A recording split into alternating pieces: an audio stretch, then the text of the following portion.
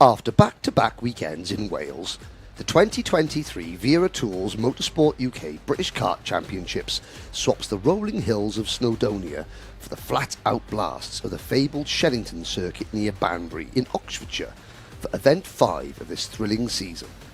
Shenington's classic combination of long straights, tight hairpins and airfield surroundings present a completely different challenge to the drivers than that they faced last time out, with race management and slipstreaming the main keys to success.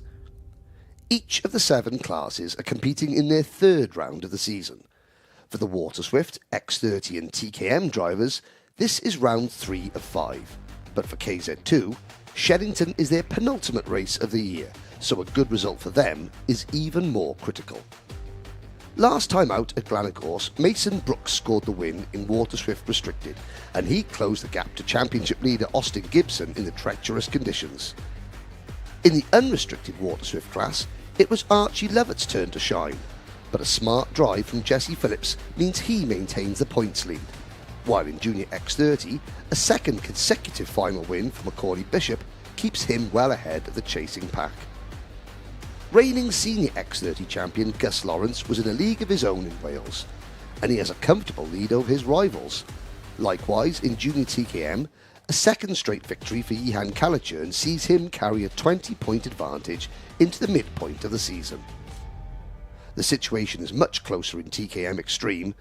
Although reigning champion Chris Whitten chose the right tyres and took the checkered flag at Glenagorse, he is only 5th in points, behind round 1 winner Charlie King, with plenty of other contenders still in the hunt. And finally, after one of the most dramatic finals in years, the top 9 drivers in KZ2 enter Shenington separated by just 30 points. Ryan Green's emotional maiden victory gives him an outside shot at the title, but Kim Bolton winner Ella Stevens is still the driver everyone else is chasing, although her advantage at the top is a very narrow one. As we have seen throughout the 2023 season so far, everything can still change in a blink of an eye. So be sure to catch all the action on Motorsport UK TV, provided by Alpha Live.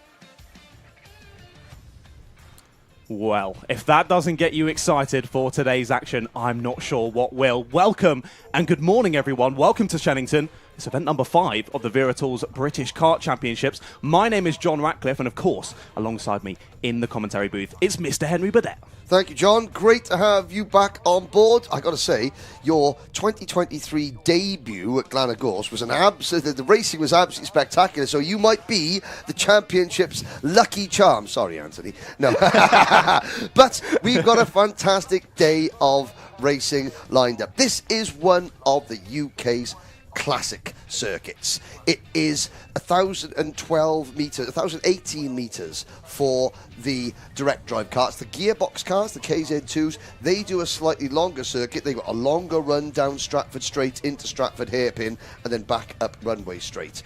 But again, a classic circuit. What a difference a day makes in terms of the weather. Yes, it was rather wet yesterday, wasn't it? Rather. For some heats and some qualifying sessions. Now today, it's been nice and dry this morning, but we have had reports as we got the show started that it might have started spitting. Light bit of precipitation is in the air, as you can see by the blanket of grey clouds Yes. over us. That rain isn't far away, although it should stay mostly dry for most of the day. Should Definitely going to being commentate the this curse operative word. Now, we have got a packed day of racing. 7 classes. We have got 7 finals, 7 pre-finals. We've got the second heat races for Junior TKM and TKM Extreme. We've got the Junior X30 Repechage in front of us. That's the first race of the day. But first of all, can I say a big hello to everybody watching, both on the Alpha Live YouTube channel and the Motorsport UK YouTube channel. Hello, Thomas. Can't wait to get back to the UK and get a feel for the competition over there. Well, Thomas, I can tell you that the competition is fierce. 38 entries in Junior X30. We have got 16 in KZ2, 17 in TKM Extreme, 13 in Junior TKM, 18 in Waterswift Restricted, 25 in Waterswift Unrestricted, and 18 in Senior X30. Now, one of the new things that the British Championship have brought in this year, it's not a championship. It's not a championship as such, but the teams and the chassis have their own set of standings this year. So, in addition to the drivers, we also have team standings and chassis standings. The top two, or the best two results for each team and each chassis in each event goes towards there. So you can get a maximum of 130.65 points for a race win. This is the start, John, of a very, very hectic summer schedule for a lot of the drivers in the British Championship. From here, a lot of the drivers will go to the Rotax International Trophy at Le Mans next week. Then, for Alpha Live viewers and Motorsport UK viewers, the next big event that we've got for you is British Kart Masters Grand Prix. The British Kart Grand Prix at PF International, first weekend in August. And then there's a weekend off. And then the Motorsport UK British Championship off to Scotland, Bonnie, Scotland, for back-to-back weekends. You're going to be joining us once again up there. Anthony Jordan, meanwhile, for the mums in the paddock who are weeping at the lack of Anthony Jordan on the commentary. Anthony is on TCR touring car duty up in Scotland. And he's up in Scotland. He will be back, and of course, TCI UK, another championship brought to you by Alpha Live. So we got good luck to Taylor Orridge from Leanne Stokes, and Dan Ashton saying, "Let's go racing." He can probably hear you right now. He can probably hear us in there, yeah. So Dan Ashton is out on the circuit. Let's look at this camera. I think I can see him down there. Can you see his red trainers? Number 3. At post 3, so the very left-hand side of your screen, you can see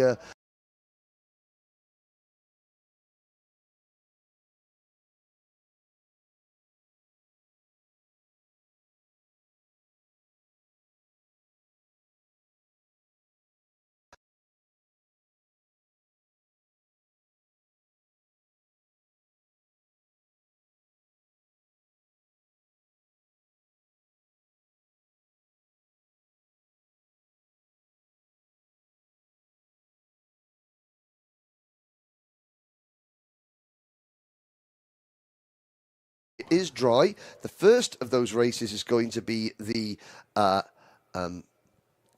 Junior X30 Repechage. Emma L, good luck to all of Saltire Motorsport. Wow, there's a name that I haven't heard for a while. Duncan White and the guys from Scotland at Saltire Motorsport. Hope you got the right event, Emma. There's plenty of Scottish drivers here. What is the Repechage, I hear you ask?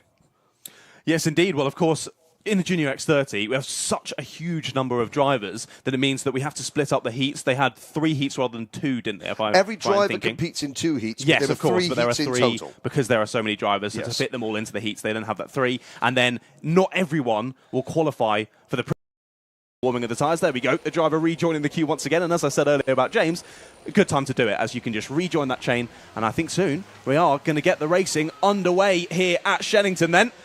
And they do start this first race of the day, the Repechage. Once again, top 6 you're looking for here to get through into the pre-final. A bit of a wide moment there for the 27. Just got knocked out wide there. And that's Ollie Rans dropping a couple of positions. Out on to the Stratford Straight for the first time. Sideways into braking, 3 wide back. Oh! Oh dear, and that is a huge mistake. That is the number 27 of Ollie Rans, who got it all crossed up under braking. And that it was the MDL Motorsport kart of James Shotton, who's just lost a chain in the guard, and there's somebody else buried in the tyres. Now, you said, John, that there was a couple of spins on the rolling lap, maybe overexertion of the tyres. Possibly, is it an overexertion? Is there slip? Is it slightly damp on track? So, the survivors come around at the end of lap number 1. It's Joseph Smith, Tristan Powell, Kenzo Craigie, and Mayan Patel, the top 4, with George Quartermain in 5th, Ty Magia down to 6th position. 7th is James Shotton. It's the Chinese driver. It's Zhao Chen Ji, who is in the tyres at the Bruno chicane. Never nice to see someone out of the race. I'm very glad to see that driver didn't roll the karts down at the first hairpin. It looks like we got a yellow flag through Sector 1 at least, if not a full course yellow. No, it just seems to be Sector 1, as of course they clear up that kart that's in the tyre wall down at the Bruno chicane. Mechanical failure, yes, James Shotton. That doesn't surprise me with the things that were falling off of his kart. I mean, he was so fortunate to... Really fortunate. I mean, Ollie Rans dived to the inside. The track is still greasy. Completely then missed his braking point and literally, sort of cannoned into the side of James Shotton. And he was lucky not to flip, but I think the part of the kart did make contact with James's crash helmet. It did, yeah. We talk about these crash helmets. They cost a lot of money. The paint schemes cost a lot of money, but the actual helmet, that was lucky. Now, we've got 8 drivers left in the race. James Shotton, a mechanical failure, so he will be brought into the pits, and he will be, so we're down to 7. Elias Vignola on the number 29 Fullerton kart, one of our 2 Mexican drivers. No, James Shotton is still out there in 7th position. Elias Vignola has had a spin on the opening lap. Here he comes around. You just see him off camera there. We're following Kenzo Craigie out onto Hanger Straight. Lap. Yes, he has, hasn't he? So he's chasing down the leader, Joseph Smith. That gap now only a second between your 2 leaders. But of course, I think possibly we would have expected Kenzo Craigie to be the fastest in this repechage because, as you say, qualified 6th in qualifying yesterday, but then had those issues in the heats. Well, for example, Joseph Smith 30th in the championship coming into this weekend. Kenzo Craigie in the number 44 kart 7th in the championship. Yes. Which tells a story of Joseph Smith about where black flag, James Shotton. So he'd received the mechanical flag. He's lost his chain guard. He saw just signalling there. Why have I got the black flag? He doesn't realise his chain guard came off. But it's Smith, Craigie, Powell, Patel, Quartermain, and Magia, the top 6 at the moment. Elias Vignola is he's 3 seconds a lap slow, but this is Elias's first taste of British racing. There is the number 88 kart of Tristan Powell on our screen. So George Quartermain, currently running in 5th position, 29th in the championship. There goes our leader through the screen, the Mick Barrett Racing kart of Joseph Smith, OTK chassis, Aventus built engine. Of course, they're not tuners, they're engine builders. So we've got lots of different engine builders at the paddock. Of course, all have to come through IAME. This is an IAME TKM event. And there is Elias Vignola. So, I have to say, so this is a baptism of fire for Elias. There he goes. He's on that Fullerton kart, and he gets himself going again. This is just a case. He's going to go a lap down before this race is over. He's had 2 spins, but you come to the UK to test yourself against the very best, John. And he is being tested. Yeah, they certainly are the very best. And yeah, joining a championship like Junior X30, you've got quite a bit of competition. So yeah, definitely a baptism of fire for the driver there, Elias, having that little spin. But as you say, yeah, it takes time to get up to speed, get that confidence of chucking the kart around, because the drivers in all of the classes today, all across British Kart Championships, have so much experience. They can drive, they know the kart like the back of their hand, they can drive it with their eyes closed. Yeah, you're looking there at Kenzo Craigie. Exactly. Part of the Mercedes Formula One junior driver program. Yes. And he's in the repechage. Yeah. I mean, obviously he's not in the repechage because he's obviously very, very fast. Just bad luck yesterday. He's just set a new fastest lap of the race. I think he has on every lap since the race started, I think. Yeah, but this is now Kenzo's got to be careful. It's like he's thinking, okay, for some of these drivers, the likes of Ryan Patel, George Quartermain, Ty Magia, getting to the finals their goal. Exactly. At this point in their career and their development, they think to themselves, okay, look, getting to the final is my goal. As lead change, first of the day, Kenzo Craigie up into top spot. Kenzo is obviously thinking, right, he's looking for a top 10 finish in the final, but he is using more of his tyre here. Now, tyre wear is important, but it is not as critical here as it was at Ranagorse. Now, Kenzo Craigie and Joseph Smith are going to be coming up upon Elias Vignola, and this will be interesting. Elias will have to sort of seed and get out of the way. He's coming through the Bruno chicane now. Into the Bruno chicane go the 2 leaders. So onto Hanger Straight. You can see Kenzo and Joseph Smith. Smith just slipstreaming with Craigie into the final corner, into Wilkins, named after the late, great Tony Wilkins, who was such a pivotal figure at Shenington Kart Club and the British historic kart scene. That man could tell a story. They passed Elias Vignola, so that's good. There's Vignola, the third car on your screen now, and they go through Pitts Bend, down Stratford Straight. This is the Stratford hairpin. Exactly, yeah. It's good to see as well. This is actually probably going to be really useful, I think, for Joseph Smith to be able to follow someone like Kenzo Craigie in a repechage like this and just get that time to sit behind him and learn what Kenzo's doing and, yeah, get that time to get that experience. And I'm pretty impressed, actually, that Kenzo certainly isn't dropping Joseph at all. Joseph is sitting behind and learning a lot. I see the blue flags waving. Elias Vignola is lapped now by Tristan Powell for the MDL Motorsport team and Mayan Patel on the Jade racing car. Again, I saw Mark Allen this morning, the owner of the Jade team, and he was saying, just quite curiosity, how many go through the repechage? And I was like, 6. He was like, oh, good. So we didn't want to tell our boy just to sit there in 5th and mind his business if only the top 4 went through. But no. Maya Patel, the driver in question, is safely in 4th place. George Quartermain, you can see on the Croc Promotions kart, number 96, is a little bit further behind this camera shot as we go through Hanger Corner, and apparently there's a bar that has appeared, some sort of tavern and wing stop place. You can go buy hot wings and beer at the end of the day, just over the other side of the bank at Hanger Corner. Is that where we're going straight after the stream then? We're going at lunchtime if we can get away with it. No, afterwards. Battle for the lead. Well, is it a battle for the lead, John? I'm not sure it is. No, Joseph Smith just needs to sit and just learn and follow. If an opportunity presents itself, he might make a move. But at this point, with 90 seconds to go in the repechage, I'd be sitting there in second position, because at the end of the day, if you finish second in this race, you're going to start 30th in the pre-final. If you win this race, you're going to start 29th. Exactly, Doesn't make much of a difference. Doesn't change it massively. Of course, it's nice to have one extra position on the start, but you can easily lose 5 or 6 positions or gain 5 or 6 positions on the start, so depending on how it goes. So it really doesn't matter too much. It's just about keeping in that top 6 and getting through to the pre-final. You don't want to go for some silly move and knock yourself and the other competitor out of that top 6, and then you don't even make it through to the following races later on today. So, yeah, I think, showing their skill and also their... yes, a little bit of racecraft, exactly. A little bit of strong mentality. Of course, we're saying driving. There's 7 drivers in this race. Now, nose cone penalty is 5 seconds. Obviously, Elias Vignola in kart number 29, he's going to go a lap down to the 5th place driver, the 6th place driver, Ty Magia, very shortly.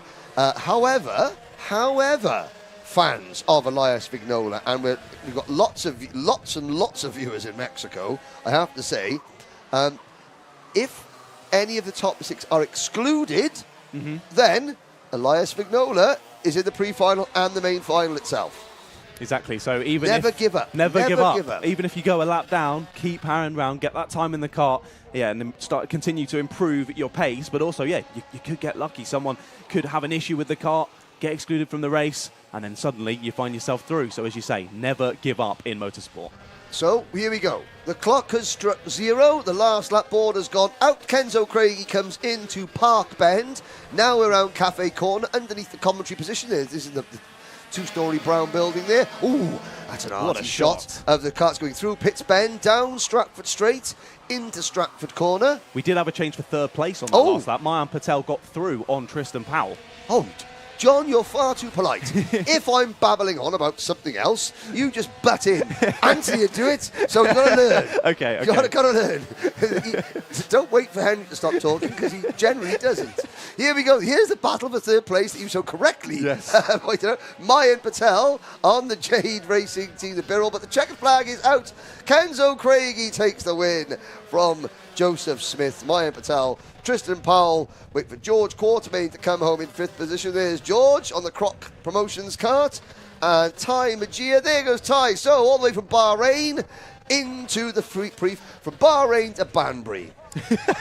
What a change. The weather is absolutely identical, Oh, yeah. I'm sure. Of course. Now, right, there we go. So that was the repechage for Junior X30. We do... Oh, I've broken something, John. Oh, no. I've broken the what have we live chat. I've broken the live chat. Can't reach this page. Oh dear. No, it's right. So here we go then. Morning, Henry and John, says Joshua Owing. Morning, Joshua. Michael Burke. Evening, Henry and John. 7:15. Just home from the Dubbo Kart Club. Well, Michael, our friend from Bathurst. I'll speak about Australia thing. I was with Daryl Smith, the Rotax test driver, who's raced in the Bathurst 12 hours for the Hyundai team, and. Who else is saying hello? Owen Roberts, when Senior X30? Later. It's later on. We've got two... it's a good question. So, hang on. So, that was race number 14. Stand by, Owen Roberts, I should tell you. Junior TKM is race 15. TKM Extreme race 16. Race 17. So, Owen, just sit yourself down. We'll go through two really exciting TKM Heat races. Then we're into the Senior X30 Pre-final. Yes. Ben Edwards... okay, so Ben Edwards is answering my question for me. Didn't see that. Hiya, lads, says Zella Plays. Hiya. Good morning, Henry and Anthony. Oh, Anthony's in Scotland, Ben. I mean, John, correct himself. Yeah, thanks, Ben. Appreciate that. He's watching too many Paddock shows, yes. Gillian Bennett, good luck to Aaron Richardson, love all the family. And Joel Hull saying, oh my God, Isaac Phelps. Yes, Joel. Yes, he's on the spanners in the paddock. Right, so there we go. So we're keeping everyone up to date with all the live chat. And there's a look at the paddock. Oh, there's in the Tony Kart race suit. That was Yao and Shi. On the Motorsport UK live chat.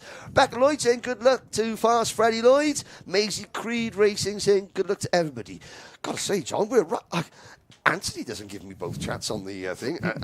Just saying. Hey, I told you, Lucky Charm. Lucky Charm, like Frosty's Lucky Charms. They're magically delicious. Oh, Kellogg's Lucky Charms. Right, there we go. There is Xiao Chen Ji pushing his cart away. Sadly, we will not see our Chinese driver for the rest of the day. But one race down, you can see the top of our screens there. It's going to be a very exciting Junior TKM race. Yesterday, Aidan Mitchell was the heat winner. Yihan Kalajan, the championship leader, is second. A quick check at the championship points standings in Junior TKM. At the end of 2 out of 5 rounds, Yihan Kalajan leads. Willoughby Steele is second in the point standings. Willoughby, the O-plate winner. Yihan, who won the Shenington Super Prix here a week ago, which is the E-plate event. Now, the rest of the British Championship season after this, you can see we go to Lark Hall August the 20th and August the 27th, so back-to-back weekends in Lark Hall. Then the TKMs are at Wilton Mill, first weekend of September. Then we've got a break. Then it is Rowra. And then it's Warden Law. Yes. And then PFI. Yes. In that order. You smashed it.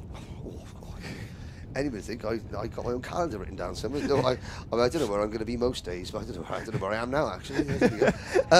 You're in Shenington, mate. Oh, right, okay. It's okay. Yeah, Everything's okay. It's going to be all right. So Aidan Mitchell won yesterday from Yihan Kalajan, Willoughby Steele third, Leo Robinson fourth, Patrick Leaf, Harry Blaw, the top 6. Though Harry Blaw got a penalty, he would have finished fourth. Otherwise, Jake Humphrey, Monty Brathwaite. We had a thing, was it Braithwaite or Brathwaite? I always go with Braithwaite. Well, it's spelt Brathwaite. Now, it is Monty's mum collared me because I think Anthony's saying Braithwaite and I'm saying Brathwaite. It's Brathwaite. Okay, cool. I'll go with Brathwaite. Monty's mum, if you're in the paddock, come to the scrutineering area and tell Henry it's Brathwaite, not Braithwaite. It's spelt Brathwaite. I'm going with Brathwaite.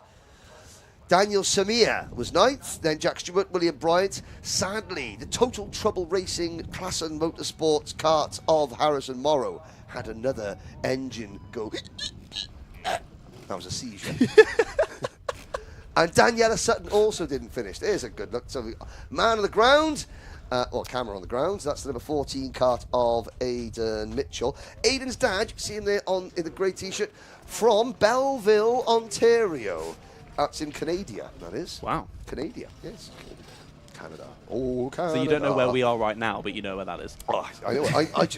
So he said, I'm from a little town called Belleville. I was like, I know Belleville. So I've been to Toronto many times, and then driven down to Detroit, which you have to come down through Ontario. You pass. There's a service station, and old school karting fans will love this. On the highway down from Toronto in Canada to the US border in Ontario, you go through Tilbury. The Tilbury kart circuit, which was a kart circuit down, in England, long since built over. Terry Fullett used to Tilbury was a place of legends. But yes, there's a service station called Tilbury in Canada, just by Belleville, where Aidan Mitchell's dad's from. That's how I know. All comes back to karting. Exciting information here on the for event number 5. That's what you pay. I liked it, mate. I liked it. It's what you pays your money I've for. I've not heard of Tilbury, and I'm a karting commentator. So thank you to be fair, Tilbury was long since flats. when are we talking? We're talking Tilbury 70s and 80s. Okay, yeah, I think that's pretty fair. Into the early 90s. I don't know of that one. Into the 90s. Okay, so there's it's good to see the precision racing mechanic just giving Aidan Mitchell a bit of a fist bump there. So here we go then. It's race number 15. It is Junior TKM. The starting grid is as follows.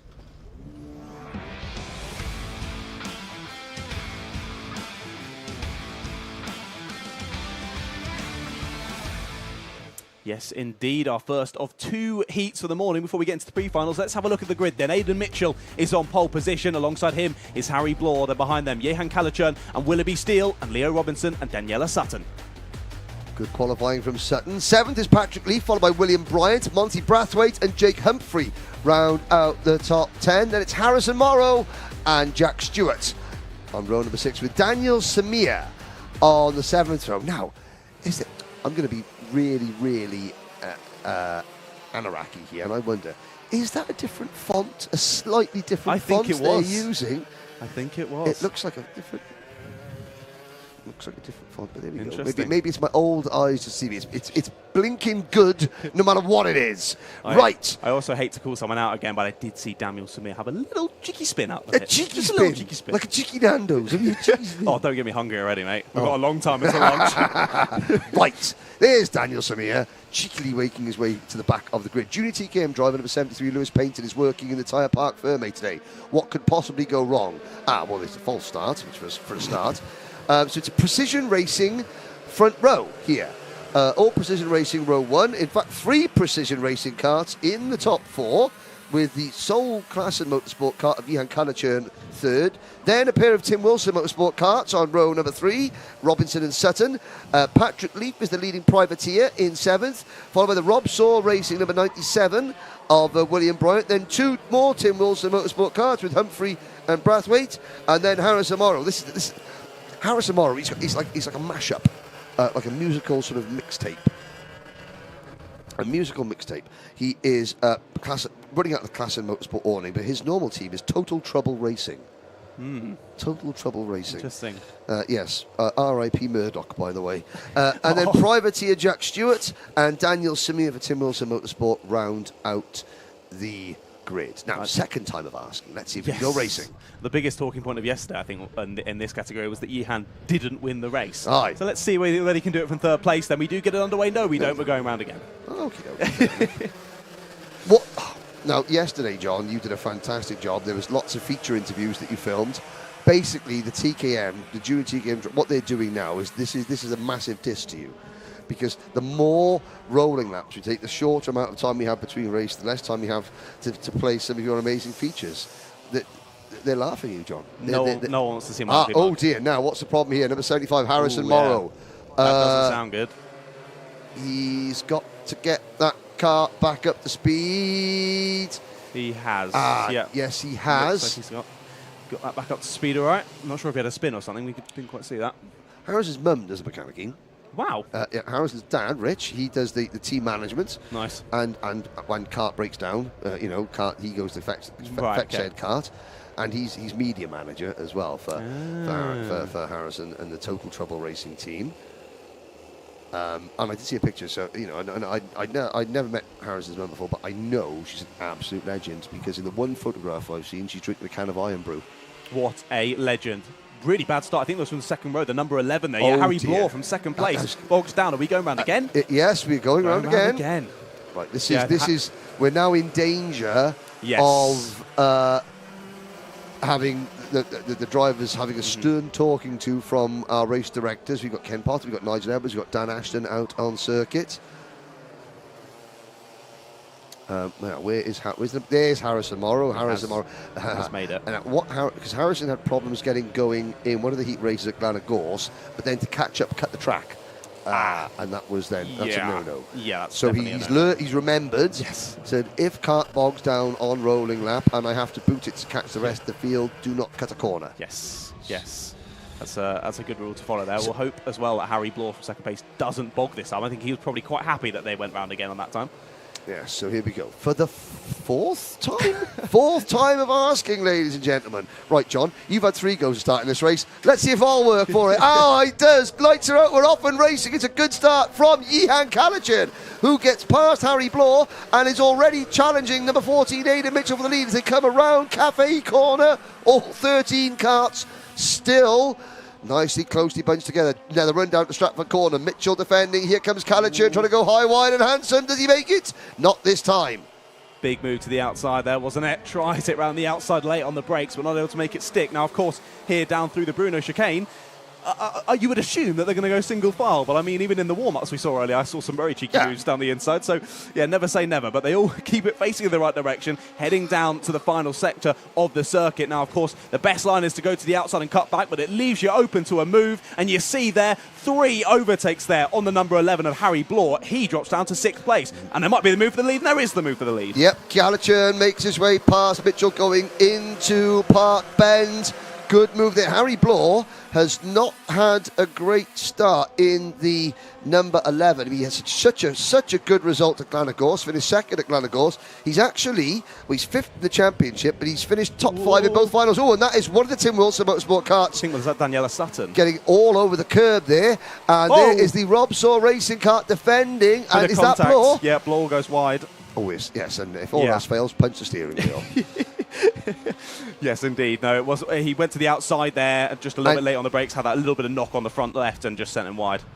Yes, and now we're out onto the start-finish straight to complete lap number 3. 8.5 minutes to go. Kathy Watson saying to Henry, please say hello to John and Shay. Love Kathy Watson. Okay, well, John and Shay Watson, consider yourself helloed by me on behalf of Kathy. There we go. I'm going to take that as a hello to me as well. Hello. She meant to say to Henry and John. But it's okay. How glad Kathy's doing okay. Hope you're okay back in Guernsey. A Channel Island. One of the islands in the Channel. Back to the racing. Callaghan and Mitchell. Here's the battle over 3rd position. The number 22, Patrick Leaf, trying to get past Willoughby Steele. But Willoughby Steele then went down the inside to Leah Robinson. Yeah, now Willoughby Steele's dad is walking on the paddock with his finger in a bandage. And I said, what's the matter with yourself? He goes, car door. Ouch. Yes. Ouch. And funny enough, Willoughby Steele was closing the door there on Patrick Leaf in the same fashion. So there we go. Battle for 3rd into... battle... Oh, it's a bit further down the order, actually. That was Brathwaite. Bryant, We'll get it right. That's... Brathwaite, the 97 of Bryant, and the 43 of Daniela Sutton. So this is 6th, 7th, and 8th. Just behind them is Jake Humphrey, Jack Stewart, Daniel Samir, Harrison Morrow, and Harry Blore after that spin is right down there. There's a move from Sutton, and she doesn't quite get it done. Not quite, yeah. On that one, you can dive to the inside there, but you've really got to make sure you get alongside so you can sort of bully your way through and force them to the exit curb and force them to then go in behind you. But yeah, Daniela not quite getting the overcut there, but good attempt at the move, and I'm sure it'll be on for this lap once again. And just out of camera shot there, but in just below the commentary box, Harry Blore has brought the number 11 Precision Racing kart into pit lane. Oh, and there's a slowing Tim Wilson Motorsport kart going out of Stratford Corner. Now we're into the Bruno chicane, not named after Frank Bruno. It's Bruno Ferrari, who won 3 British titles here. I think it was here in 1967. It was here or Rissington in 1967. 3 British championships in a single day. Only driver in history to ever do that. And that's the Bruno chicane. Patrick Leaf, fastest lap of the race in kart number 22. He's in 4th place, closing in on 3rd place, Leo Robinson, with Aidan Mitchell and Jan Kalachern still leading the way. We're focusing on this very, very good battle.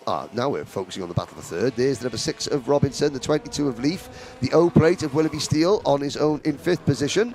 But through the Bruno chicane, and they're not too far behind the 2 leaders either, John. No, they're not far off them at all, and if the 2 leaders start battling at all, they'll be right there and in with a chance of the fight as well. The 14, though, of Aidan Mitchell, staying behind for now. You can see there, the door was very much open for him to dive down the inside there and decides against it. Still got over 5 minutes left on the clock. There's no need to start battling like that because he's checking over his shoulder. He can see how close Leo Robinson and Patrick Leaf are. And also, of course, it accounts for conditions and everything like that, but fastest lap there from Leo Robinson, a 46.01. A lap record for junior TKM here, 43.78. So there's still a bit of time, well, quite a bit of time to get before they get onto that lap record pace. I was going to say, Anthony Jordan needs to take note. John Ratcliff is immaculately prepared. I was just going to say, looking at his notes there, with the lap record, Jake Campbell-Mills. Oh, there's a name that takes you back a little while ago. Of course, I think maybe different tyres, obviously much different track conditions. It was raining yesterday. There's not much rubber laid down here.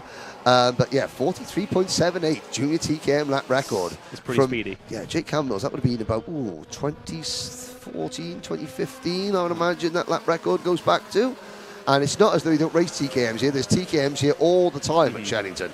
I think probably next to Kim Bolton, this is a spiritual home of TKM racing. Now here's a good battle as briefly on our screen. Here's an even better one for the race lead, John. Indeed, yeah. Thought about it once again, but I do think the 2 behind are still closing in. Oh, yes. Yeah, we saw just off camera, I think it was Daniela Sutton, went for a cheeky move into Cafe Corner on William Bryant, but we continue to watch this battle at the front. Of course, we said earlier that a big surprise of yesterday was that Jan Kalachern didn't win the race. Well, he's now in the perfect place to do so in this one. There's still a lot of time left, so we'll wait to see if he can do it. They are 1,000 million billion% closing in on these leading 2. Leo Robinson and Patrick Leaf trading fastest laps, pushing each other towards Jan Kalachern and Aidan Mitchell. Yes, they are. Could we have a 4-way dance? Oh, I hope so. For the race. Oh, and now there was someone coming up, Willoughby Steele, just kicking up a little bit of smoke there coming out of behind them, very briefly. But into Stratford Corner, we've got 3.5 minutes of this heat race to go. Kalachern, the number 4 kart for Class of Motorsport. The 14 Precision Racing kart of Aidan Mitchell. Then we have the Tim Wilson Motorsport number 6 of Leo Robinson, and leading privateer number 22, Patrick Leaf. That's a microcosm of the TKM racing. We got 3 of the biggest professional teams. Change the lead. Change the lead, yes. Indeed, good move there from Aidan Mitchell. However, you see already how much time that's lost them to the 2 behind. The 2 behind not quite fighting, but they were thinking about it, and we do now have a four-way battle for the lead here. Excellent. With 3 minutes. All right, Mr. Burns. Yeah, excellent. Right, and side by side, coming up just beneath our commentary box window, Daniela Sutton making a move on William Bryant for 6th position. So these 4 all together into the Bruno chicane for the 10th time. Mitchell, Kalachern, Robinson and Leaf.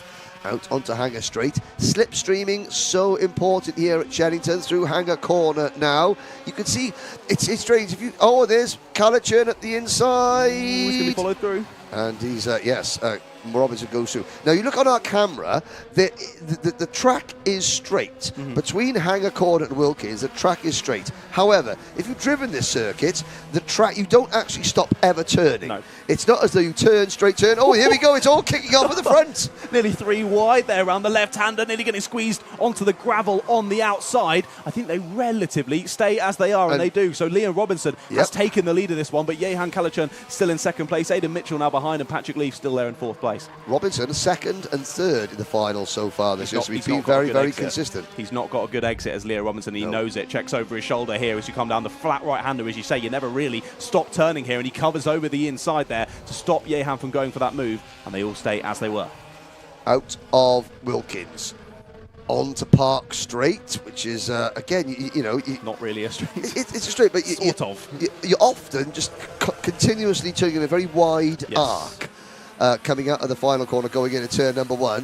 1 minute, 15 seconds to go. And Kalachern swings out wide. Now Robinson defends. Watch the run that Patrick Leaf gets. Leaf's going to get a really good run up the straight now, but he's not got track position. Here comes Callachurn on Robinson. This is gonna hinder Robinson. Callachurn's gonna get a good run down the hanger straight. Mitchell and Leaf also get a good run. Immediately moves to the inside, doesn't he, Leo Robinson? He knows to cover this off. Jehan's thinking about the dive down the inside, but so is the driver behind. To the outside goes the 22 of Patrick Leaf, trying to find a way round, but Leo Robinson doing everything he can out front to stop the charge of Jehan Callachurn. I mean, all three of the other drivers behind snapping at his heels, trying to get through. They're all moving across the circuit, trying to place their kart in the right position to make sure no one's able to get through on them. But what a good exit there from Jehan. Thought he could get to the outside, but he just can't. And this is just a heat race, remember, ladies and gentlemen. Robinson defends. Now, can Callachurn get the undercut? Yes, he can. Callachurn's got the inside line, but Robinson's going to have the inside line for the middle portion of the Bruno S here, but Callachurn's already made the move, and Mitchell goes around the outside to take second position. Robinson goes from first to third, and Patrick Leaf trying to demote him to fourth now. The clock strikes 0 next time by John. It's going to be the last lap. Oh my goodness. Yeah, as you say, this is only a heat race, ladies and gentlemen, and it's already all kicking off. A four-way battle to kick off the racing for today after the repechage. This is fantastic, but now Jehan Callachurn finds himself back in the lead. He hasn't actually been in the lead for too much of this race, but you want to be in the lead on the last lap. That's where you can actually take the win of the race. However, Aidan Mitchell behind is really trying to stop him. Yeah, indeed, and Mitchell's going to get a good run up runway straight now, but Mitchell has to stall out. He doesn't get the move done going into the Bruno chicane. Good exit, though. Yeah, he's got a really good exit. Here we go, side by side. 2 corners to go, John. You can still name any one of 4 can win the race. Patrick Leaf's trying it there, but isn't going to get a good exit, is he? So it is going to be the number 4 of Jehan Callachurn, who is going to take the win here in heat number 2. Aidan Mitchell in second, Leo Robinson in third, and Patrick Leaf in fourth. What a race. And this group going across the line. Now, that was the battle for sixth position. Oh, right. And even the battle for 11th between Daniel Samir and Harrison Morrow was a good one. So, Sutton wins the battle for 6th. Samir wins the battle. I think now that is... I'm not quite sure, is that a happy mum or an unhappy mum going back? There's certainly a lot to talk about after that one, as the drivers head back into Parc Fermé. It was a bit of a shame there was actually so much good batting throughout the pack because we couldn't focus on all of it. It was so brilliant. You needed split screen. Yeah, we did. Let's have a look on the live chat. Lucas asking how come the TKMs have metal rear bumper, most of the others have plastic. That's just British regulations against European regulations. Ben Edwards saying great defending Leo Robinson. I agree. And yes, also saying good move from Leo Robinson. Let's have a look. Charlie Ellis Motorsport's been on. Morning, Henry and John, is what you meant to say. Could you possibly mention that Gridman Sam is marshalling at Donington Park in September for the TCR UK Touring Car Meet? And Charlie's also racing on the support bill. So there we go. So, Gridman Sam. I love Gridman Sam. Gridman Sam, an inspiration. A legend. A legend and an inspiration, and a very hard-working, qualified member of the British marshalling and circuit staff community. And I got to say, that's a big thank you to the BRSCC, to Stuart Lines, and the TCR UK Championship, that Sam will be able to marshal for car racing meet as well as car racing. There's Willoughby Steele, foreground there. I mean, so a lonely run to 5th position there. It was a lonely race for him, wasn't it? For Willoughby, yeah. Sort of not quite with them, but Jehan Callachurn, there's the results on the left-hand side of your screen. There's Dave Klassen and former TKM driver Joe Fowler, now working for Team Hard in the British Touring Car Championship. So, the results. Jehan Callachurn by 0.19 of a second, with 1900ths for you and me, over Aidan Mitchell. Leo Robinson, Patrick Leaf, Willoughby Steele, the top 5. Daniela Sutton, William Bryant, Jake Humphrey, Monty Brathwaite, Jack Stewart, Daniel Samir, Harrison Morrow, and Harry Blore failing to finish. Now, the young lady in the blonde hair there, that's Charlie King's sister. Yes. She is in charge of keeping Charlie King's go-kart clean. And his... Now, for those of you who haven't seen the Paddock show, that was recorded last night that's on YouTube now. You'll see it during the lunch break. We can have that debate of whether Charlie King's new graphics kit. You can see Charlie King, it's the green number 6 kart there. So the other class of motorsport karts are sort of black, silver and purple. His is green. Charlie likes it. Not sure about his dad. His dad wasn't so happy. Undecided. This is the TKM Extreme grid. 17 of them in total. Championship positions coming into this weekend, very, very tight indeed. I think there's probably 5 drivers within 20 or so points of championship leader Charlie King, who's in kart number 6. Second in the championship is Lee Whittingham. Alfie Garford is third. Fourth in the standings is Cian Bennett, with last year's champion Chris Whitten 5th. Indeed.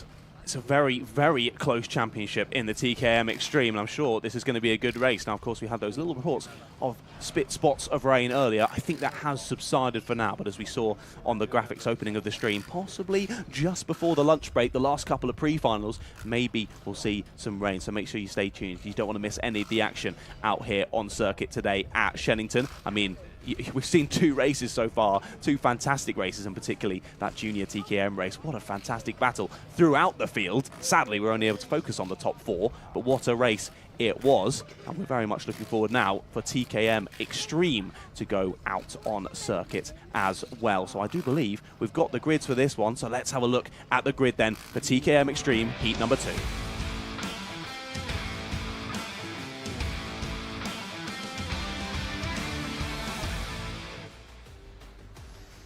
A lot of drivers on the grid for this one then, 17 in total I do believe, and it's Chris Whitten who lines up on pole position, last year's champion, and Lee Whittingham alongside him on second position. Then it's Alfie Garford and Michael Cornell, then Aaron Lask and Charlie King.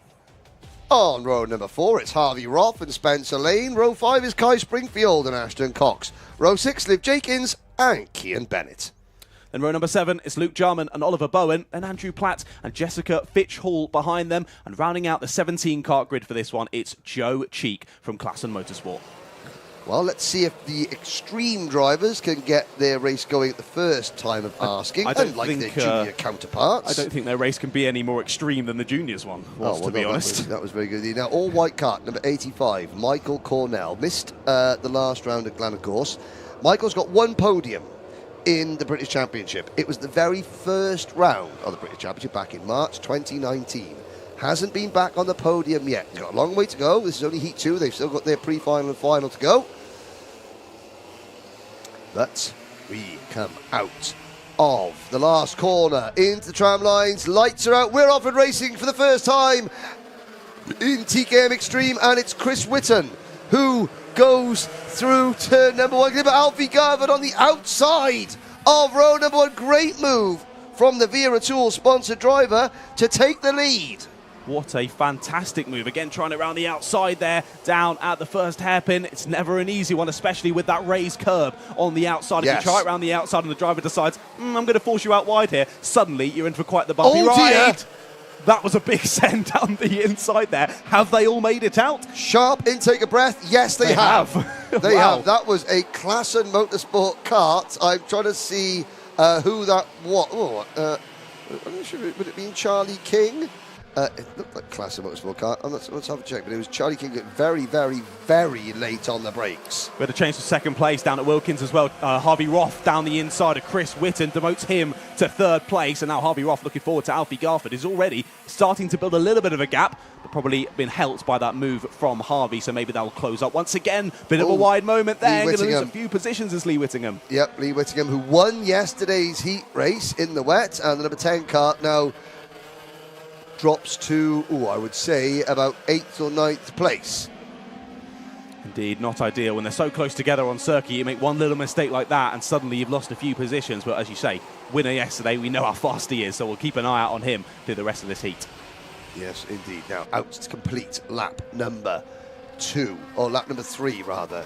Go on to lap number 3. It is Garford, Roth, Whitten, King, Springfield. Then Whittingham in 6th, Lask, Cornell, all those clouds.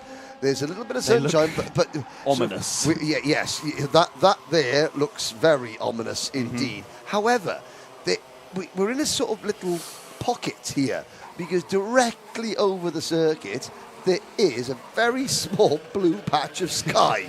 It's literally directly over us, and that's it. Yeah, everywhere else is very ominous black clouds, isn't it? So we'll see whether that rain comes. Now here comes as there might be Whittingham. the move. Yes. Back down the inside, a little bit slidey there on that last bit of braking, allows for the 70 to sneak through as well. So Joe Cheek, he's come from the back of the grid and he's already up in 7th place. What a start. Yes, Cheek, it was Cheek who was making the lunge going into thing. Now he had problems yesterday. Clutch drum fell off. Ah, yes, I remember we spoke to him on the Paddock show, didn't yes, we? There were other dramas, but if you want, we're not going to no other spoilers. You have to watch the Paddock show during the lunch break no to find out. Spoiler alert. The Paddock show cinematic universe. No spoilers. Now, in to Hanger corner we go. Garford, the Wera Tools sponsored privateer engine. That looked like Roth was making a move. He's going to go for it. That looked like Roth, the O plate, and there comes Joe Cheek, absolutely Cheeky. storming at the order. And of course, the one thing is he's got less tyre wear.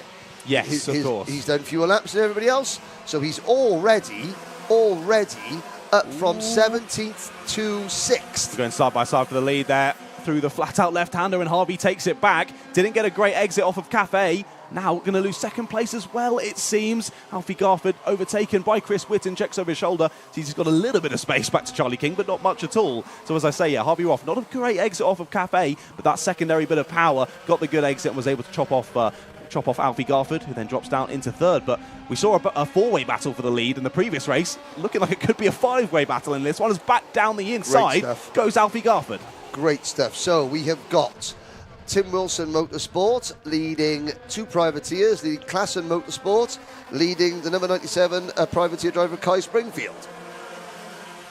Good to see Kai running well. He finished 4th last time out at Glenagors, 8th at PFI. And the driver who was 10th, he was 10th in last year's championship. No, sorry, he was 9th in last year's championship, I believe. Adam Sparrow is not racing the number 19 this weekend. He is racing up at Knock Hill as one of the Mazda, the support package for the TCR UK Championship, and he's doing very well in that championship, I have to say. Now, you can see going for it again. Roth, just adjusting of the air floats, putting his hand over the intake there, just to sort of like cut the air off and give himself a little bit more power. Or is he trying to cool the engine? Not quite sure what he's doing there. Not 100% sure. There's a move. That was a late one down the inside for 3rd place. Great little move. Is that Kai Springfield getting through? I thought it was double number. No, it was the number 6 of Charlie King. Oh, sorry. Getting through on Chris Whitten it was. As here might be Kai Springfield. There he goes down the inside. So Chris Whitten demoted down to 5th place now. We were a corner early. We were. Kai's move. He's going again. Down the inside up to 3rd place goes Kai Springfield. Brilliant move. Now Charlie King. So this is Charlie King's leading the championship, and it does affect your mindset. Any driver, even if we're at the halfway point of the season, 4.5 minutes ago, just over the halfway point of this race. But King is now leading the championship, and whether he likes to admit it or not, it does affect him your mentality slightly. Definitely. When you're chasing a championship leader, you're all gung ho because every position counts. You've got to close that gap. You've got to maximise your point score. Now, as a championship leader, you've got to minimise your issues. And sometimes, the first time it happens to you, that can cause you just to change your style ever so slightly, be a little bit more cautious, a little bit more circumspect. The problem is, in this kind of racing, at some point in every race, you have got to roll your sleeves up and be ultra aggressive. Caution can make it work for you most of the time, but not all the time. I was hoping we might change to this. Yeah, Joe Cheek's leading the most ridiculous battle from 6th position.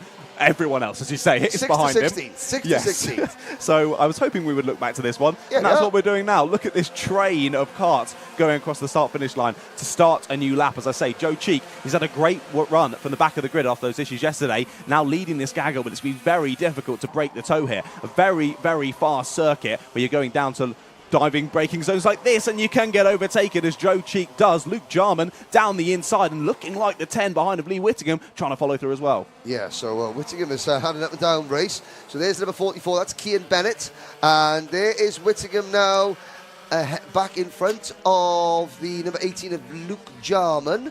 So Whittingham's made that move again. And this is, Cheek, Jarman, Whittingham, Cornell. Oh dear, there's the number Spencer 11 Lane. of Spencer Lane out of the race. The Rob Saw Racing driver, 7th in the championship the last 2 years. Spencer Lane, only 18th at the moment, and that is not going to help him. 2, 4, 6, 8, 9 drivers in the battle just behind. So we've got a 5-kart battle for the race lead, and then a 9-driver battle for sixth position, and then Jessica Fitch-Hall is just a couple of seconds off the tail end of that. Indeed, yeah. I think Oliver Bowen just got Cian Bennett for 12th place there in this ridiculous gaggle of karts behind. And it looks like after making that overtake, Luke Jarman, he's starting to break that toe. And look at this, it might be another move down the inside, and Joe Cheek's going to lose another couple of positions. Looks like a rolling lap. It is, yeah, literally it is. Almost like they're warming up their tyres. They're darting across the circuit so quickly. But this is a fantastic little battle. But yeah, Joe Cheek now down into 8th place. He made that initial fantastic run through the field. As you say, slightly better tyres from not having to use them in heat number 1 due to that issue before. I think he even got out of the dummy grid area, so definitely no use on those tyres. And look at this! Michael Cornell under pressure, and he loses a place there to Liv Jenkins. Liv Jenkins there in the sort of the black and yellow white kart, number 48. There is the number 58 of Ashton Cox.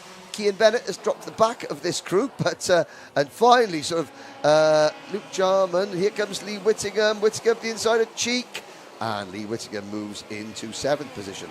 90 seconds to go. Kai Springfield sets a fastest lap, but drops a place. How does that work? Honestly, I don't know how anything is working in this race, to be honest.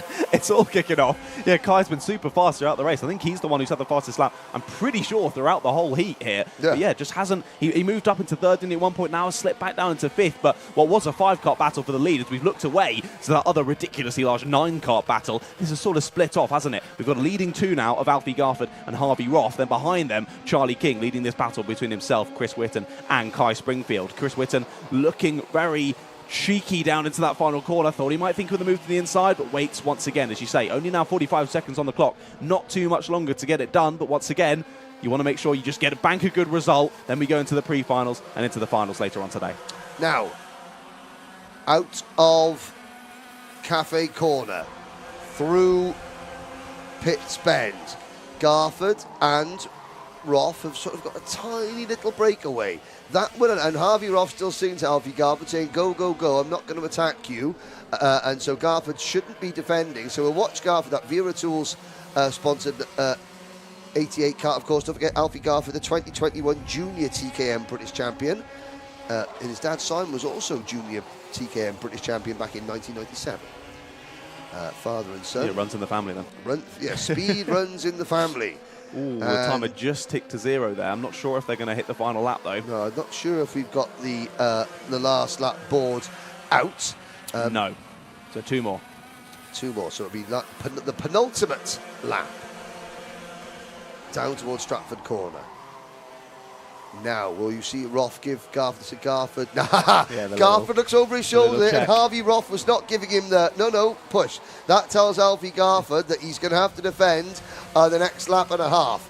Will he move to the inside? Yeah, Harvey Roth has stopped signalling. Alfie knows he hasn't got a friend behind him anymore. You've not got a friend in me, says Harvey Roth, as they now head onto the final lap then. Very, very quick circuit. He's going to get the overtake done already into the left-hander. No way. They're going to go side by side round the first corner into Cafe. Can he hold the inside? No. What a move from Harvey Roth. Definitely doesn't have a friend in him. No, not yeah. The Toy Story references are fantastic. I love it, John. Love it. Right. Don't call me a sad, strange little man. Here we go, side by side, out of Stratford Corner. Garford has to tuck back in. King still runs in 3rd from Whitten and Springfield. But now Roth is going to have to defend, because he's not going to get a good run. He is defending, hugs the inside line, down hanger straight. Will Garford do the switch over and dive up the inside? Watch, he's going to try and go around the outside, but Roth hangs on. Great, great performance. Out of the final corner, Harvey Roth, great battle there. Takes the win from Alfie Garford, Charlie King, Chris Whitten and Kai Springfield. There is Luke Jarman and Joe Cheek, and Lee Whittingham leads everyone else home. Well, we'll get a full result. Another great race. Just having a quick look at the live chat. Now, in racing, we have, in karting specifically, you have race with respect. I think that should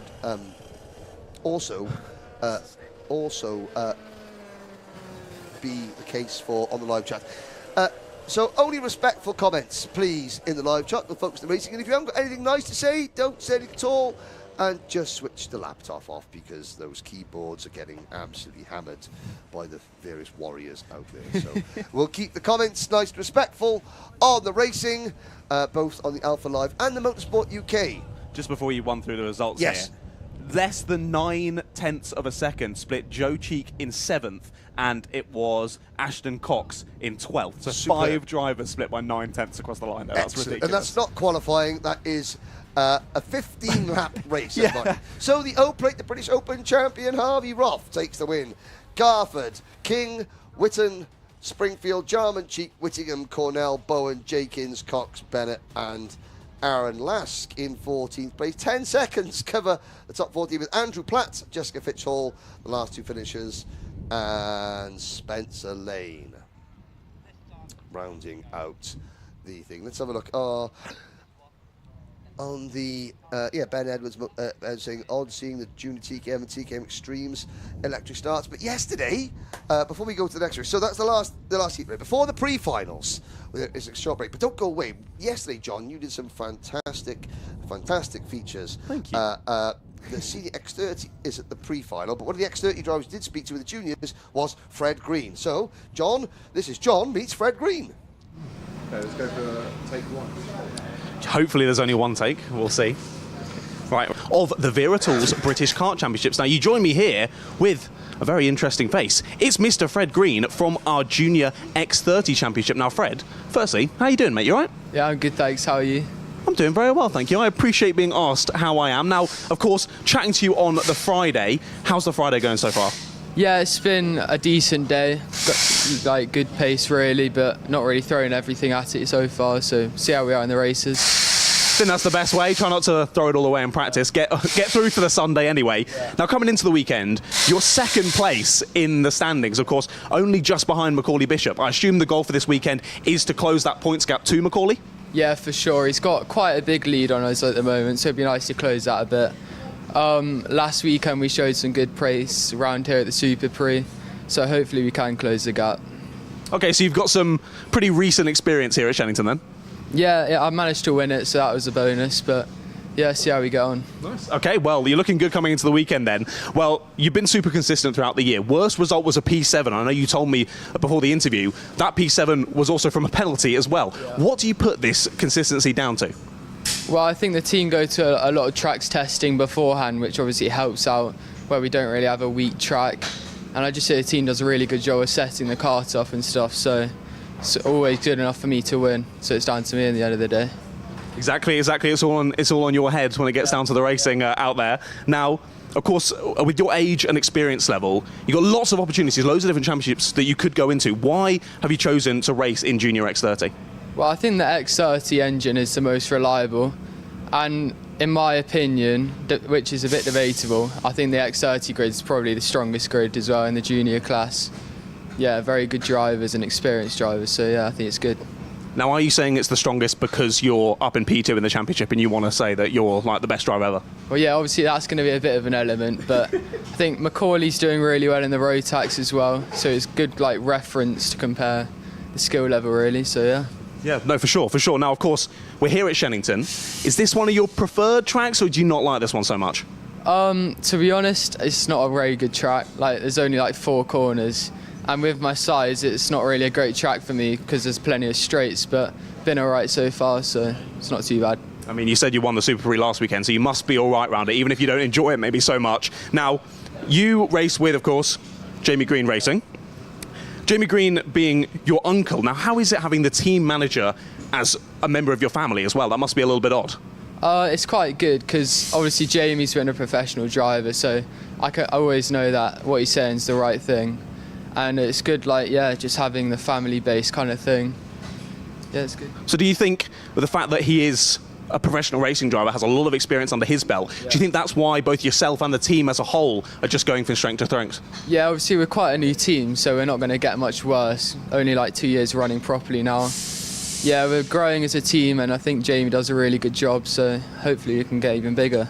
Awesome. No, I certainly hope so. Now, You said earlier, very strong grid in Junior X30. Yeah. Who do you reckon are your closest challengers for this weekend? Obviously, Macaulay's going to be good, being the championship leader. And I'd say Kieran Garrity, Orridge, and then Zach as well, my teammate, so yeah. Awesome. Well, thank you very much for chatting with me, mate. I very much appreciate it. Yeah. Seems like we've got a lot of challenges in Junior X30. You're not going to want to miss any of it. Make sure you tune in on the Motorsport UK YouTube channel and the Alpha Live YouTube channel all weekend. Cheers. Bye. Just got the cheeky little barsh in there at the end. Which you always like to hear from a lot of the drivers. And we are back in the commentary box. Hello, Henry. Hello. Right, again, no, it's going to be green flag shortly. Yes. It's the start of the pre-finals. For the Senior X30, they're going to start us off. Yeah, 18 what a way to drivers, kick us off. 18 drivers. Now, again, the Senior X30 grid isn't as big as in years past. However, when you look at who is in it, you have got 3 former or reigning British champions in various classes.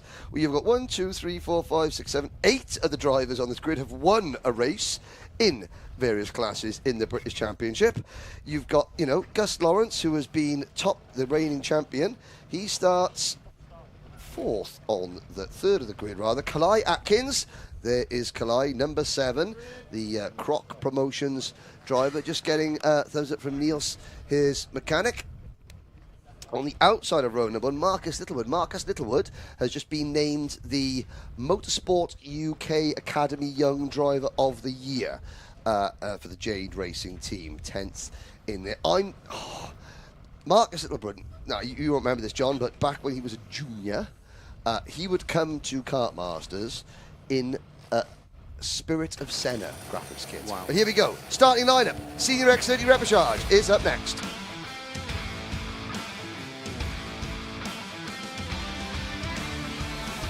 Let's rattle through this one. Pole position for Croc Promotions, Kai Atkins. Then it is the Jade Racing team's Marcus Littlewood. Gus Lawrence, the PF International Karting team, and Caden McQueen for Croc Promotion on row number 2. Sam Shaw for Premium Karting and Harry Burgoyne Jr. for Mick Barrett Racing on row 3. Row 4 sees Josh Agambar and Louis Johnston Cool. Then row 5, Jack Nettleship and Luke Taylor rounds out the top 10. Then it's Alex Duncan and Ewan Thomas behind them. Row number 7, double TKM Extreme British Champion James Pashley and Michael Rapsey from the BMR Restart team. Leon Frost making his seasonal debut, the reigning Junior TKM British Champion Harry Ewell, Alistair Cresswell and William Smith rounding out the field. Here we go. Yes, indeed. Leading us to the lights. Sam, we're going round again. Okay. Why is it always me? It's always me. I'm the unlucky charm for today, You're it the seems. unlucky charm for starts, but once they get racing, eventually, then you are there. So a big welcome back to Leon Frost, Frosty, in kart number 59 for the Tim Wilson Motorsport team. Last year's Junior TKM British champion. Had to take, the first 7 months of something called school and exams. What are those? Yeah. We're too old now. Yeah, right. Yes, so he's back in the kart. I'd say he's looking to try to get work. It's a very exciting potential work experience and apprenticeships for Leon Frost. Off track, not spoil anything. There's Dan Ashton. There's the shoes. Look at the shoes. There's the shoes. Callum Tanner. Race predictions. It's excitement. Yeah, we can't. It's going to be exciting. We can't do those. It's going to be exciting. Yes, no, we can't make predictions. We'll definitely commentators curse them and then they'll hate us. Yes. So here we go. 18 drivers. They come to the line. Lights are out. We're off and racing. Done it again. Into turn number 1. It's Kalai Atkins who has the lead. Marcus Littlewood side by side with Gus Lawrence. Lawrence is going to get screened wide. They're 3 wide coming out of Cafe Corner. And now we begin the run down towards Stratford. Atkins in the number 7 car has to defend, if you remember. Oh, and a spin at the back of the field there. There's 3 karts involved. And James Pashley grinding to a halt in the number 52. Couldn't quite see who that was. It was Harry Ewell, possibly. I think it might have been Ewan Thomas, Oh, maybe. no, James Pashley's out of the race. And I think he was just sort of like, he wasn't even involved in it. He was sort of caught up in it. But the top 3 are trying to break away. It's Atkins, Littlewood and McQueen. Indeed, and look at this, already looking for the move to the lead there. Down the inside goes Marcus Littlewood and takes it already. Demotes Carl Atkins to second place, and Caden McQueen right there in behind them, as you say. But they're looking to try and break away here. Making overtakes like that isn't going to help too much. And again, defending. Nope, goes down the inside, retakes the lead. Through goes Caden McQueen to second. He's going to try for the lead as well. McQueen and his teammate Atkins side by side. The 1-4-2. Caden McQueen into the race lead. Look at that. Here's Gus Lawrence. Here's Sam Shaw, all joining the party. Yeah, exactly. Now, Gus Lawrence, Mr. Consistency, undefeated so far in the British Championship in terms of finals in 2023. He's won the last 3 finals, dating back to the last round of last year. But we have got a freight train at the front. 2, 4, 5. Here comes Sam Shaw. Oh, there's James Pashley sort of explaining to the observer. That was Alan Bryant I saw there. Who dug him up? No, I mean, sorry. Great to see Alan back in the championship. Great to see Alan. Well, you've got violation on violation today. No, Alan and I go back a long way. And it's great to see Alan back in the championship as one of the observers and part of the race directing team here at Shenington this weekend. But the field come out of the Bruno chicane, out onto Hanger Straight, through Hanger Corner. Again, you've got the green grassy bank, and then overhead the grey ominous cloud. But look at that in the background, there are blue skies. So it's brightening up a little bit. I don't want to whisper it, John. We might get away with it today. We might get away with it. Into Cafe Corner. 2, 4, 6, 8, 9 drivers battle for the race lead. Literally, as we said earlier, if they start battling as they did, it was all going to close up, and it has done just that. There down the inside goes Gus Lawrence and Harry Burgoyne Jr. trying to follow through as well. A bit of contact, almost in the wall for Sam Shaw. He definitely made contact with it, but I think Scott's okay. Yeah, I think he's okay, but he was none too happy. Harry Burgoyne Jr., I could see the driver that was going in on Sam Shaw and running him wide at the exit there. Good work for the marshalling team here at Shenington. The tyres are back in place. It was Burgoyne Jr. Ah, yes. Well, you know, Harry Burgoyne, Harry's from a family of short oval stock car racers. They build them up. They build them tough up the Cowdenbeath Racewall, I tell you that. Now, it is McQueen, Littlewood. The Jade Racing team, the Allen family, they know this circuit at Shenington like the back of their hands. It is no surprise that they have got that Burrow ART chassis hooked up, and Littlewood is driving it exceptionally well. Looking at his career, Marcus Littlewood has had 1 podium. I think it was here a year ago. The first round of 2022, he was on the podium. That's his sole British Championship podium to date. Race control warning, Michael Rapsey, number 50 for the BMR restart team. But now that they've calmed down a little bit, look at that. The pace of the top 4 is greater. So the top 4 work together, they're clear. The top 4 battle, we've got a 10-car battle for the race lead.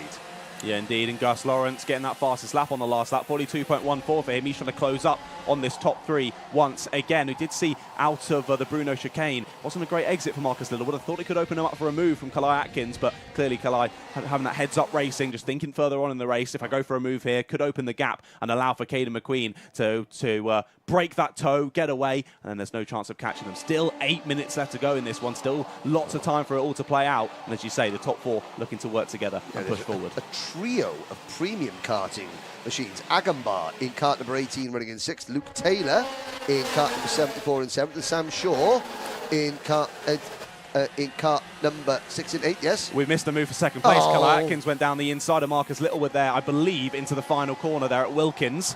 So he's taken second place away. Hasn't broken the toe for Caden McQueen, though. Still a little bit of a gap between them, but not much at all. Checks over the shoulder does Caden McQueen as they head down into the Bruno chicane once again, but he's managing the race very nicely at the moment. I have to say, Kalai Atkins getting a lot of support on the Alpha Live online chat. OA, and OH Management. OA, that's I think that's might be Kalai's dad or uncle or something like that. And OH Management saying, come on, Kalai. Still don't know who OH Management is. Oh. As Kalai Atkins gets the fastest lap. He heard us. He's listening. Keep your comments coming in. Timo Jungling, who won the last junior Rotax round of the British Championship, is online saying, come on to Dan Holland Racing. We'll see Dan Holland Racing in the junior X30 Repechage. McCauley Bishop doing very well once again. Now, into the Bruno chicane. I got to say, I like the look of Marcus Littlewood here. He's sort of biding his time. We've seen aggressive moves from McQueen and from Atkins. We haven't seen Littlewood, apart from that one move going into turn number 1. You couldn't really call that an aggressive move. That was just, the door's open, we're going to move inside, pass. So we don't know what Littlewood has got in his locker. There's the Mick Barrett Racing machine of Harry Burgoyne Jr. Don't forget Harry Burgoyne Jr., number 68. No driver has got more British Championship podiums than Burgoyne Jr., I believe. I think let's have a little look. He's got, he is ahead of Kai Hunter. Burgoyne Jr., he's got 5 wins, 8 second places, 4 third places. That is 17 podiums. The modern era of the British Championship, that is a record. Pretty impressive. But well, just 2 places off another one. Just outside of it, isn't he, in this one? But anything can change. As we said in your lovely little intro video this morning, it can all change in the blink of an eye, particularly here at Shenington. So we'll see whether he can jump on the podium once again. But we look back, I believe, to the battle that he is involved with. Indeed, Burgoyne Jr. leading these 3 as they're in that little gaggle behind.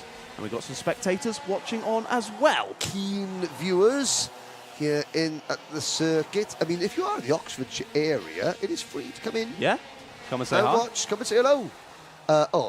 Somebody has pitted, so that I believe is Leon Frost has brought the Tim Wilson Motorsport number 59 kart in.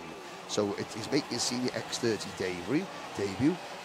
If in the Banbury area, then come along. We've got a whole afternoon of racing to go. Lots of pre-finals, lots of finals.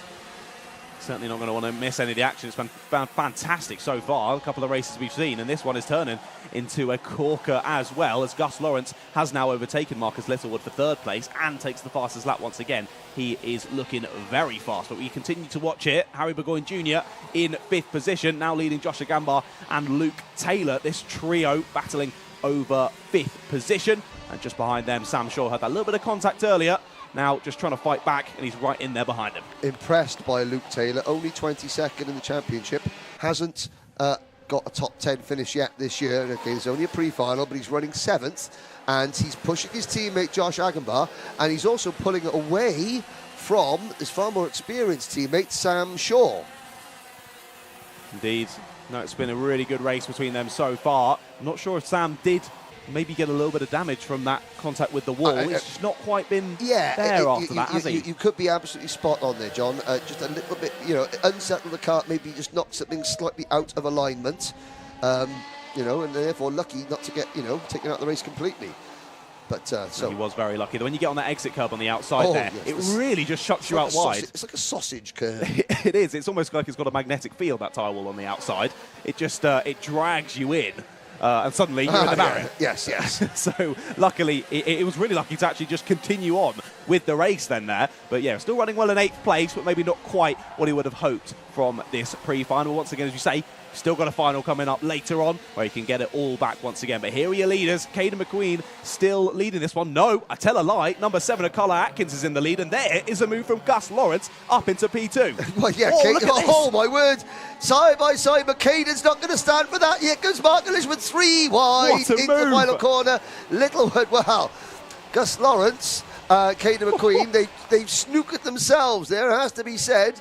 Lawrence and McQueen, neither one wanted to sort of like pare it down to the aggression stakes. No, exactly. They all wanted out aggression each other, and that's been perfect for Carla Atkins. Yeah, exactly. He's got to. I mean, Marcus Littlewood sort of took advantage. I think Marcus Littlewood was thinking there's going to be a crash in front of me. There's going to be a crash. They're going to crash. They haven't crashed, but I'm going to get out of their way.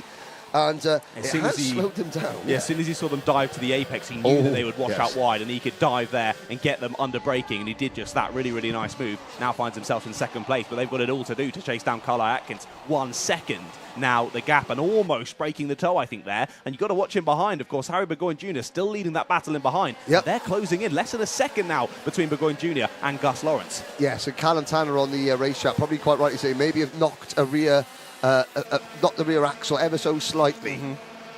These Exactly. are very delicate pieces of equipment, these go-karts, and the two premium kartings. The second of these premium karting entries, the number 74, Luke Taylor. Just again, a really, really strong, mature drive so far. Now, behind Sam Shaw, Jack Nettleship runs 9th. Ewan Thomas is 10th. Scotland's Alex Duncan is 11th. Alistair Cresswell, who came back to TKM Extreme for 1 week only, last weekend at the Super Prix and won the E-plate. Then it is Louis Johnson Cool in 13th, Michael Rapsey 14th, Harry Ewell is 15th, William Smith is the last kart running in 16th position. But there is Atkins, followed by Littlewood, McQueen and Lawrence. But now that McQueen and Lawrence have settled down, they're starting to draw away again from Harry Burgoyne Jr. No, they definitely are. They've got that bit of pace, haven't they? Of course, a little bit of battling helps them initially close in, but I definitely think the top four just have that little smidge of extra pace. Right, Lawrence was looking aggressive. Now, does Lawrence look to the inside? They've been aggressive already in this race, haven't they? Caden is... So Gus Lawrence should now know. Caden is not going to be overtaken without a fight. We're into the final 45 seconds. But why is Caden McQueen battling so hard for third position? Well, because it is for third position. That means that if Caden finishes where he is, he starts on the inside row of the grid for the final, which means he has got a much better run into turn number 1, and he is less likely to get squeezed wide. So he really wants that third position. Indeed, yeah. And now with less than 30 seconds left to go on the clock. Look at Harry Burgoyne. Here we go. Exactly. You can leave Carl Atkins and Marcus Littlewood now. They have gone. It's all focusing behind for Caden McQueen. And as you say, Burgoyne Jr. now nearly closing in enough to be involved in this battle. He's going to get a good exit there off the Bruno chicane. He's going to be involved in this battle very shortly. What's going to happen between McQueen and Lawrence, though, as Lawrence tries to dive down the outside, and there goes Burgoyne Jr. to the outside. Nick Barrett Racing's number 68, Harry Burgoyne Jr., now has got Gus Lawrence. So Gus Lawrence is in a really awkward situation. If he moves offline, Burgoyne will get him. So Lawrence has to attack and defend. And here come the premium karting duo of Agambar and Taylor. Burgoyne Jr.'s got him already. Yes. Burgoyne Jr.'s got him already on the exit there. Just went wide at Cafe and got a really good exit and got him before they even got to the flat-out left-hand. A really nice move from Burgoyne Jr. And now look at this. Gus Lawrence was attacking for third place only a moment ago, now having to defend backwards from Josh Agambar in 6th. And I think that Gus Lawrence obviously doesn't want to lose a position, but he's thinking to himself, OK, 5th. That might be actually better than 4th on the grid for the final. Harry Burgoyne's thinking, right, well, I want to take 3rd. Here we go then. Kalai Atkins takes the win. Marcus Littlewood in 2nd. Caden McQueen is 3rd. Burgoyne Jr. is 4th. Lawrence 5th. Then it's Agambar, Taylor, Shaw, Nettleship, Thomas, Duncan, Johnson Cool, Cresswell, Rapsey. There goes William Smith across the line. Smith rounds out the field for the MDL Motorsport team in 16th position. Now, I'm just going to... We've got a camera. Let's have a look. So, Caden McQueen has gone into scrutiny area. There's Gus Lawrence. The body language of Gus Lawrence will probably give you an insight into how pleased otherwise he is with Caden McQueen. But it was just hard racing. Yeah. And there was a reason. McQueen was thinking, well, if it was a heat, I may not have defended third position as aggressively. However, look, there's a glider. Now, John, I don't know about you. Every time I get into a plane, the one thing, or something, anything that flies, the one thing that keeps me nice is the fact it has an engine in it to keep me up in the air.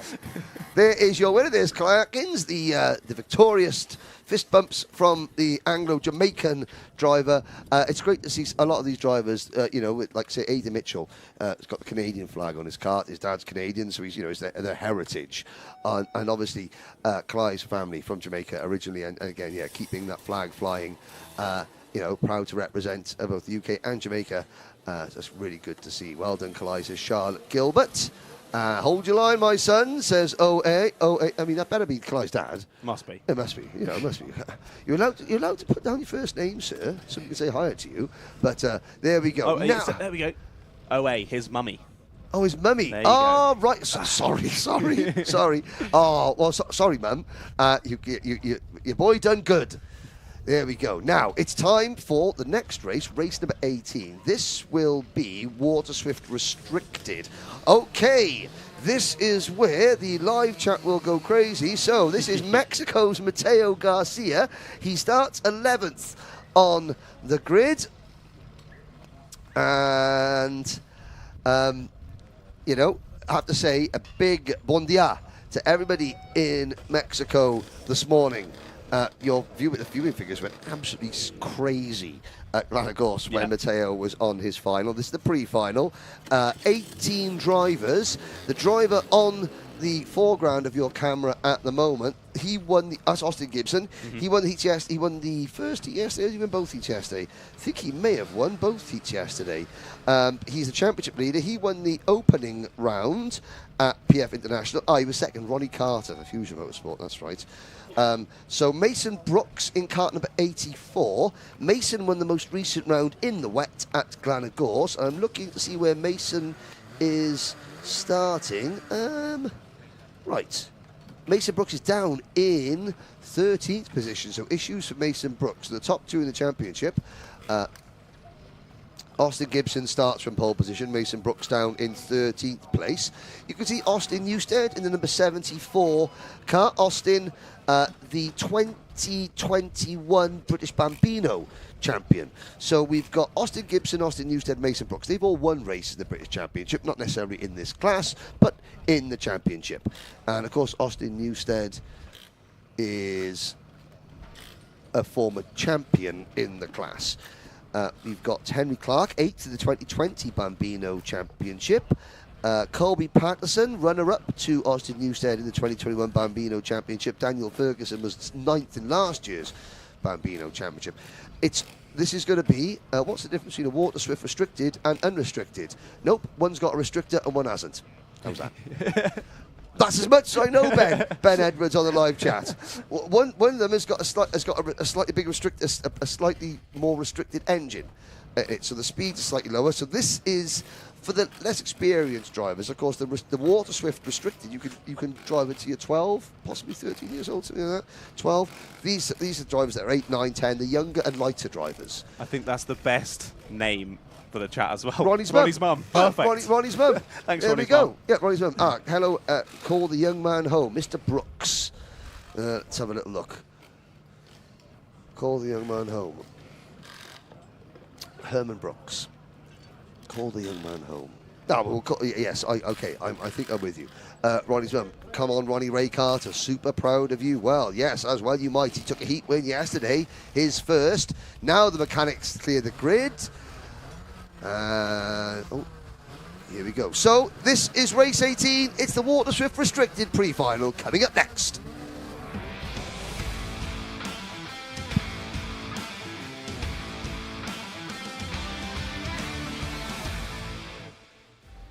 Yes, indeed. Here we go then. Let's have a look at the grid for this next pre-final in the Water Swift restricted category. It's Austin Gibson who lines up on pole position, and it's a double Austin front row. Then Austin Newstead is alongside. Then it's George House and Ronnie Carter on row 2. Behind them, Colby Patterson and Oliver Warner.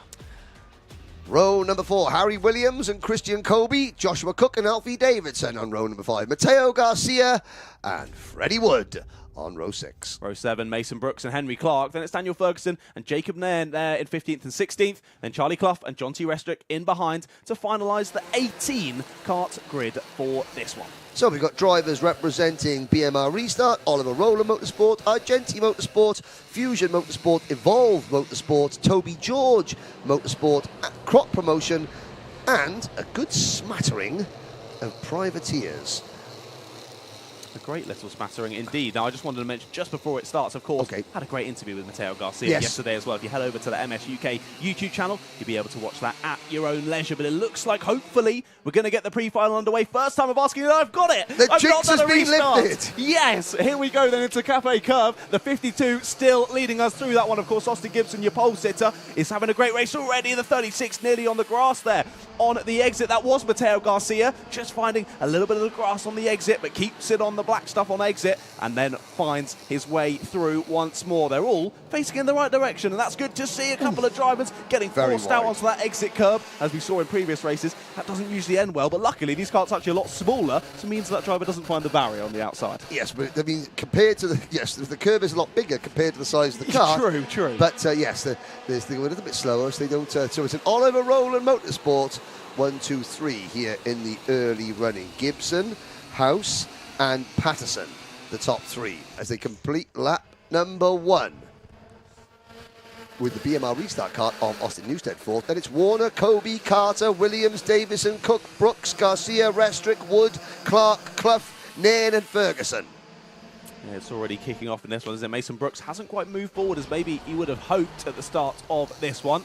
Still there in 11th place, and of course you're one of your championship challengers there, not having an ideal day. It's a bit of damage control in this one, it seems. But indeed, the three Oliver Rowland Motorsport karts leading the field away, already starting to break that toe to Austin Newstead back in 4th position. And he leads Oliver Warner, Christian Kobe, and almost the rest of the field there as they come round that flat-out right-hander down into Wilkins. Couple of moves there in the mid-pack, though, just behind in that second little group. I think Ronnie Carter might have been who was making the moves there as they come across the line. Austin Newstead has dropped a good 4 or 5 positions then. He's down into 8th place after that lap. Yeah, and of course, this is a track where slipstreaming is critical. Probably the second only to PF International. Yes, in definitely. terms of how important drafting and slipstreaming is. And Newstead, who's now trying to just, the number 99 kart, Christian Kobe, the Irishman for ORM, gets squeezed wide. Then he's just back to, I would say, about 7th or 8th place, just in front of the number 75 Evolve Motorsport kart of Joshua Cook. But of course, you know, there's only one BMR restart car in this race. So Newstead has to make friends very, very quickly indeed. Yes, indeed. There's the 51 trying for the move down the inside. That's Charlie Clough. But a little bit of a wide moment behind from Mateo Garcia. Sees him get overtaken. Round the outside goes the 25 of Jacob Nairn. Is he going to get him? They're still going to be side by side heading into turn 1. No. Mateo has to give up the place. Yeah, and that will put Mateo back into 18th position. So he's had a bit of a rough start, but still battling away. There's the Argenti Motorsport kart briefly on our screens. And the sun has definitely come out now. I'm roasting. I was going to say, yeah, yesterday it was literally, it was the most cold, wet and miserable day. And here we are today, bathed in sunshine. Pretty summertime, everybody. Gotta love it. Got to love it. Now, into Hanger Bend. This is where you can see there's there's a train of 4 Fusion karts. And, one of them runs a little bit wide and loses quite a few positions. That was the number 44 kart of Harry Williams, dropping back lost about 4 or 5 places. So Newstead has now got himself latched on the rear bumper of one of the Fusion karts, the number 45 of Alfie Davidson. Yep. They were almost 3 wide on the exit of Wilkins, which is a little bit scary because Wilkins itself is extremely wide, but then when you come off it onto that little left-hander, it gets really tight. But there was a bit of contact between 2 drivers. I think that was just Newstead almost sort of getting a little bit onto the rear bumper of Alfie Davidson to try and push him a little bit too early before Davidson's kart was completely straight. I think Newstead tried to help and ended up hindering, but not by much, and no positions lost. Here comes Christian Kobe back to the inside of the number 99 kart. Harry Williams trying to pick up a place again, and he does so, coming out of Wilkins onto lap number 6 now. Warning flag for Alfie Davidson, though. Not sure what that's over for the number 46. Of course, he's very much involved in this big gaggle of karts. So just got to watch out, watch himself, watch his back for the rest of this 7.5 minute pre-final left to go. Bit of contact mid-corner, makes the corner though. Makes the position. Yeah, makes the position. So that was the number 44 of Harry Williams, sort of opening the door, and then just Kobe trying to come back across and Williams standing his ground. Good move there from Mason Brooks down the inside of Austin Newstead, I believe it was. Yep, down into the Bruno chicane. And that's Brooks up to 9th now. So it's been a bit of a slow burner for Mason Brooks, but he's making up a few positions now as we head into sort of the second half of this pre-final. But it's certainly not extending massively, is it? It's not like in other finals where we've seen huge gaps between, the heats that we've already seen. It's not like we've seen huge gaps forming between the packs. They're all staying relatively close, relatively similar on pace, and producing some good battles for now. But it is your leader, Austin Gibson, who still has the fastest lap of the race. But there's a move down the inside then into the hairpin, the 99, sneaking through. That's Christian Kobe back up to 6th place after, of course, we saw on that same corner, he got shuffled down a few positions earlier on. Yep, so we got a 1-2, Gibson and House. Looking at the number 77, 4th at PFI for George House, 9th at Glenagorse, 4th in the championship. Good, solid, consistent season so far for George House.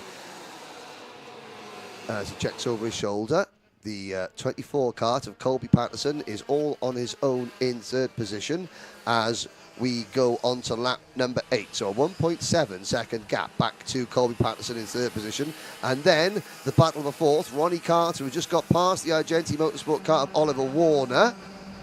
Oliver Warner, who has the, it's not the skiing glasses, it's the triathlon sunglasses. Ah, yes. If you remember back to our Glanagorse. Oh, yes, of course, I do remember the Paddock show. Right into the Bruno chicane. There's number 99 of Christian Kobe. He's got Davidson in the 46, the 84 of Brooks, the 74 of Newstead, the 44 of Williams, the 82, then a gap back to the 82 of Henry Clark. Joshua Cook is 12th, Freddie Wood 13th, John T. Restrick 14th, Charlie Clough 15th, Mateo Garcia, he's gained a couple of places in the 16th position. Then it's Daniel Ferguson and Jacob Nairn rounding out the running order. Indeed, yeah, battles galore throughout the field then. Still the two at the front working together nicely, but Colby Patterson now in a bit of no man's land, isn't he, in third place? He's got a decent couple of seconds forward to George House and Austin Gibson, and a decent couple of seconds back to Ronnie Carter and the rest of that pack in behind them. So just trying to manage his pace for the rest of this one, I think, is Colby, and hold on to that third position.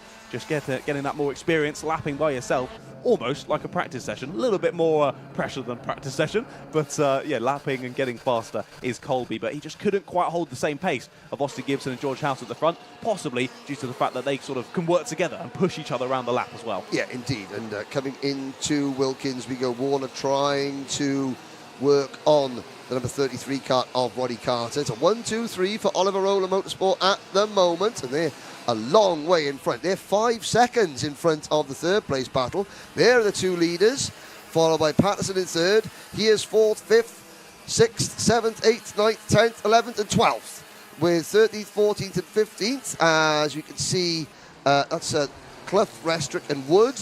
And next having an own at the private battle, and then it's Garcia and Ferguson locked in combat. Oh, Daniel Ferguson has just run wide in front of our commentary position. Oh, this is a great view. Just to see the height of the curbs compared to the cars. Yeah. You know, those curbs, they're right at bottom level and above, because these drivers are sitting at literally 6 inches off the ground.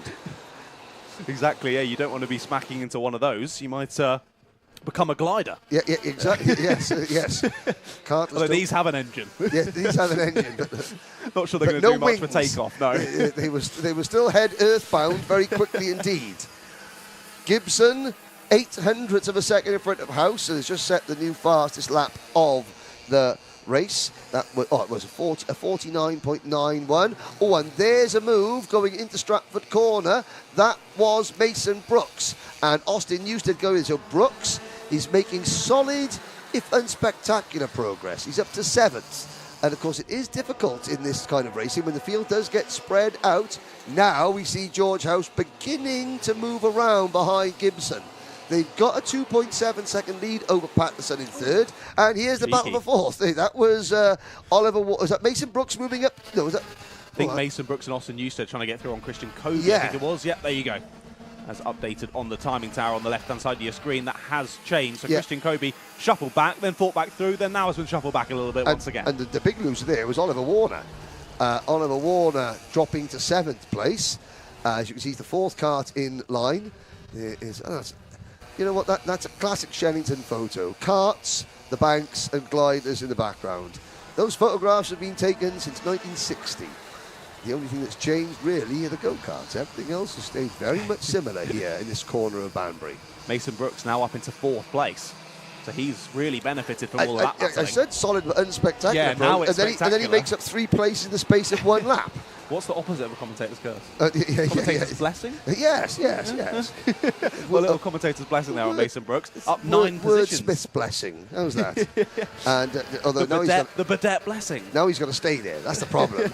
Newstead is, again, Austin Newstead, he's had practice following a number of drivers this race. He lost ground at the start, so he did lose. He went down to about 8th or 9th, and now he's sort of slowly working his way back up, working with other drivers from a variety of different teams.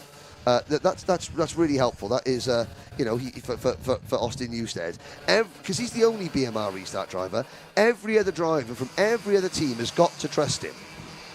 You know, they've got to Indeed. be prepared to work with him in any given situation. You've got just over a minute to go. Yeah, it's nice when you've got loads of teammates around you. There's a move, possibly overzealous there from the 99. Tried it down the inside initially to Christian Kobe and Austin Newsted. He got that done, but nearly outbroke himself and went into the side of Mason Brooks. Mason just turned out of the corner on the exit there, didn't he? Suddenly saw a Kart diving down his inside, managed to turn out of it, and they all continue on in this race. That was a bit of a sketchy one as we move into the last minutes of the race. But as you were saying, yeah, when you're the only person on your team out there on circuit, you've not got any particularly close friends out there, so you've really got to fight for it yourself. But the 99, Christian Kobe, shuffled back to third in this little queue now, as back through goes Austin Newsted.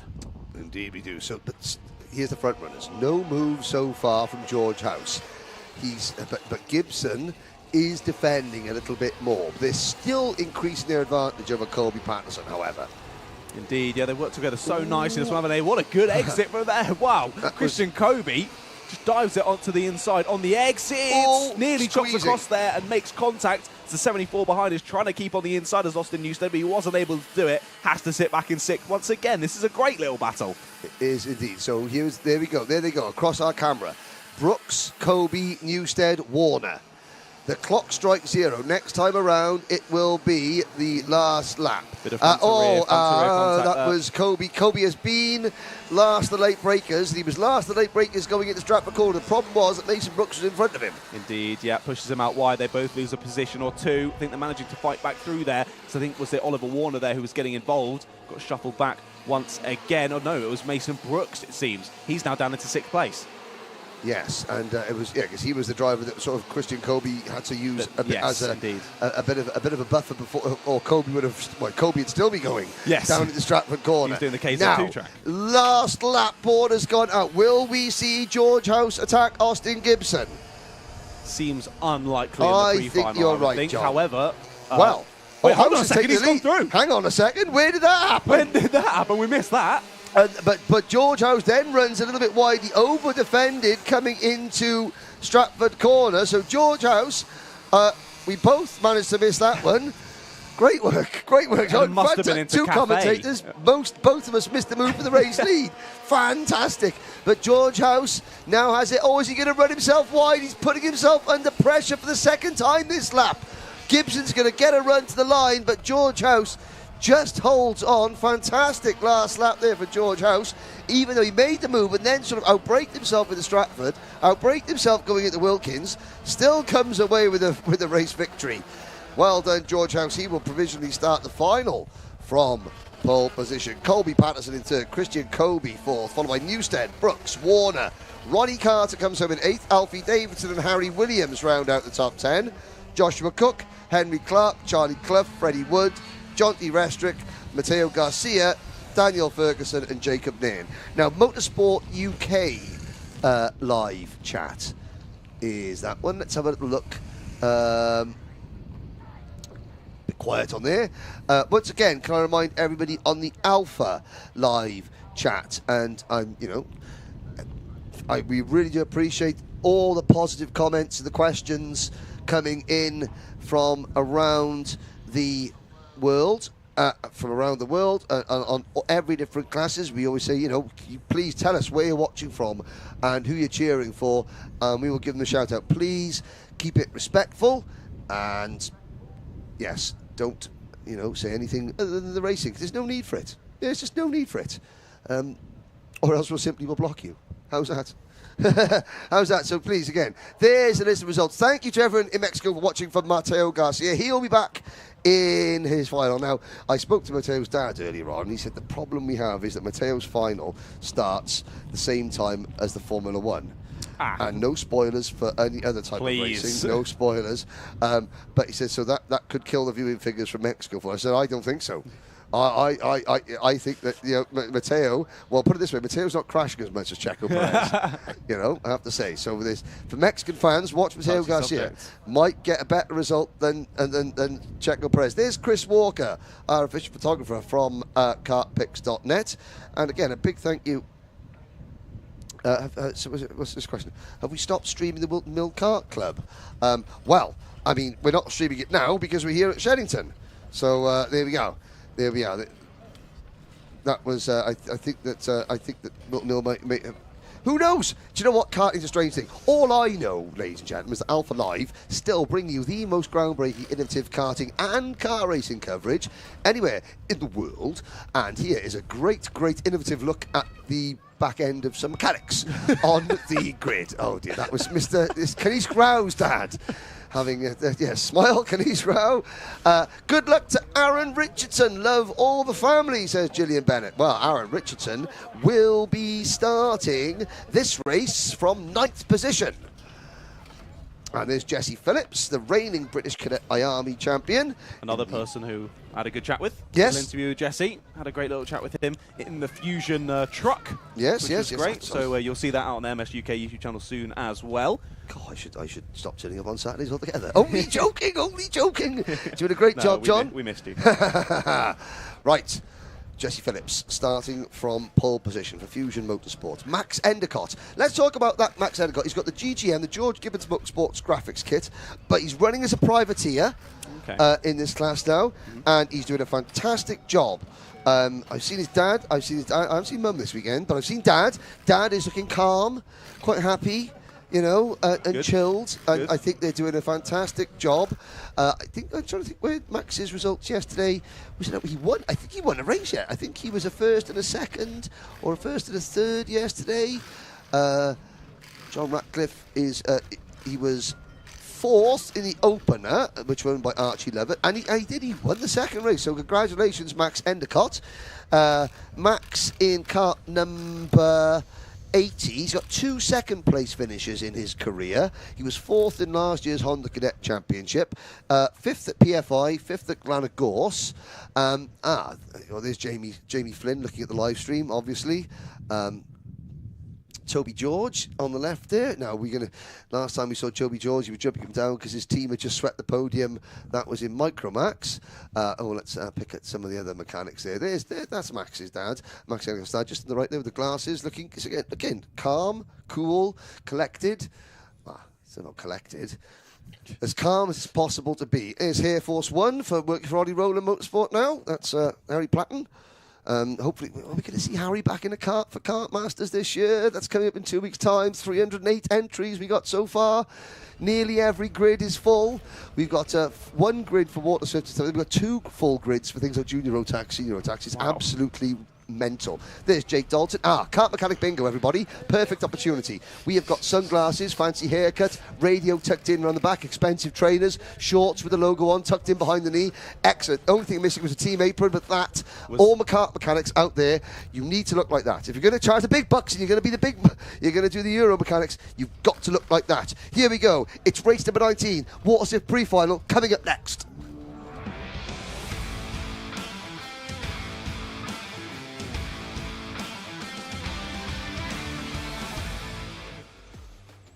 Twenty-five drivers, led by Jesse Phillips and Max Endicott on row number 1, Kanish Grau and Archie Lovett on row 2, Jarlath Sayer and Finley Lines on row 3. Then it's Jensen Ackerman and Will Green there on row number 4. They're followed by Aaron Richardson and Sukhmani Kira rounds out the top 10. Then it's Teddy J. Porter and George Edgar there in 12th.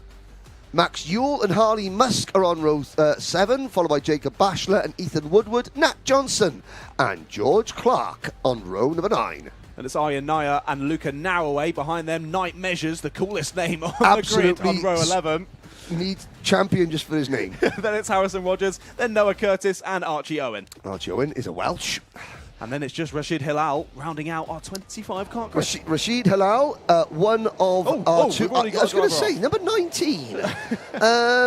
Right. That's not... Night Measures. No! Just Night. as we were saying. Night. Come on, get it going. Yes, that BMR restart cart. He's got the measure of the bank already. That was my joke. I was about to sorry, say that. John. Sorry. You beat me to it. But they're going to get it. Is he going to get back? No, he's going to miss the start. No. Going round again. Going round again. That'll help get this. So, I was going to say, Rashid Hilal making his debut from Bahrain. There he is in kart number 48. He is running to privateer, although he's got Rashid Al-Mamari mechanicking for him. Rashid is Rashad Al-Mamari. He's done Saudi World Series finals. He's done Rotax Grand Finals. He's worked out at the Bahrain International Speedway. Can't wait to get back out there in December for the Rotax Grand Finals. I know this is an IAME round, but Rashid Al-Mamari, great driver. Works for Bill Art Middle East as well, so hopefully he knows his way around. He knows his way around a wagon. Wagon. Wagon. Knows his way around. Oh, I haven't been drinking, honest. What I'm trying to say, ladies and gentlemen, he's a good mechanic. That's all I need to know. Well, yeah, his driver might be ragging the wagon, so we'll wait and see. Yes, good. I like that, yes. Thank you. Tried to save you there, mate. I know, yes. If you notice, they're very familiar. There's the bingo sheet. Dan Hazelwood's got to stop telling his mechanics to stand together, because it just opens him up to so much abuse from the commentary team.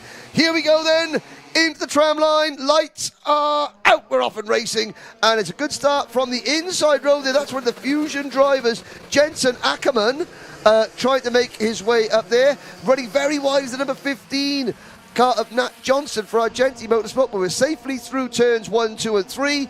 Now, look at that, everyone defending into Stratford Corner. Just a full line of karts holding the inside line then. A couple of drivers just deciding, all right, I'll go to the outside then, and making a couple of positions, and they all fan out as we head down into the Bruno chicane. I said earlier, going too wide here is interesting, probably the best word to use, but they've all managed to make it through nonetheless. So great racing on this opening lap, but it is still Jesse Phillips who's leading the way. Already the top 5 starting to break away, possibly a top 6 as they're all battling in behind. Look at that, they're nearly 4 wide on the exit. How have they not made contact with each other yet? Brilliant racing here in this fantastic class in the Water Swifts, of course. We had the Water Swift restricted out earlier on. Now these unrestricted engines showing their power and producing some brilliant racing. And there is the, the Fusion mechanics.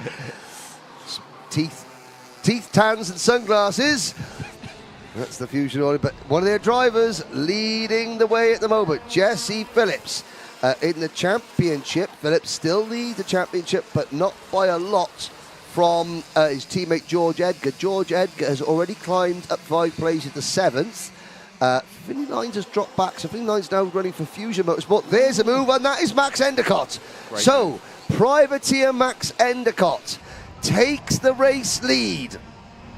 Indeed, yeah, there's sort of 2 moves you can do into Wilkins. You can sort of try an initial dive to the apex and block on the exit, or wait for them to cut back and get that dive down on the right on the exit of the corner and block them on the exit. He did the second of the 2, did Max. Got the move done really nicely. Already defending here as Jesse Phillips tries to fight back, but actually opens himself up to a move from Archie Lovett, who does have the fastest lap of the race. And the top 5 are breaking through with Kanish Rao in the number 22 Oliver Ola Motorsport car. Oh, and that's number 77 going for a spin. Luke Narrowway, that is. Yeah, Luke Narrowway for the Crop Promotions team. 19th in the championship is Luca. That's not going to help him any more, but there's a big gaggle of karts running in 6th position on back. Will Green, George Edgar, Finney Lines, Jensen Ackerman, Sukmani Kira, Harley Musk, Ethan Woodward and Teddy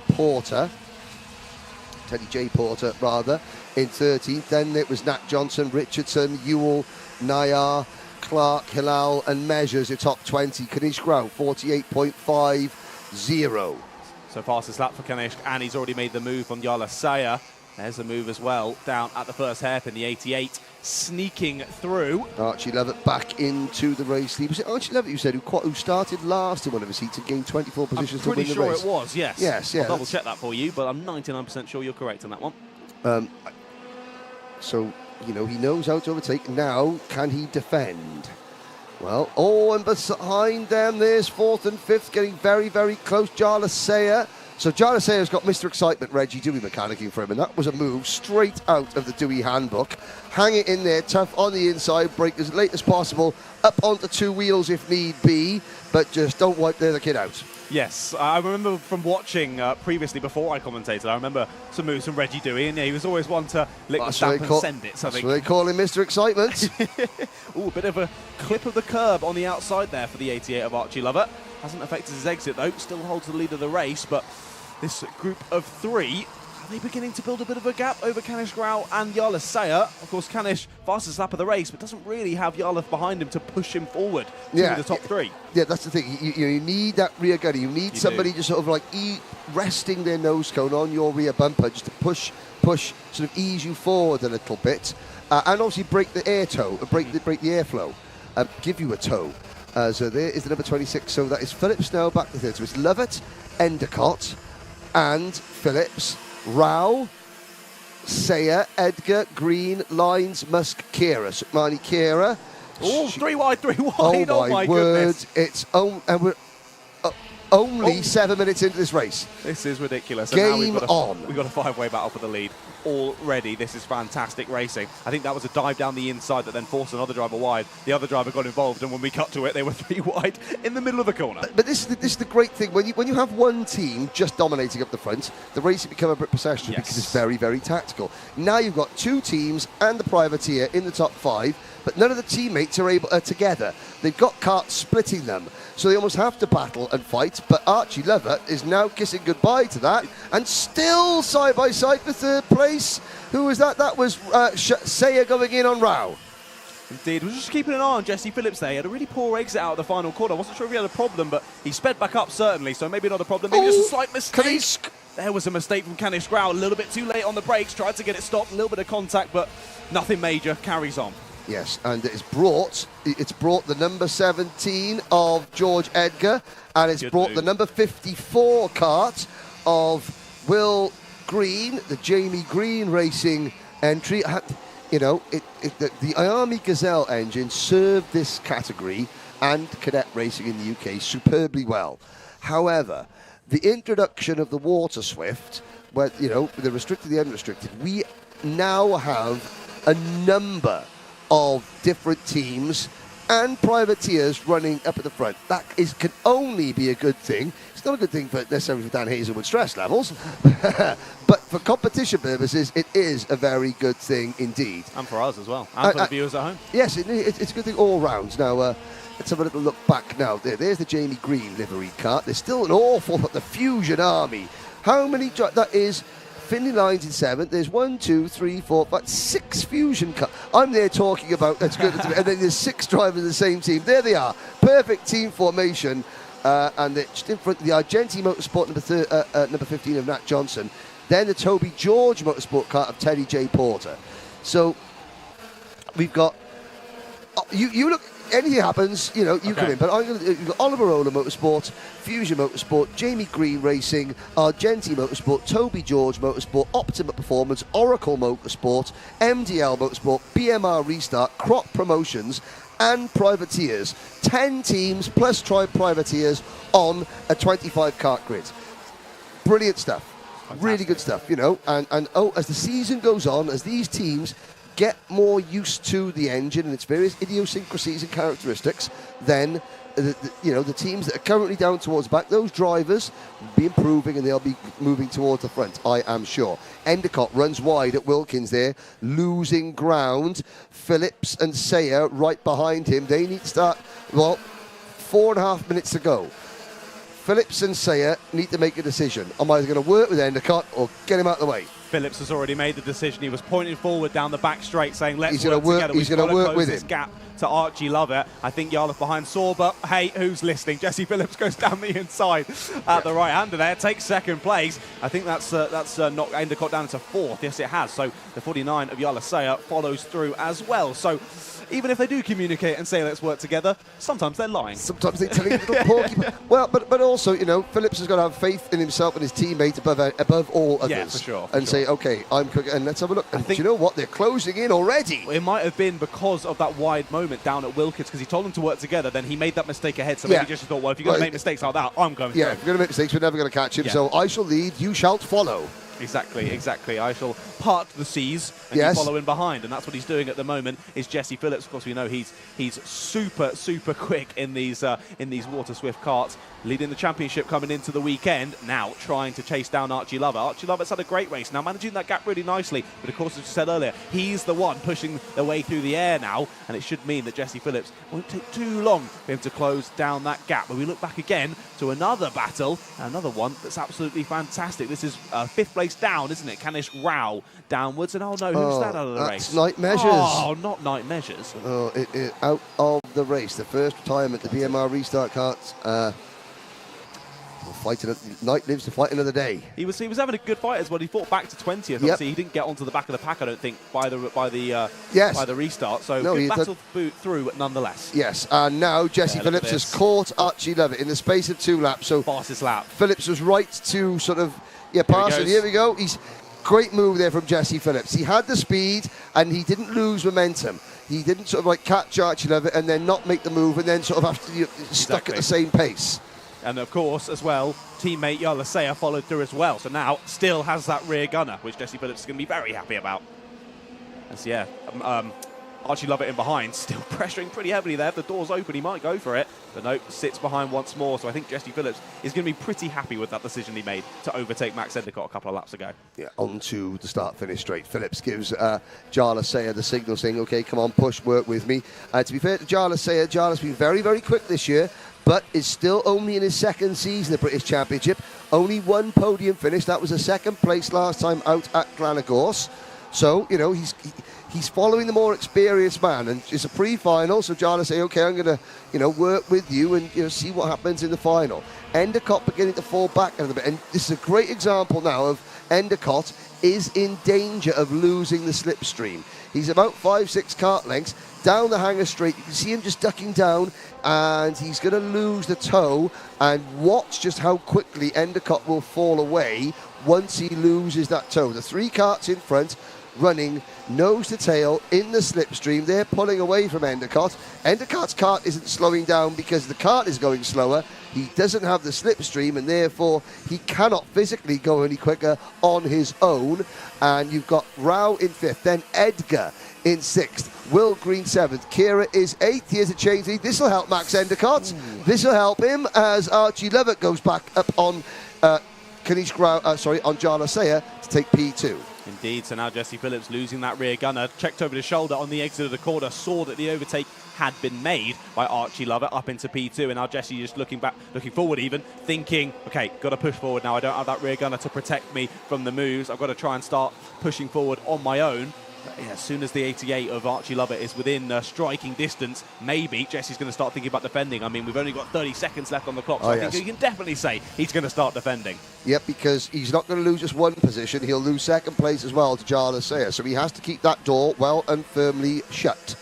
Out onto Stratford Straight we go. Phillips checks over his shoulder. And you're right, John, he is defending. Watch Seyer try and cut underneath Lovett going up runway straight. Hasn't quite got it. Lovett jinks to the inside and again. But he was hoping to fool Jesse Phillips there into sort of overdriving it into the first half of the Bruno chicane, which would means he gets a bad exit out of the chicane onto hanger straight. Phillips was wise. Now 5 karts. Yeah, Endicott back into the frame, as is Rao. Fantastic, as we now timer ticks to 0. We're heading on to the final lap here. Jesse Phillips has a little bit of defending to do, doesn't he? Archie Lovett's all over the back of his guy, trying the up and under, but he's going to be on the outside here for the right under, but he's got it done. What a move from Archie Lovett. Takes the lead of the race. He sort of eased Phillips wide. He sort of makes so that Phillips couldn't. He just eased him wide. Phillips had to back out of it to avoid running too wide, going through Cafe Corner and losing more positions. But he's losing more positions into Stratford as Jarle Seyer goes into P2. Phillips down to 3rd, then it's Rao 4th and Endicott 5th. But by mistake, Lovett runs wide going into the chicane. Bit of contact there on the exit, wasn't it? They're going 3 wide now, squeezing onto the gravel on the outside there. Who is it that takes the lead? It's Jarle Seyer now in the lead. The 88 of Archie Lovett's going to try the up and under here. Can he get a good enough exit? It's decent, but I don't think it's quite good enough. Is it going to be Jarle Seyer who takes the win in the pre-final? Yes, it is. What a race. Archie Lovett in 2nd, Kanish Rao taking 3rd place, Max Endicott in 4th, and Jesse Phillips started that last lap in the lead, and he ends up in 5th place. Brilliant stuff, and there's a kart coming across the line there with the NASA panel flattened down on it, so couldn't quite see the number on that kart. I think it was the number 66 of Teddy J. Porter. There's obviously been an incident further back, but he crossed the line. Here comes Harrison Rogers across the line, and Harrison finishes 22nd. So the battle of a 22nd, 23rd and 24th between Harrison Rogers, Luca Narroway and Rashid Hilal was just as good as the battle for the lead. Yes, John? I will say, had a bit of a kerfuffle coming into the pits there. Drivers getting stuck on the pit entry. A couple of drivers coming around the corner quite fast and then bumping the back of other drivers. That'll be giving themselves a nose cone penalty as they come into the pits after the race has already finished. Yep, and again, that would be even if it's after the race. But there we go. There's Jarlath Sayer. Numero uno. I think that might be Jarlath's first pre-final win in the British Championship. It's certainly his first this year. Yes, then it would be his first. Yep, well, there you go then. Lovett second, then Rao Endicott, Phillips, Edgar. The top two of the championship, only fifth and sixth there. Will Green next, Ed Finley Lines, followed by Sukmani Kira, Nat Johnson, Harley Musk, Max Ewell, Ethan Woodward and Aaron Richardson. And that's your top 14. George Clark, Ian Nair, Jensen Ackerman, Teddy J. Porter, Archie Owen, Jacob Bashler, Noah Curtis, Harrison Rogers, Luca Narroway, Bahrain's Rashid Hilal, and finally, sadly, Light Measures having to retire. Oh, well, there's a great... Do you know what? Demon Tweaks have been this championship's on board with this championship since Motorsport UK took over the running of it in 2019. They're one of a number of very, very important sponsors. Let's hear from a few more of them.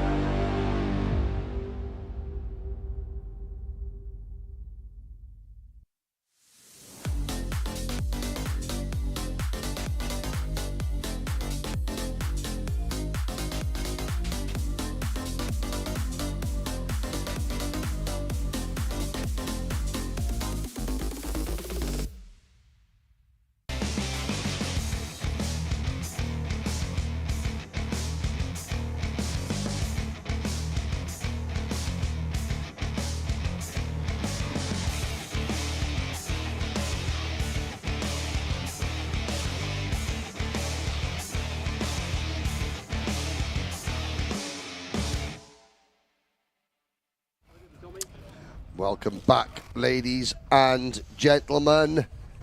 We have the next race. It is KZ2 Pre-final time, John. Yeah, we were saying how large the curbs looked compared to the karts in the previous race. Now they're going to look very small compared to the KZ2s.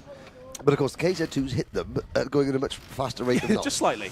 Now, I have to say, we'll get distracted. I've got to say, whoever is in the paddock, there is a Group B Renault 5 Turbo replica that has just parked up in the field, and I've gone all weak at the knees at the sight of a Group B rally car. Do you want me to cover the KZ2s, man? You can go off and have a look. Have a moment. Yeah, I mean, Group B rallying, for those of a certain age, that's when men were men, and they were all scared of Michel Mouton, yes, who was the Group B rally car. Anyway, enough of this. Here is race number 20. It's KZ2 Pre-final time coming up next.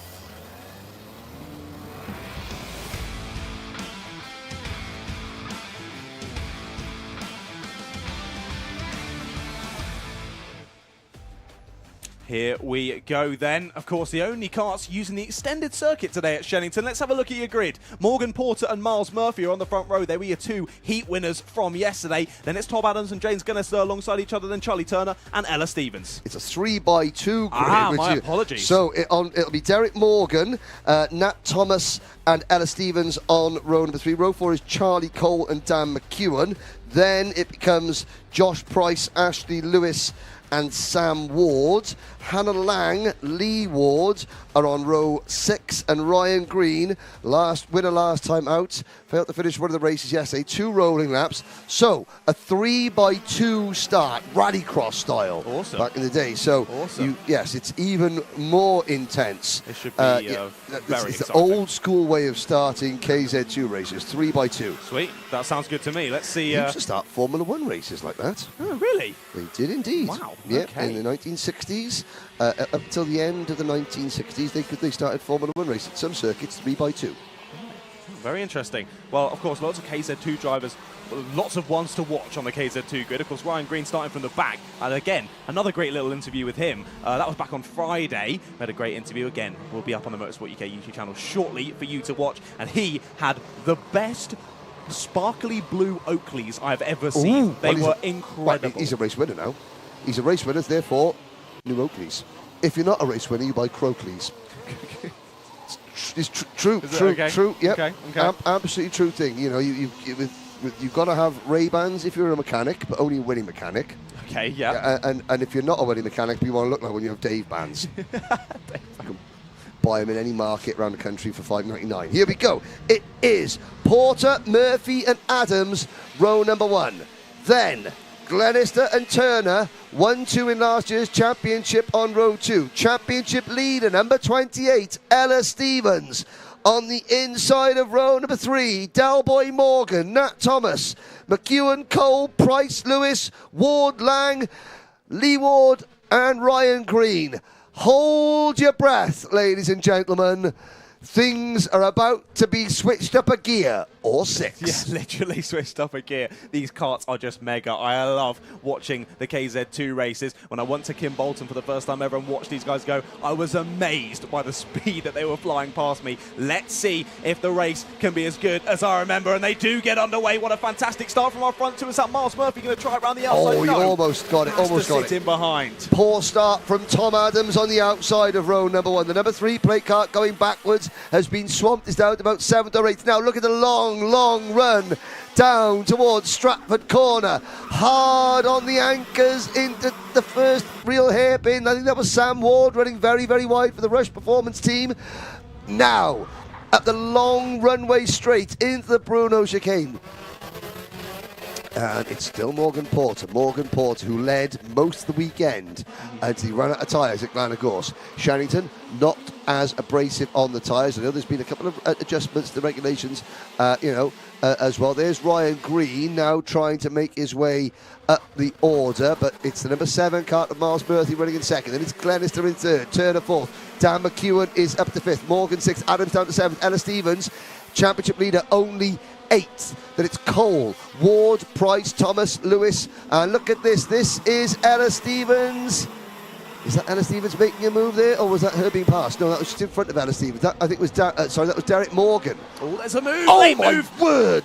Oh, my goodness. How's he got that stop? James Glenister takes 2nd place, pretty much perpendicular to the corner. Change of overalls to the Rush Performance tent after this one, and Miles Murphy did very, very well because Glenister was sideways, bouncing through the air and trying to slow down at a rate of knots. So Murphy getting out of the way. Miles Murphy, the Demon Tweak sponsored more racing kart, but it is Porter, Glenister, Murphy, Turner, Morgan, McEwen, Adams and Stevens, your top 8 as they head down towards Stratford Corner. Late dive there for number 10. He's going to lose a position because of it. So Derek Morgan tries it down the inside of Charlie Turner, ends up losing out of 5th place to Dan McEwen. But he's going to try and fight back. They might make a bit of contact down into Bruno chicane. They just about get it stopped. That was incredibly close between those two. There's some brilliant racing out on track already in the KZ2s. Charlie Cole, down in 8th place, has the fastest lap of the race. He's in this big gaggle, I do believe. It's Josh Price who's at the back of it. Ella Stevens just ahead, and indeed in the middle of them all is Charlie Cole. Trying to think about a move down into Cafe. They all stay as they were, but it's James Glenister who now takes the fastest lap of the race. 45.22 for James Glenister. So clearly he thinks, I'm glad I made that move on Miles Murphy, and he can now push ahead towards the leader. It's all still kicking off down in this mid-pack, though. They stay as they were. There were a couple of changes, I think, as they got to the apex. But no contact this time around. Oh, my goodness. Thinking about it there was Josh Price on Ella Stevens. Backs out of it. I think that was the best thing to do for both of them there. Yeah, there is the number 80 kart of privateer driver Lee Ward, holding up the 14th position in front of Hannah Lang. And there is Charlie Cole. Yesterday, Charlie Cole was involved in a huge accident at the start of heat number 2. Obviously, the kart is repaired, but Charlie, trying to make his way back up the order. Charlie Turner making a new fastest lap, So here we go down the long Stratford straight towards Brian's. So this is Brian's Bend. They don't call it Stratford Corner, they call it Brian's Bend, right at the bottom end of the circuit. And there's a move from Josh Price passing Ella Stevens for 8th position. So, championship leader Ella Stevens, advantage shrunk after Glenagorse, and it's looking as though he could have a new championship leader at the end of this weekend. Once again, the wondrous Ian Rogers and David Jones at motorsport-timing.co.uk will be able to provide us on the live timing and scoring, and that will enable us to bring you, the viewers, the live championship positions during the finals later on. This, of course, is the penultimate round for KZ2. Only one round to go for KZ2 after this. If my notes are correct, Miles Murphy's just broken the lap record there. I am not going to doubt your notes. 44.99. He's just on a 44.93, I think it was. Well, so I do believe Miles Murphy's now taken the lap record here in the KZ2s at the extended circuit at Shenington. Well, congratulations. Now all Miles has got to do is close up on James Glenister and Morgan Porter and win this motor race. Indeed, yeah. Of course, fastest lap, unlike in Formula 1, doesn't give you any extra points. So that's all just for bragging rights. The glory. Exactly, the glory. Exactly, the glory of being the fastest out there on circuit. But equally, you want to be in P1 as well. He goes even faster, 44.76 for Miles Murphy. He is chasing down Porter and Glenister at the front of the pack. As, of course, Glenister made that send earlier on to take second place. Then was seemingly lapping faster than Miles. So Miles has come into his own as we tick down to 7 minutes left to go in this one. Clearly focusing forward, and all he's looking at is those two drivers ahead. But watch out for Charlie Turner as well. He's closing in too in 4th place. Yeah, more racing, run 1 and 3. Rush Performance, run 2 and 4. Rush Performance in 5th with Tom Adams. Then it's the Jade Racing Team 6th, and leading privateer Derek Morgan in 7th. Josh Price for More Racing is 8th. Then Ella Stevens 9th for Jade Racing. Charlie Cole 10th for the Jade Racing Team. Manat Thompson 11th for the Jade Racing Team. Ashley Lewis and Sam Ward 12th and 13th for Rush Performance. Hannah Lang 14th. For all this, Glenister, oh my word, well at least he kept all 4 wheels on the ground for that move into Brian's Bend. I mean, if you go for a move in KZ2s, you've got to go for a move, haven't you? Yes, you cannot half commit No. at doing 85 miles an hour. Not at all, when you're about 3 centimetres off of the ground and 3 centimetres from the cart that's next to you. So yeah, good move though. Takes the lead of the race. Does James Glenister. He's looked very quick in this one, and it's of course allowed for Miles Murphy to close in now. We do have a 3-way battle for the lead, and if that battling continues, we could see Charlie Turner closing in as well and making it a 4-way battle for the lead. But we've still got a lot of time to go in this one. Now 9 drivers came into this weekend, separated by just 30 points in the championship. Tom Adams. Oh, here comes Murphy on Porter. Morgan Porter said, well, do you know what? I won absolutely everything up until the final at Glenagorse, and I came away off the podium. So I think this is my tactics now. Finishing third, I'm still on the front row of the grid. Yeah, let's maybe do the opposite and just ease it. Don't overwork the tyres. Turner in 4th place is closing in. Now, of course, of all the drivers, I mean, of the 16 drivers in this race, 2 for 6 of them are race winners in the British Championship. Turner, Glenister, Adams, Porter, Green and Stevens. Morgan Porter. Hard to believe that Morgan Porter has only won one event in the British Championship modern era, and that was Lid Senior Rotax 2020. And now Porter losing 3rd place. Maybe there might be a problem developing. We've got 5 minutes to go, and Morgan Porter is just sort of easing back. Oh, Hannah Lang has stopped. Hannah Lang, the MK Racing. Oh, Mark Brookman's not really happy with that, and she has retired in the number 91 car. I noticed that Derek Morgan has got a bit of damage on the front end of his car as well. I saw. So possibly those two something to do with each other. But now, Miles Murphy, in the last 3 years, Miles Murphy has finished 6th, 7th and 7th in the British Championship standings. He only has 1 podium so far. He's got 1 solitary 3rd place.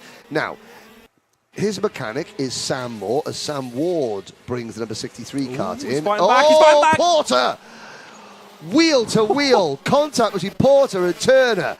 Full chat down runway straight. You can see the smoke coming off the tyres. They somehow saved it. But as you will see in the Paddock show, well, I advise you to watch the Paddock show. At the end of the Paddock show, Miles Murphy, on one hand, he really wants to win a race in the British Championship, but he does have to, there is a sacrifice he has to make. If he does win a race in the British Championship, then you'll see what I mean, how he'll be a little bit lighter in the wallet department, will Miles Murphy be, should he win around the British Championship, because well, I won't say any more. Watch the Paddock show during the lunch break to find out. Shenington website says the KZ2 record is a 43.72 set by Charlie Cole on the 21st of May. Thank you, Ben Edwards. Interesting. Okay. So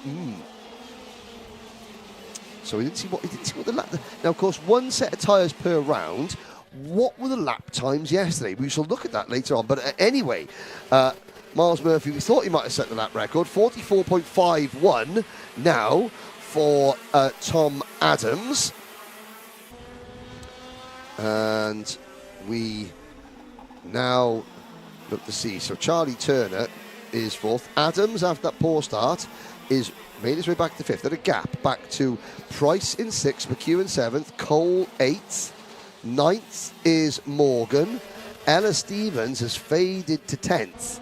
And I'm not quite sure, there's something amiss with that car. She's not quite been on the money in this particular race. Nat Thomas, Ashley Lewis, Lee Ward, Ryan Green, the only other drivers still running. Like I said, 9 drivers came into this weekend separated by 30 points. And the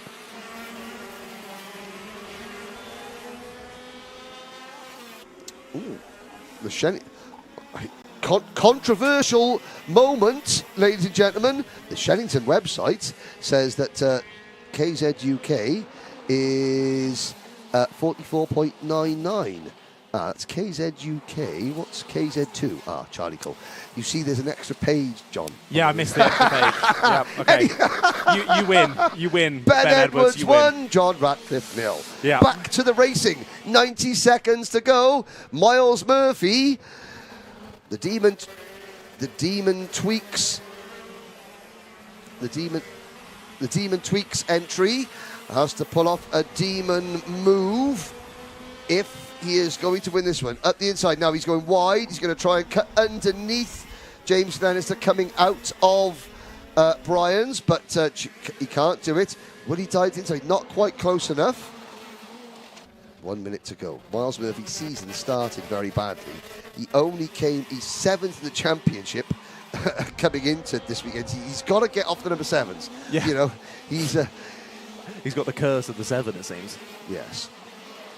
It's been a great race. Miles Murphy raced in junior TKM 4-stroke back in the day, I believe, alongside the likes of Sean Babington, who went on to become a Rotax World Final winner, and now coaches out in the UAE. He came back to the UK. I saw Sean not so long ago.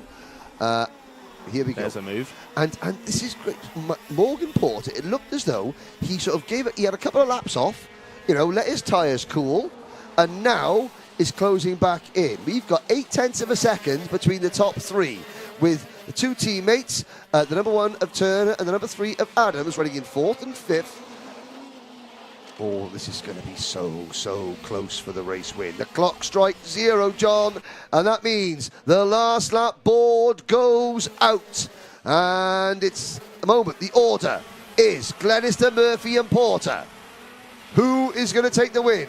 Final run down towards Brian's Bend. A nose cone is being picked up off the circuit. I can't quite see who that belongs to. Possibly Derek Morgan, because his nose was loose. But so Glenister survives the run to Brian's Bend.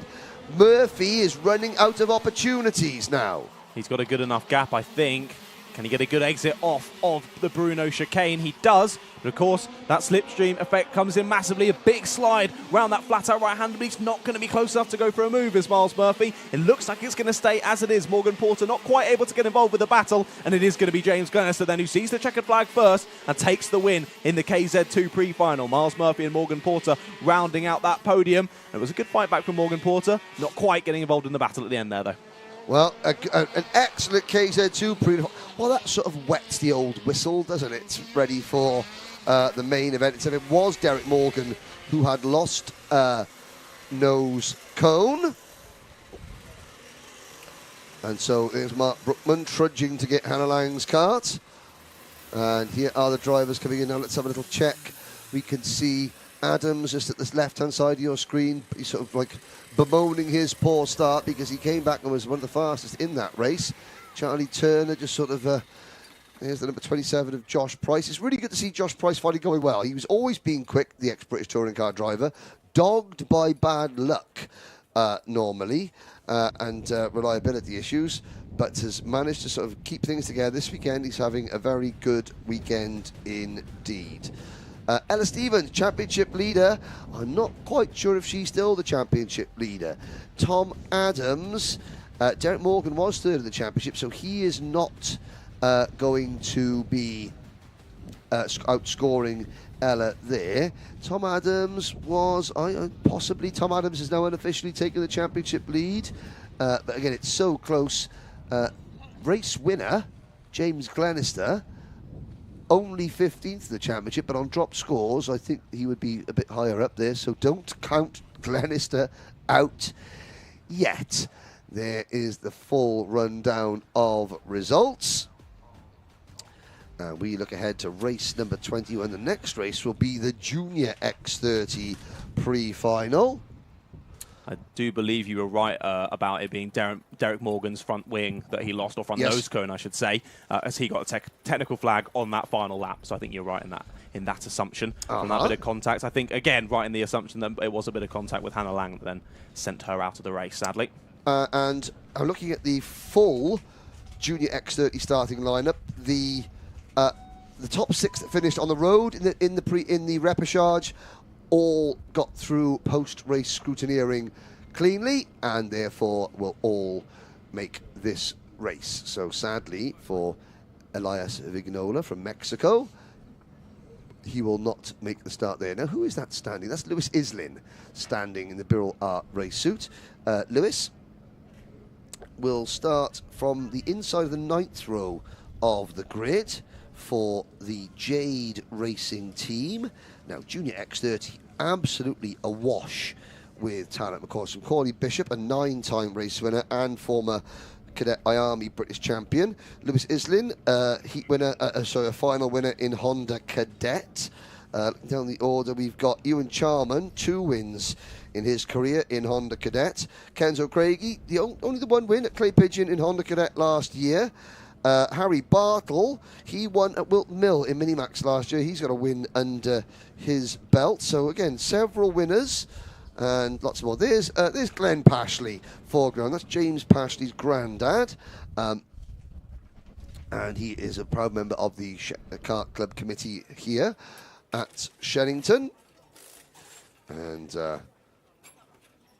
there's a look at the park for me again, you know, so quite sort of subdued, calm at the end of that one. Understated. So it's race number 21, Junior X30 Pre-final. The mechanics are leaving. It's up next.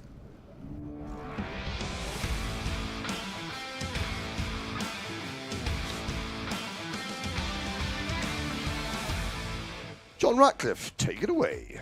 Yes, indeed. Now, familiar face taking pole position in this one, of course, is Macaulay Bishop for Dan Holland Racing. Alongside him on the front row is going to be Zach Green of Jamie Green Racing. Then it's Hayden Noah Mamassi and Harry Bartle there on row number 2. Then Lewis Bird and Harrison Mackey there on 5th and 6th. Fred Green and Mondi Jr. Canini go from row number 4. Then it's Jensen Graham and Taylor Orridge rounding out the top 10. Isaac Phelps and Freddie Lloyd. Behind them, Ewan Charman, the Charmander there on 13th. And it's Kian Geraghty, Aston Sharp, Alexander Savinkov, Lewis Islin and David McIntyre. Rounding out the top 20, we have Thomas Min Spearing and then Riley Cranham with Cathal Clark and Henry Carter on row 11, Morgan Moore and Sam Branston on row 12. Behind them, Laith Khan and Joey Brown on row 13. Then it's Flynn McDermott and Samuel Woolley on row 14. Then Kenzo Craigie and Joseph Smith from that repechage there behind them. Maya Patel, Tristan Powell, Ty Magia and George Quartermain round out the 34 kart starting grid. Look at that, the gaggle of karts heading down towards the final corner. You almost can't see any circuit. There are so many karts covering it and already beginning to battle. And now the battle really gets underway as we get the pre-final underway here for Junior X30. It is going to be Macaulay Bishop who holds onto it through Cafe. They're all getting a bit sideways. Bit of contact, and there's a crash in the background. Who's round there? That's the 63 for sure who was round in the background. That is Henry Carter. A couple more drivers involved in it as well, and it's all kicking off down at the hairpin as well. All facing in the right direction out of that one, though. A bit of jumping over the curb in the background. So it's already kicked off here on the opening lap in the Junior X30 final. But were we expecting anything different? Henry, as they're all going off down at the Bruno chicane. Couple of drivers cutting the circuit, but all rejoining. I was going to say, there was one car getting airborne going into the Cafe corner. Still cars clattering over the curbs. My goodness. 4 wide. I'd say, I've got to say, welcome back to the live chat. Nanny June cheering on her grandson, Harrison Mackie. We'll find out where Harrison is at the end of lap 1. The answer is he is up into 5th position, I believe. Indeed, we saw Harry Bartle dive down the inside going into Cafe Curve a moment ago. It was a great little move, and they're still side by side on the exit there. Look at that little bit of contact. We saw a bit of wheel rubbing in the KZ2s, didn't we? They're doing it again in the Junior X30s, and this is serious elbows out racing from the Junior X30 grid. Absolutely no holds bars, and they are flying in this one. Still over 10 minutes left to go in this. It's Bishop, Green, Mamasi, Bird, Mackie, Canini, Green, Fred Green then in 7th, followed by Bartle, Orridge, Graham, Geraghty, Fast, Freddie Lloyd, Lewis Islin, the Charmander, Ewan Charman, Savinkov, Branston, Spearing, Aston Sharp, Kenzo Craig, he's already up to 19th, followed by Morgan Moore, rounding out the top 20, but Bishop is under pressure from the Jamie Green Racing, number 10 kart of Zach Green. 10th in last year's championship. Zach Green has not had a great start to the season, but now he's coming back on song.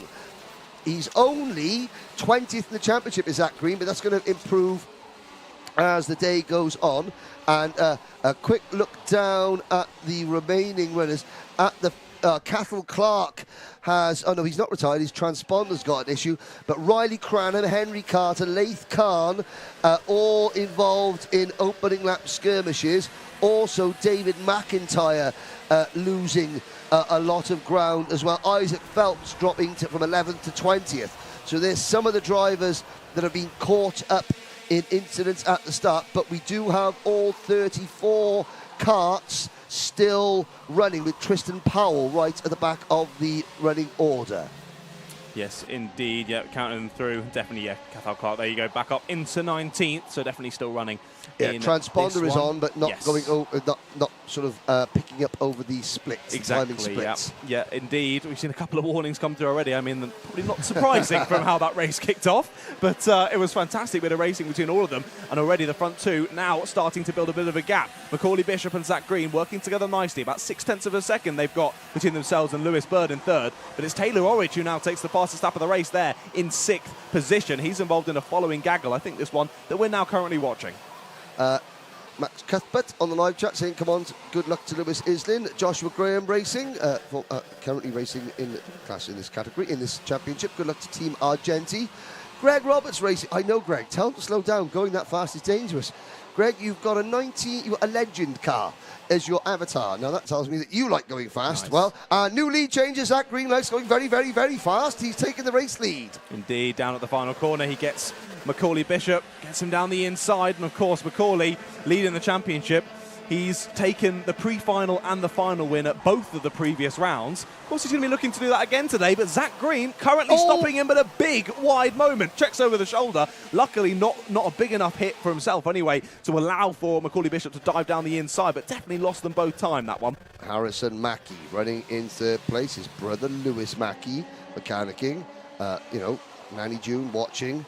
It's been great to hope that Nanny June is well. She was fantastic back in 2020 and 2021 when Lewis was racing. She was always cheering on her grandson. She was she was the Uncle Tyrone of 2021 on the live chat, and hope that you're well, June, and she's still cheering on her younger of the 2 grandsons, Lewis Mackie on the spanners, Harrison Mackie behind the wheel. Harrison Mackie closing in as new race leader Macaulay Bishop.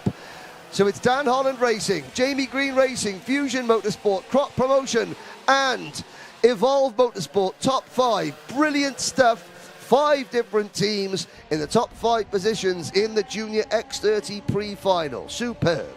Indeed, lovely bit of racing, trying it down the inside there, nearly getting on the grass was Zach Green, got it all sideways as he made contact with the rear of Macaulay Bishop's car, but just about holds on to it. Now, only driver I have seen make a move and make it move work. Oh, there's Harrison Mackie at the inside of Zach Green into Wilkins. The only driver that I have seen sort of like straighten off the corner and turn it into a 90-degree corner, get at the inside and make it work is Gabriel Stilp, who is the champion last year. Yes. He's here in the paddock now, ready for high-tech in the British Formula 4 Championship, Formula 3, Formula, I don't know. Formula 4. It's a single-seater, and it's doing very well, but it's good to see that Gabriel back here, and I think Zach Green was trying to take a leaf out of the Gabriel Still book of overtaking into this corner here, but no, he couldn't quite get the move done. It does mean that we've now got 2, 4, 6 drivers with Taylor Orridge at the back of this group, and a new race leader, Harrison Mackie. Takes it away from Macaulay Bishop. Macaulay Bishop thought he'd stolen it back. Now he'd shuffle Zach Green back, but a new challenger in Harrison Mackie takes the lead of this race. He's now the one pushing the way through the air, but for how much longer? Already back down the inside goes Macaulay Bishop there. Ignore your timing tower on the left. That is definitely not correct. Macaulay Bishop retaking the lead there side by side, going down into the Bruno chicane. Zach Green retakes second place, and we now have a 6-kart battle for the lead. Where did that happen? The Junior X30 Final from Shenington in 2022 was one of the races of the year. Last year's overall race of the year was the Junior X30 Final at Rissington.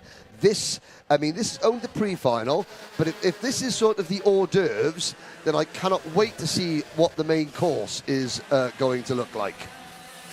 Yeah, this is just the starters, isn't it, really? As we head down into the hairpin once again, there's a late move down the inside, takes away second place once again, does Harrison Mackie. Zach Green had only just overtaken him to retake second place, but immediately he steals it back. Mamessi in the background has moved up a place or two as well. He moves into 4th place now, and this is all starting to kick off. A little bit of a gap between the top 3 and the following 3 at the moment. It's Lewis Bird who's just hanging on at the back of this little pack, but still just less than 5 minutes to go. We're nowhere near the end of this pre-final. Yeah. Biggest mover in the race so far, Argenti Motorsports number 44, Kenzo Craigie, up 13 places from 29th to 16th. There's the top 6, 7th, 8th, 9th, 10th coming through. As down towards Stratford Corner we go, and it's stupid. Now Macaulay Bishop, there was a strange line. He he took the racing line, then moved across a little bit earlier than he could have done, and almost got a little bit defensive when he didn't need to, and that does make him susceptible to a move going down one of the longer straights. Indeed it does. Yeah, they're all following single file, and once again, even in these Junior X30s, the slipstream matters hugely once you get down to this final corner at Wilkins, and you have to close them off. We had a couple of drivers getting penalties, actually the number 33 and the number 34. Samuel Woolley has just got a 5-second penalty there, and of course the driver whose transponder wasn't working earlier on, Cathal Clark, now also has a 5-second penalty as well. Yep, there we go. So the top 6. In 7th and 8th position, you've got Harry Bartle and Fred Green battling over 7th position. Harry Bartle, of course, this year's Team UK representative in the CIK FIA, or the CIK Academy. Awesome. Then it's Mondi Junior Canini in 9th, Fars Freddie Lloyd in 10th, followed by Cian Geraghty in 11th, Lewis Islin 12th, Jensen Graham 13th. Then it's Aston Sharp 14th, Kenzo Craigie now up to 15th, with the Charmander, Ewan Charman 16th, Cathal Clarkman 17th, and Isaac Phelps in 18th. Angus Bender working wonders with Isaac Phelps still, and he's up into the top 20. Morgan Moore from Ireland is 90th. Then Joey Brown rounding up the top 20. Joseph Smith from the Repechage up into 21st, and Sam Woolley, Thomas Min Spearing, then Henry Carter, Riley Cranham, Brian Finn McDermott, Alexander Savinkov from Ukraine, David McIntyre, George Quartermain, Bahrain's Ty Majia, followed by Laith Khan, Tristan Powell and Mayan Patel. Sadly, Sam Branston has had to retire. Cheeky move at Bruno chicane. Zach Green had pointed forward only a few moments ago to Taylor Orridge to say, hey, let's work together. Close in on these two. Taylor Orridge goes, no thanks, mate. I'm going to overtake you. Takes away 3rd position, and he's now pressing on forward towards Bishop and Mackie, who are leading the race. Mackie's managed to squeeze through on Bishop around that second half of the lap as well. So it's all kicked off at the front. We saw them fanning out as they went down into the first little hairpin. Through Cafe they go then. And now Harrison Mackie in the lead of the race. Still over 2 minutes left to go, though. Oh, yes. A long, long way to go. 2 minutes. Yeah, it's a long time in karting. In karting, yeah. 10 seconds is a long time in karting. But The lead sextet, that's 6 of them. Quintet is 5. Sextet is 6. So they've got about 3 or 4 kart lengths between each of them. So with 2 minutes to go, this is the calm before the final storm, I am sure. Oh, yes. Bishop just staying in the slipstream, everyone casually. They all look very relaxed now. No one's hunched down behind the NASA panel. They're all just very, very relaxed. Alexander Savinkov getting a 5-second penalty. So that will push the Ukrainian driver. He's 27th at the moment. And that will push him further down the order. Now, Bishop. Again, I'm not convinced by that line by Macaulay Bishop into that corner. It seems to cost him on the run up the runway straight. And Taylor Orridge almost had a little nibble at Bishop's rear bumper going in there. Have to say, so far, I'm going to touch wood, the racing between all 6 of these front runners, superb so far. Yeah, it's been super respectful. Squeaky clean, just what you want to see it. Very, very good indeed from Mackie, Bishop, Orridge, Green, Bird and Mimasi. It's been really good, really, really great to watch. And as you say, all seemingly very relaxed at the moment, but I'm sure it could all kick off in a moment's notice. Orridge just got through on Macaulay Bishop. I see out the window. There you see Bishop now in 3rd place. I know a bit of pressure from Zach Green behind now as well. Yep. If these 3 start to battle a little bit, it's going to be the best. I mean, Harrison Mackey's going to check over his shoulder and be very happy. Harry Bartle gets a 5-second penalty. He's in 7th place, so that's going to affect him massively, especially with how close everyone is at the front of the order. Yeah, that will drop him down to about 14th or 15th position. Kenzo Craigie still gained more place than anybody else in this race. He is up into 15th position. Yeah, he's not done a bad job, has he? Nope. I mean, not taking anything away from him, but we would expect that from Kenzo, starting so far back, moving through the field. But he's doing a great job of it. And yeah, as we said, to make those moves stick at this circuit without any contact is impressive in and of itself. So to move through, get no penalties and take that many positions, big shout out to Kenzo Craigie. Isaac Phelps gets a warning. Isaac is currently 19th. But so the clock has struck 0, John. Next time around, it'll be the last lap board. Let's check the order at the front now. Mackie leads Orridge by 0.2 of a second, by no tenths of a second. It's close up already, with Bishop and Zach Green 3rd and 4th. Then there's a little bit of a gap back to Lewis Bird and Hardy Norman. He's gone for it. He's gone for it for the lead. I swear he's gone for it for the lead. So look, let's have a look. 66 in the lead, yeah. Orridge has taken it. Let's have a look. We wait for it, wait for it, wait for it, wait for it. Here they are. Spotted. So yeah, spotted. got him into the first corner, into the left-hander before they even got to Cafe. With Flynn McDermott getting a 5-second penalty as well. They're handing them out like there's no tomorrow in this one. Well, but now, that's good. Exactly. New race leader on the final lap. Taylor Orridge takes it. Ignore Laith Khan jumping to the top there. That is not correct. Taylor Orridge hasn't been in the lead of the race his whole race, but he now takes it on the final lap. That's where it really matters. He's going to have to cover over the inside, though. Thinks about the inside. Bit of contact between the 2 of them. I'm not sure what the stewards are going to think of that. But out of the corner, he's going to slip to 3rd, and it is going to be the 21 of Harrison Mackey who takes the win on the road. Macaulay Bishop 2nd, Taylor Orridge 3rd, and Zach Green in 4th in that scuffle, but not sure what they're going to think about that one. What was very, very telling about that? No celebration from Harrison Mackey as he crossed the line. But provisionally, Harrison Mackey for Fusion Motorsport takes the Junior X30 Pre-final victory. Macaulay Bishop 2nd. Taylor Orridge 3rd. Zach Green 4th. Lewis Bird is 5th. Followed by Hardy Noah Mimasi in 6th. Harry Bartle is 7th. Then Fred Green in 8th. Freddie Lloyd rounds out the top 9 with Mondi Junior Canini in 10th. And then the rest of the running order: Jensen Graham, Kian Garrity, Aston Sharp, Lewis Islin and Kenzo Craigie. Now there are several position penalties to be applied. Yes, quite a number. The order that you're seeing now on your screen is the order before penalties, I believe. Yes, because Harry Bartle got a 5-second penalty in that one. There is Cathal Clark in 16th, followed by Morgan Moore, Ewan Charman, Joseph Smith, Isaac Phelps, Riley Cranham, Joey Brown, Sam Woolley, Henry Carter, Thomas Min Spearing, Alexander Savinkov, and Flynn McDermott, with David McIntyre, George Quatermain, Bahrain's Ty Majia, Laith Khan, Tristan Powell, and Mayan Patel, who I didn't see retire, but who did retire. Yeah.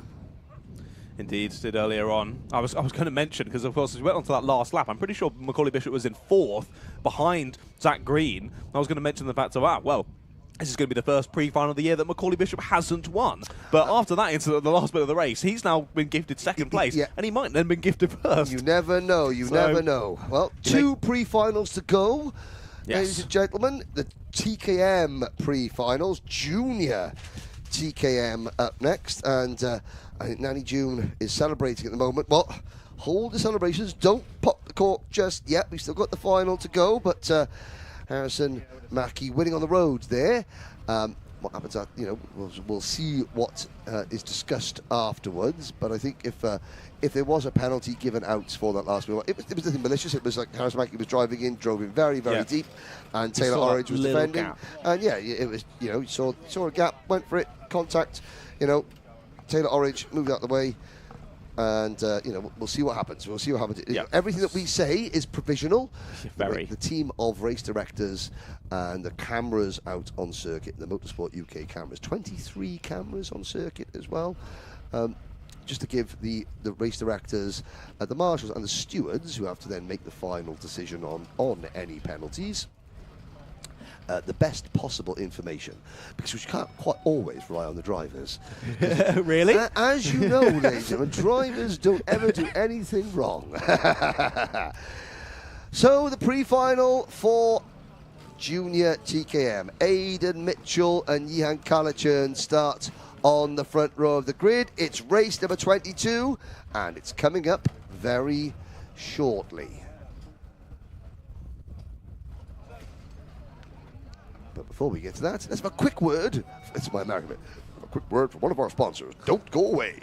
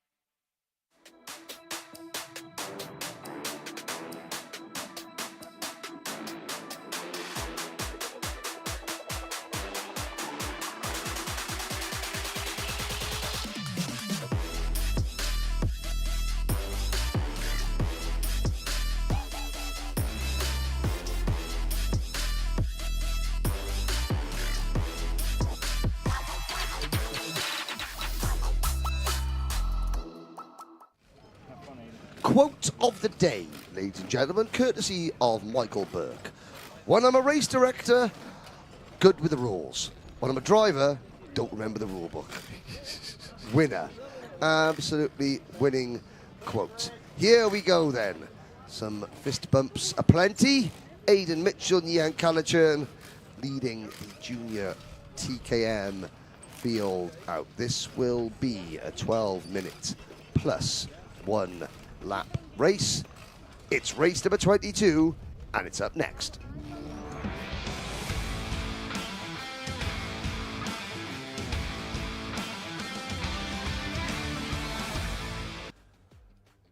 What excitement awaits us in junior TKM. Aidan Mitchell and Yihan Kalachern start from pole position. Leo Robinson and Willoughby Steele, the O-Plate champion, on row number 2. Patrick Leaf, the leading privateer, and Jake Humphrey go from row number 3.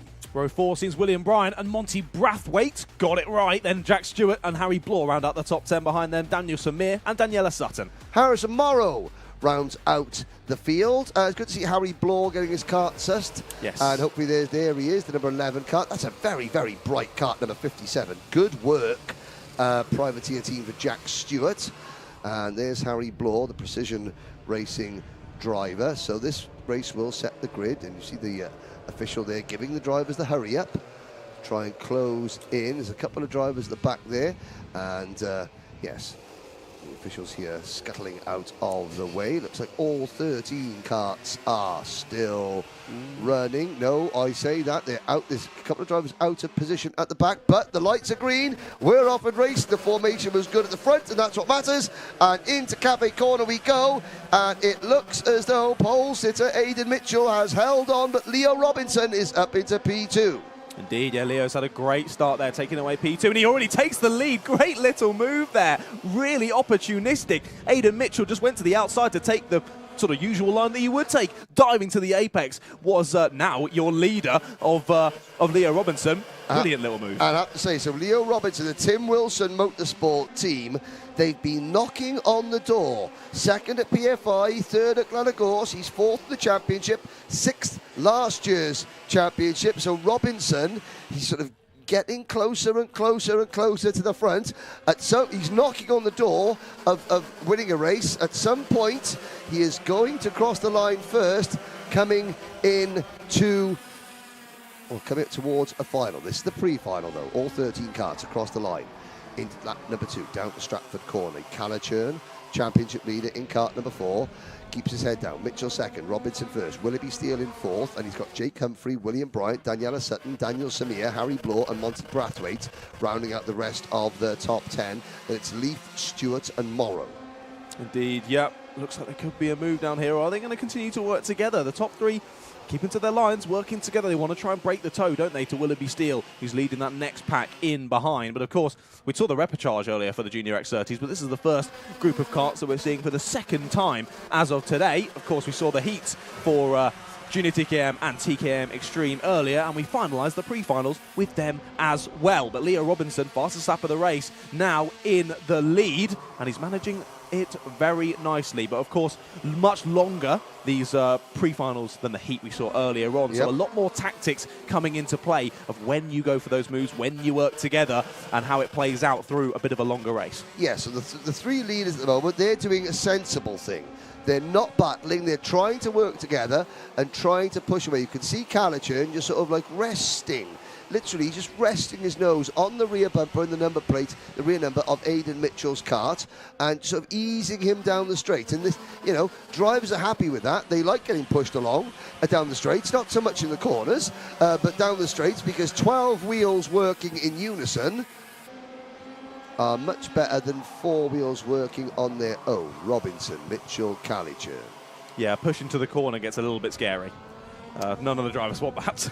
Yes, Willoughby Steele. Now, Willoughby Steele, it's been a frustrating morning for Willoughby Steele, because he's been quicker than the second main battle pack, but not quite quick enough to stay with the leaders. And it looks as though we've got a repeat of a situation.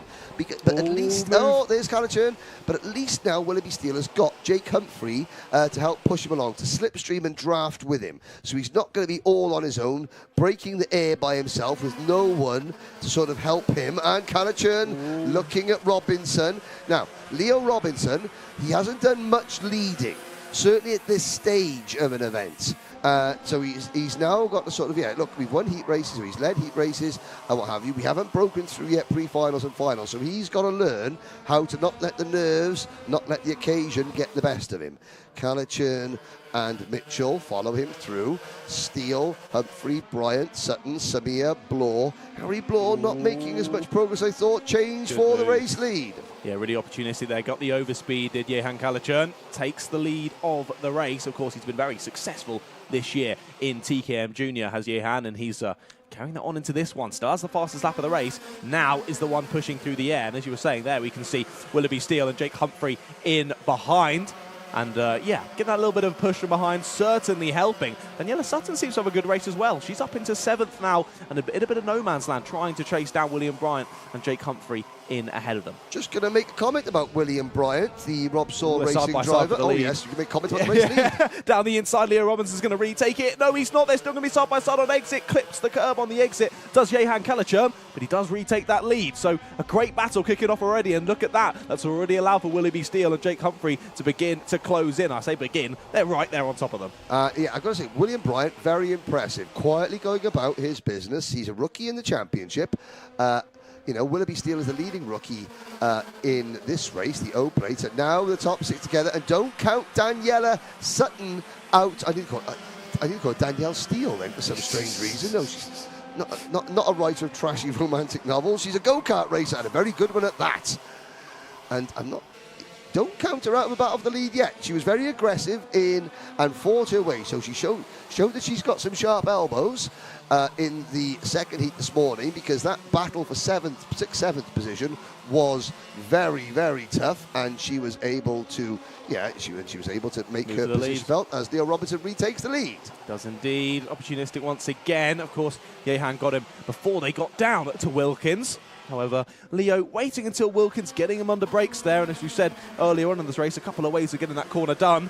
And it means that you can dive to the apex and just chop off the driver you're overtaking on the exit. But Jehan is still right there in behind, pushing him down the back straight towards Stratford hairpin, and back down the inside goes Mr. Calichurn. Retakes the lead of the race. Yep. And Aidan Mitchell, Willoughby Steele, you can see Aidan Mitchell saying, right, come on, let's push up to the front. He's telling his precision racing teammate Willoughby Steele to say, come on, push, let's go. Let's, we can see they're fighting. We've got a good shout here. Just looking there. Okay, I'm looking at this. John is drinking a strawberry water, ladies and gentlemen. It's very tasty. But it's a fun strawberry water with some fun graphics. It is. It is. So it's Polish. Very good, very good. Oh, there's and that's a very English move for the race lead. At the inside, I got the apex. If you want to try and go around the outside and go on the grass, that's your choice. Leo Robinson takes the lead. Ian Calichurn chooses the break and fall back in line at the second position. Mitchell almost trips over him coming through Stratford corner, and there's a singer saying, Aidan Mitchell, forward, push, go, like a war cry. Yeah, stop looking back at me. Look forward, let's go forward. Also, impressive, Patrick Leaf now takes the fastest lap of the race. He, of course, was in 4th place, I think, for most of the heat that we saw earlier, battling up at the front. So, doing another good job in this one. Calichurn back at the front. So he takes, they're just swapping, aren't they? Back and forth, back and forth. I'm running out of fingers and toes to count the lead changes, but don't worry, I'm not going to take my shoes off. Oh, please, goodness, please. I'm glad you changed shoes from the washout of yesterday. Oh, yes. I also did the same. Yes. Soaking wet trainers that have been worn for 48 hours straight. And a humid commentary box did not a happy marriage make. No. But back down the inside, retakes the lead again. Does Leo Robinson tries to follow him through? Does Aidan Mitchell? But nope. Jehan Calichurn chops him off there as they go down into the S's, the Bruno chicane. Now, I was expecting Daniela Sutton to sort of close in because of the battling that's going on. It hasn't quite happened yet. We've had 6 lead changes in the last 3 laps, ladies and gentlemen. And I've got to say, I'm not, touch wood, there's 4 minutes to go. The racing has been spotless. Absolutely spotless here in Junior TKM. What I would say to any sort of, any privateer parent, anyone who's currently in either Honda, Water Swift, or Micromax, running as a privateer, and look, they're moving up to junior next year, but they're thinking, oh, and there's William Bryan at the bank. Wow, he clipped the curb, and it just sent the car up the bank. There's grass and detritus all over the circuit there, but Bryant's almost take off. And that's a very, very grassy go-kart. He was nearly vertical there, wasn't he? Yes. That was a 4.5 with extra added pike position. And of course that has slowed Willoughby Steele down a great deal, and it's dropped Willoughby Steele back into the clutches of Daniela Sutton. As I was saying, if you're a privateer driver and you want to move up to the British Championship, you're concerned about budget, and you're moving out of cadet next year, look at Junior TKM. Got to say, yes, there are teams in it. You can run at the front of the privateer. You've got professional teams. These are the cars. I mean, karting costs money, but this is the most budget of all the junior classes. And just look at the racing. Look at the racing. Brilliant stuff. Mitchell now up to second. Calichurn's going to be leading the race by the time they come out of Cafe Corner. Watch this. I was going to say this is the first time in the race, I think, where it hasn't been Leo Robinson or Jehan Calichurn in first and second. But tries to battle back, does Callaghan, but isn't able to do so. So Mitchell holding on to second place there, and Jake Humphrey just sitting back in fourth, waiting for it all to kick off, it seems. Still 2.5 minutes left to go in this one. Plenty of laps for it to continue to kick off. As down the inside for the lead then goes Aiden Mitchell. Takes it away from Leah Robinson. They're going to be squeezing onto the curb on the exit. Watch out for that grass on the racing line, and Leah Robinson goes back to the lead. It's all still chopping and changing, and I predict it might continue doing that for the last 2 minutes. Well, now you've got to say why. You know, the Marshall team will get out there and clear that grass off the racing line. But it's a bit like Mario Kart. There's still an obstacle now. Something else to make it a little bit more interesting, as if it needed it. Now, thank goodness we don't have blue shells in this. 2 minutes to go. Can I get through the running order without a lead change? Let's see. Here we go. Robinson, Mitchell, Callaghan, Humphrey, the top 4. Leaf, Sutton, Steele, Samir, Brathwaite, and Bloor, the top 10. Stewart, Morrow, and Bryant. Whew. Let's do that. Yeah, Sutton has fallen off into that second pack then. She wasn't a bit of no man's land. They're still battling here at the front. Callaghan retakes second place then. And smashes into the grass, so the marshal's no longer needed. Yehan's done it for them. Yes. Tries it down the inside, might make a bit of contact there through the British again. They're going to be 3 wide on the exit. Oh my goodness. Leah Robinson retakes it. Yehan Callaghan second. And watch Jake Humphrey. Humphrey back into third now.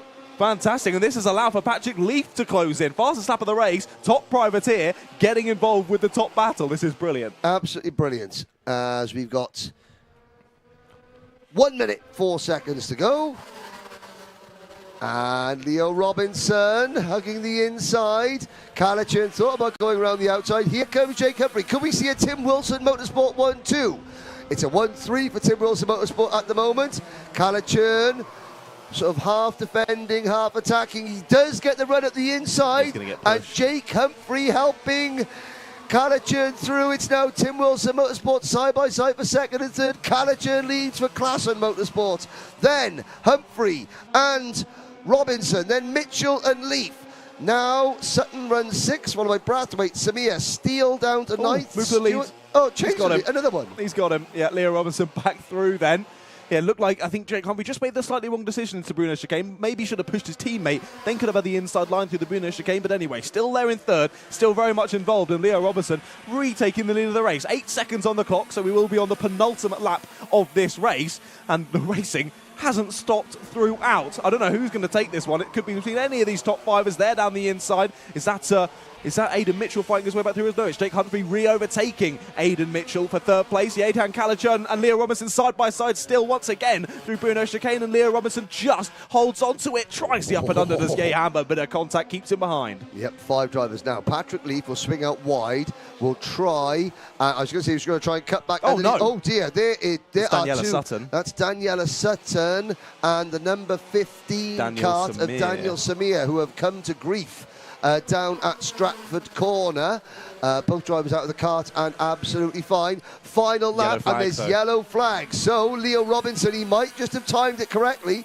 He'll only have about half a lap to defend. So there's the incident. Oh, and they've gone off big time outside under braking for Stratford Corner. And now it's game on again. Now it's game on into Bruno chicane. Robinson, Callaghan, Humphrey, Mitchell, Leaf in that order, but not for much longer, I'm sure. Who's going to get the better exit? It's all going to matter here. Move to the inside already. Does Leo Robinson holding the inside? Callaghan's trying around the outside, but he could be under pressure from Jake Humphrey. Jake Humphrey down the inside for second. Trying to follow through is the 14 of Aiden Mitchell as well, but Callaghan holds it round the outside. Not going to be able to challenge for the lead. What a brilliant move. Retakes second, gets shuffled up to the outside. Does Humphrey? He's going to lose third and fourth. He drops to 5th on the last lap. What a fantastic race. That's going to be race of the day for me. That is race of the day so far, ladies and gentlemen. That was only the pre-final. What have they got in store for us in the final? Willoughby Steele finishing in 6th position. Monty Brathwaite 7th. The top 5 separated by 0.3 of a second. And the 2 teammates in the Tim Wilson Motorsports awning. It's going to be an awkward chat on the way back. Yes, I know. Well, we didn't see the incident. Someone might have spun in front of them and they took evasive action, but there was certainly a territorial dispute amongst the colleagues there. So, top 10, Robinson, Callaghan, Mitchell, Leaf and Humphrey, Steele, Brathwaite, Stewart, Bloor and Harris and Morrow takes a top 10 finish for Klassen Motorsport with William Bryant, Daniela Sutton, Daniel Samir running out the order. There's a very happy looking Leo Robinson. He will start the final from pole position. It does mean, ladies and gentlemen, that we have but one pre-final to bring you before the Paddock show. It is TKM Extreme. I do recall the second heat this morning being also quite good, John. Yes, it was pretty brilliant, to say the least. Some fantastic racing, and I mean, as we've seen from the junior TKM pre-final, having a slightly longer race just means more time for battling. Yes. So I'm very happy to give these guys a little bit more time on track for the pre-final. Let's see how this one goes in TKM Extreme. Yeah, that junior race is one of those you just want to run them. They want to keep them going until they run out of fuel. Yeah, exactly. It was that good. It was that good. So Alfie Garford will be starting this one from pole position. Alfie Garford, he won the 20. Let's have a little look. He won the 2021 Junior TKM title. He beat Alistair Cresswell, but he didn't win a race all year. Wow. So points make prizes. It's just like I was chatting with Jesse Phillips on that little interview that I did. He hasn't won a final yet this year. No. And we were chatting about that, and he just wasn't really too concerned. He was like, obviously, it's great to win a final, but equally, I'm just trying to score consistent points and keep that championship lead. And that's what it all comes down to at the end of the day. Yes. Now, let's have a look on there. It's trying to... You could see Charlie King's dad. No, that's Charlie King's mechanic is there on the outside. He's got his beanie hat on, so I can't quite think. There's Chris Whitten looking up at Craig Luffman, his mechanic. Craig Luffman celebrating an anniversary. Poor wife, that's what I'm going to say. Earlier this week. So hello, there's... Instead of wishing them the best, you're wishing her the best. Congratulations, Craig. Commiserations to you. Good luck. Now, okay, so third driver back on the right-hand side of your screen. There's Lee Whittingham, and you can see his dad with glasses there, Robin. Please watch for an upcoming feature that we did. It's called Lee Whittingham Racing for Heather. That we filmed yesterday, so please watch YouTube later this week. It's a great feature, very emotional feature. Very touching. Obviously, Lee's mum Heather passing away late last year, and Lee, as you can see on the back of Lee's crash helmet, he's got a little symbol with his mum's name on it. Oh, no, hang on a second. What's Joe Cheek saying? He's up and out of his wagon. Dave, my dad's forgot to put it together again properly. Dave, what should I do? My dad's forgotten to bolt it up right. Yes, that's just my impression of Joe Cheek. Yesterday he had a few mechanical issues. Stop being so cheeky. Sorry, I do apologise to Mr. Cheek, who's a great mechanic. There's Simon. I've got to say, those Talco Vera T-shirts that Simon gave, I quite like them. Me too. No, John. Oh, hello. Look, I crashed my go-kart, and his dad's like, Daniel, get over here, pick your go-kart up, stop posing, come on. Sorry, I just wanted to say to everyone, I'm okay. Look, Mum, I'm okay. Dad's like, get the carts! But yeah, please watch out for the feature on Lee Whittingham coming up later this week. It's a very, very good and emotional watch, but an uplifting one as well. Like you're mentioning with the back of his helmet is lovely. Also the panel on the steering wheel. I'm not sure what you'd call it. The dash. The dash on oh yes, lovely. Yes. Well, we'll really see. I see that. But I was interrupted mid-flow by Daniel Samir waving the camera. So the Vera Tools shirts that Simon Garford has got on there that they sponsor, I really like them. Now we are commentating on behalf of Wera. Yeah. Yeah, and I really like those shirts. Yeah, I really like it as well. I think I'd really wear like it every day. I would actually out in public. For the sponsorship. I would wear it just to represent. Just to represent. I mean, we're representing Vera on the air now. Exactly. And those shirts are lovely. Oh, sorry. Anyway, I kind of need a new race suit. I might be pushing it a bit too far with that one, I think. Good luck at making a race suit big enough to squeeze my my winter coat in. Right, here we go. It is the last pre-final of the day. It's race number 23, TKM Extreme, and it's coming up very, very shortly.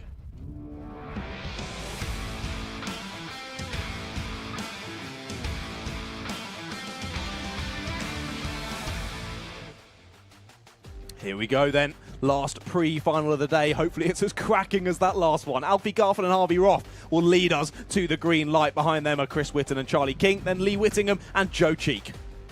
On row number 4, we have Michael Cornell, Kai Springfield, Luke Jarman, Aaron Lask, Ashton Cox, and Kian Bennett. That's your top 12. Row number 7 sees Oliver Bowen and Spencer Lane. Behind them, Liv Jenkins, Andrew Platt, and Jessica Fitch-Hall rounds out the 17 karts on the grid for this one. Right, there we go. We're on the rolling lap. And you can see some of that hard-working Alpha Live camera crew out on the circuit. They'll be pretty thankful they weren't out yesterday, I think. Yes, yes. I'm always saying, I really wish we should cover the heats as well, do 2-day broadcast. Yeah, I agree. Camera crew were like, no. No. So, they're not warming their tyres. You're not allowed to warm the tyres. They're checking this. No, yeah. No, they're just checking the steering, making sure it's all, making sure the tyres are on. Yeah. All Check that. back and forth, back and forth, I mean, back and forth. to be fair to the camera crew, they needed a sunny day after the day they had at GYG. Yes, the yes, previous yes. event before last, Yes. when we had the IAMEs out and the KZ2s, that was rather wet. Well, it was mildly moist, to say the least. So, under sunny skies at Shenington, the TKM Extreme Pre-final is go. And into turn number 1. Harvey Roth, I think, has taken it. Yeah, he has. That was a great start from the Tim Wilson Motorsport driver. And out of Cafe Corner they go. Roth, the O-plate, leads them. Garford back to the inside. He overcooks it, can't get it parked on the apex. And it's now 3 wide. No, it's briefly 3 wide. Charlie King saying, come on. Oh, we'll go. Oh, wheel-to-wheel stuff. Garford and King going into the Bruno chicane with Joe Cheek up into 4th position. I think that was Garford getting a little bit of a knock from behind from Charlie King that just unsettled him under the brakes, sent him a little bit far wide. But luckily, the leader, of course, Harvey Roth, had the awareness about him to see what was happening, give him a little bit of a gap, and that is not the best line round that corner. That was number 44 kart of Kian Bennett running out of bitumen. Coming through to Cafe Corner. Look at the live chat there. Salvador Garcia Perez saying, Vamos, Mateo Garcia. Vamos, Mexico. Well, you could come back a little bit later for the Watershift Restricted Final. And what do we got here? We've got amazing race. Good luck to DRS driver Daniela Sutton from Stuart Brierley. Uncle Mark Robinson is cheering on from... Well, Leo Robinson, no wonder he was happy. He's got family members driving in, watching in Kenya. Lee Whittingham went a little bit wide there through the Bruno chicane. Not sure if there was a contact or not, but either way, he was out on the marbles, on the gravel, on the outside. He's dropped a couple of positions there. I think the stickers on the outside, on the number stickers, were getting well acquainted with one another. Yeah, of course, yeah. And it's Roth. So Vic Crowthers, Leo Robinson getting a lot of support on the live chat. Chloe Chong, formerly of this parish, saying good luck to Sukmani Kira. And Chip Riley's good luck to the big promotions send driver. from Joe Cheek there down the inside. Nearly took 2 positions, but has got a bad exit because of it. Looks like he's now going to be re-overtaken as they go down into the Bruno chicane. Oh, this is good. Tim Wilson Motorsport versus Klassen Motorsport. 1-2 in TKM up at the front. This is what you see. You've got Precision Racing, you've got Rob Saw Racing as well. But, Precision Racing have been in and out of this championship. They're back with the force this year. But the 2 consistent presence in TKM that have been the backbone of the class for several years in this championship, there are obviously other teams out there, are Tim Wilson Motorsport, Klassen Motorsport. Klassen Motorsport will be running since 1998. Wow. In TKM. Dave Klassen has, I think... Oh, and there's signalling going on there, saying, "Come on, think. Let's think. Let's all try and work happily and work together." Chris Whitten, head down. That was Joe Cheek, wasn't it? He was giving that point forward. I think because of that earlier little scuffle that he had out of the same corner that dropped him a couple of positions. So he's wanting to change that negative momentum into some positive momentum, start moving forward once again, as he was sending some good moves earlier on in this race. That top group beginning to break away quite nicely now with Joe Cheek sort of at the back of it. Liv Jenkins there and thereabouts as well. Then a bit of a gap back to Spencer Lane there in 8th position as they start a new lap of the race. Just less than 9 minutes to go. And Joe Cheek, as we talk about him now, takes the fastest lap, so definitely don't count him out. Yep. Through Pitts Bend to Stratford Straight. You're not seeing Charlie King challenge Harvey Roth for the race lead. He's content to just sit and follow, and they're pulling away from Kai Springfield. Kai Springfield has got a career best finish of 2nd. He's got 1 second place and 2/3 in the British Championship. so he knows how to get onto the podium. I think he got a podium here in 2022. That could have been his last podium. He's now dropped to 4th place. Alfie Garford goes back through. Chris Whitton is next in line, but Springfield closes the door, and that brings Cheek into 6th position. Jakins is not far behind in 7th, then a bit of a gap back to Lane, Cox, Whittingham, Lask, Bowen, Jarman, Cornell, Bennett, Platt and Fitch Hall. Yeah, good move from Alfie Garford. Clearly feeling he's the one that should be leading that secondary train, pushing forward towards Roth and King. Of course, as you say, Roth and King doing the smart thing, working together in the early parts of this race to push on ahead, open out that gap and break the toe to the 4 or 5 drivers that are there and behind. Of course, we loved seeing a junior TKM, the top 5 or 6, just squabbling the whole race. Yeah. Maybe it wasn't the smartest thing to do if you want to take the win. These drivers doing the heads up driving. 7.5 minutes still to go. Let's just continue to work together here before the gloves come off. Yeah, exactly. With a minute or so to go. Just try and sort of thin the pack, thin the herd ever so slightly. Like Darwinism in karting, so like only the strong shall survive to battle for the win in the last lap of the race. Exactly. I'm looking forward to it. The further back, so. You've got a lot of battling further back. It's like 3 or 4 massive gaggles, isn't it, now in this race that have sort of split off. And I think we were saying about they're working together nicely. The 3 behind now working together nicely are definitely closing in. Half a second now between King and Garford. And there's the second big battle pack, and that was Spencer Lane trying to defend from the all-red kart of Ashton Cox. Ashton Cox on the Gillard chassis. Let's have a look. Ashton Cox, yes, the Gillard, actually the Litchfield Motorsport engines. And, a little move to the inside there. Yeah, that privateer kart is going very well that was indeed. Ashton Cox, wasn't it? Yeah, here's Ashton. And he's got now here's a move from Lee Whittingham. Whittingham on the number 11 kart of Lane. And that is a position gain. That's Lee Whittingham into 9th place. But Spencer Lane now side by side once again. Luke Jarman just behind them in 11th. Then the all-white kart of Michael Cornell holding off Oliver Bowen in the number 55. Kian Bennett. Aaron Lask down in 15th position in the number 3 kart for Precision Racing. Something is not quite right there, because Aaron Lask, he's only 60th in the championship, but then I think there was an exclusion from the opening round at PFI. It's not a reflection of his pace because he was on the podium. And there's Michael Cornell making a move, and Spencer Lane making a move. Synchronised passing into Wilkins. Do they get extra points for that? Style points, yes. Yeah, cool. But think back to, remember that time you said it's all quite sensible at the front about 2 laps ago? Yeah, I know. I've just looked out the window. I just looked out the window as well, and there you are. Yeah. There you go, viewers, for your proof of the pudding. So Ross threw into the lead, and King's dropped down to 4th then in that scuffling. Yes. In fact, no, he's dropped to 6th. Charlie King has dropped to 6th. There he is. So he's gone. I met Kong this morning. One of Charlie's mechanics, whose assistant's Kong, who's a character. Let's just say that. Well, I mean, the way he was ordering breakfast, he eats like a king. I'll tell you that. Now, so it's Roth, Garford, and Springfield. Springfield's just been setting fastest lap after fastest lap as well. And again, Kai Spring. You can see where Whitton and Charlie King. Oh, lead change. Springfield has just been very smart so far, and there he goes, a bit of 2nd place. And really, Kai Springfield hasn't. Right, follow me with this, viewers. Kai Springfield hasn't made a move. He's gained 6 places without making a move. Other people have done the move for him. They've opened the door, and he's just calmly followed through. Yeah. That is smart driving. However, he can't do that anymore. Can't do that anymore. He's only got one person in front of him. He's now got to start using the door knocker himself. Exactly. And Alfie Garford will probably say, nope, not home. Exactly, and not only is he focusing forward to try and make that move, he's now got Harvey Roth, the O-plate, right behind him. No cold callers, sorry. No cold callers. Hopefully he's got a Ring doorbell. Yeah. Now, so Harvey Roth, the O-plate champion, didn't have a great day yesterday, but, is back on form here today as they come up toward the Bruno chicane. Oh, what a shot. Great view. It shows how, no suspension on these go-karts. Bit bumpy. That's why all these drivers wear their rib protectors. Yes. Yes, quite literally.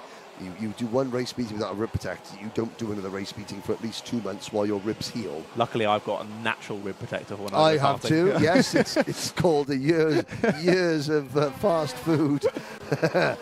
Yes. Self-insulation. That's why we're dying in this commentary box right now. It's warm. Air conditioning there is not, shall we say. Down towards Stratford Corner. 3 minutes to go. 1, 2, 3. Garford, Springfield, Roth. Then a gap back to Witten in 4th. 5th is Cheek. 6th is Charlie King. And Charlie King is really dropping back now. He's really dropping back, and he's into the clutches of Liv Jenkins, who's running in 7th position, doing an excellent job in her first year as a senior driver. This is the site of Liv Jenkins' only career British Championship podium. It was opening round of 2022 as a junior. She just lost out to Leon Frost, her teammate, and it's good to see Leon back. We'll see him later. We'll see him later in the senior X30 final. There it's all changed at the front. It's all changed at the front. Springfield is in the lead now. They're still side by side for second. Roth versus Garford, and Roth's got it. So Garford down to third. Yep. And so Kai Springfield, great driving. He's on that Birrell ART chassis. The Jade prepare his engines. He's running as a privateer. 7th in the 2020 championship, 10th in 2021. Didn't race all last year, or missed a round or something. I wasn't seeded last year. Took a podium though here in the opening round of 2022, and now leads the pre-final with 2 minutes to go. Pretty impressive stuff. No, he doesn't. No, he doesn't. Of course he doesn't in the pre-final. And now the move from Alfie Garford down the inside into Cafe as well. They're going to be side by side on the exit. He's going to try and force him to the grass there. A bit of contact between the two of them. And who's sat behind? Chris Witten getting involved as well. He's going to try and follow him down the inside. Bit of front to rear contact as well. A bit of side pod contact as well. It's all kicking off here, but Chris Witten does take the place up into third. Yes, he does. And Springfield and all that hard work, and now there'll be no. Yes, now he can't just sort of. And that is Aaron Lask. I said there was a problem with that kart, and it proved to be true. Here is the second group, led by Luke Jarman. In 8th position, Ashton Cox 9th, Oliver Bowen 10th, Michael Cornell 11th, Cian Bennett 12th, Lee Whittingham has fallen all the way back to 13th. Then it's Spencer Lane, Andrew Platt, and Jessica Fitch Hall. Yes, I'd like to, again, with other races we've seen earlier today, I'd like to focus on about 3 different battles at the same time. Split screen would be lovely. Yes, if we could have 27 cameras out on circuit, that'd be great. And there's Joe Fowler in the blue T-shirt, who's now helping with the Classic Motorsport team. Former race winner, junior British champion, back before the modern era. Okay. Before the modern era, Joe Fowler. Now, the front two have just started to break away a little bit, haven't they, Roth and Garford? Springfield's there, and I think Springfield's having to think about Chris Witten behind, isn't he, rather than looking forward to the 2 ahead. So, a little bit, he's in the challenging position there in third. Yeah, 30 seconds to go, top 5. So, Charlie King, championship leader, is now behind Liv Jenkins. So, Liv Jenkins has made the move. Up into 6th position, King back to 7th. We didn't see how that all happened, did we? Where they lost out from being the front 2 who were leading by themselves. So maybe a bit of contact has caused a bit of damage or something. Not so sure. Who knows? And look at this. Now here we go. It is Roth, Garford. Somebody else brings a wounded wagon into the pits. Oh my word, that was Witten giving it the beans going into Bruno Chicane, and he missed the apex, and it has cost him big time, and it's blown that battle wide open. Witten committed and then just sort of outbraked himself. Other karts had to take evasive action. It's a head-to-head fight. Final lap begins. Roth leads, Garford second. Was it not the other way round at the start of the last lap there where Roth was chasing Garford? I believe it might have been, you know. And Garford came out on top. And King is back ahead of Jenkins. Springfield has fallen well back. And Chris Witten down to 7th position now. No, I think... Ooh. Oh, where is Chris Witten gone? Oh, maybe a problem with the transponder. But here we go. Anyway, into the Bruno Chicane. It is still Roth leading from Garford. Is Garford close enough? Roth checks over his shoulder. I don't think Garford can make a move. No, I don't think he's quite close enough. Yeah, Witten back up to 4th on the timing, so that was a bit of a transponder issue there. But it doesn't look like he's going to be close enough, does it? Harvey Roth has done a great job of managing it now. He's got to the front, and he is going to take the win in the TKM Extreme Pre-final. What a race that was. Very different to the junior TKM, but still a fantastic squabble at the front there. Yes, indeed. And look at that. Joe Cheek comes home in 3rd position. Great result. Snuck to the podium there, didn't he? Yes, unnoticed. He just sort of like, again, just keeping his nose clean. And the karts stay together. So Joe Cheek finishes third. Chris Witten 4th. Kai Springfield in 5th, followed by Charlie King in 6th. Liv Jenkins was 7th. And the top 7, despite all that, covered by 2.7 seconds. Then the battle for 8th place went Michael Cornell's way. Excellent, excellent drive from Michael Cornell. He's the privateer's privateer. He's the poster boy for all privateers. Michael Cornell, you know, great to see him in the championship. And again, coming out on top of a really hectic battle for 8th place. Luke Jarman finishing 9th, Ashton Cox 10th, followed by Oliver Bowen, Cian Bennett, Lee Whittingham, and Andrew Platt. The last finisher was Jessica Fitch-Hall. We lost Spencer Lane and Aaron Lask. Whew. Well, ladies and gentlemen, that was an excellent morning's racing. And not you, John, but you, the viewers, now have a 30-minute treat. Oh, what a treat. What you a get treat. to see our faces. The Paddock Show. Enjoy. We'll see you after that for the finals.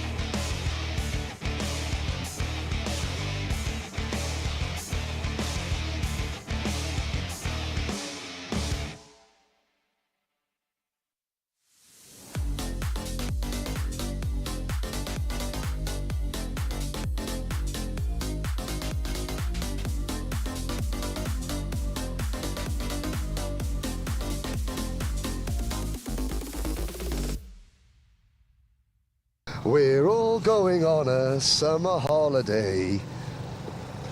Ladies and gentlemen, the British summertime has arrived in full force at Shenington. It's the Paddock Show. It's round 5, event 5 of the 2023 Wera Tools Motorsport UK British Kart Championship. He's John Ratcliff. I'm not John Ratcliff. Here is a very wet and windy Paddock Show, and I have to say, John, that Alpha Live, James Fitzhugh and Motorsport UK have given us some brand new muffs. And what do you not want to get muffs? Wet. Wet muffs are bad. Brand new ones, even worse. And it's the first ever in the 2.5-year history of the Paddock Show that it's a wet Paddock Show. Perfect timing. Shenington, built 1959. Started karting here 1 year later, 1960, one of the oldest tracks in the UK, one of the most fabled tracks in the UK. It's been a very busy day, hasn't it, John? It's been very busy. I was going to make a joke about you being there at the first meeting, but I'll leave that one be. But yeah, it's been super busy, as you say. My hair was at the first meeting. It's long gone now. There we go. No, it's been super busy. Loads of on-track action. Very changeable conditions, of course. Everyone was practicing yesterday in the dry. Today, it's basically just been throwing it down, so it's been changeable. And then again, I think for tomorrow, for the racing, it's going to go back to being dry again, isn't it? It's the thing with Shenington is it does not dry quickly. Glenagorse, the last 2 rounds, it was pelting it down, thunderstorms, lightning, monsoon. It really 20 was. minutes later, you're on slick tyres. Yeah. Here, very, very different tarmac. It's an old airfield, and it stays wet for a long time. It's actually stopped raining about 2 hours ago. Yeah, thank goodness. And yet it is greasy. The karts are all on wet tyres. We've got 1 or 2 more heats still going on right now. Yes. But tomorrow we've got a full slate. 18 races, I think we got to bring you tomorrow. Huge amount. It's going to be huge. Right, let's go to the fun bus. By the fun bus, I mean the Class and Motorsport awning. Let's It's about do it. time. So this weekend we've got Water Swift Restricted, Yes. Water Swift Unrestricted, Yes. Junior TKM, TKM Yes. Extreme, KZ2, Junior X30 and Senior X30. We've got 2 drivers from Bahrain, 2 drivers from Mexico, 1 driver from China, Uncle Tom Cobley and all. But do you know what? If the weather's not feeling great, there's one awning in this paddock that will cheer you up no end. It's the Class of Motorsport awning. Come on, Mr. Cameraman, in we go. In you go, sir. it's about time we actually have a look at some results. So, the junior TKMs, the TKMs have had one heat today. One heat, Mr. Carrichurn? Yes, one heat today. And the junior, for the first time all year, John, the junior heat was not won by Ihan Carrichurn, was it? No, second. Second place, Aidan Mitchell. Congratulations, Aidan Mitchell takes a victory in junior TKM.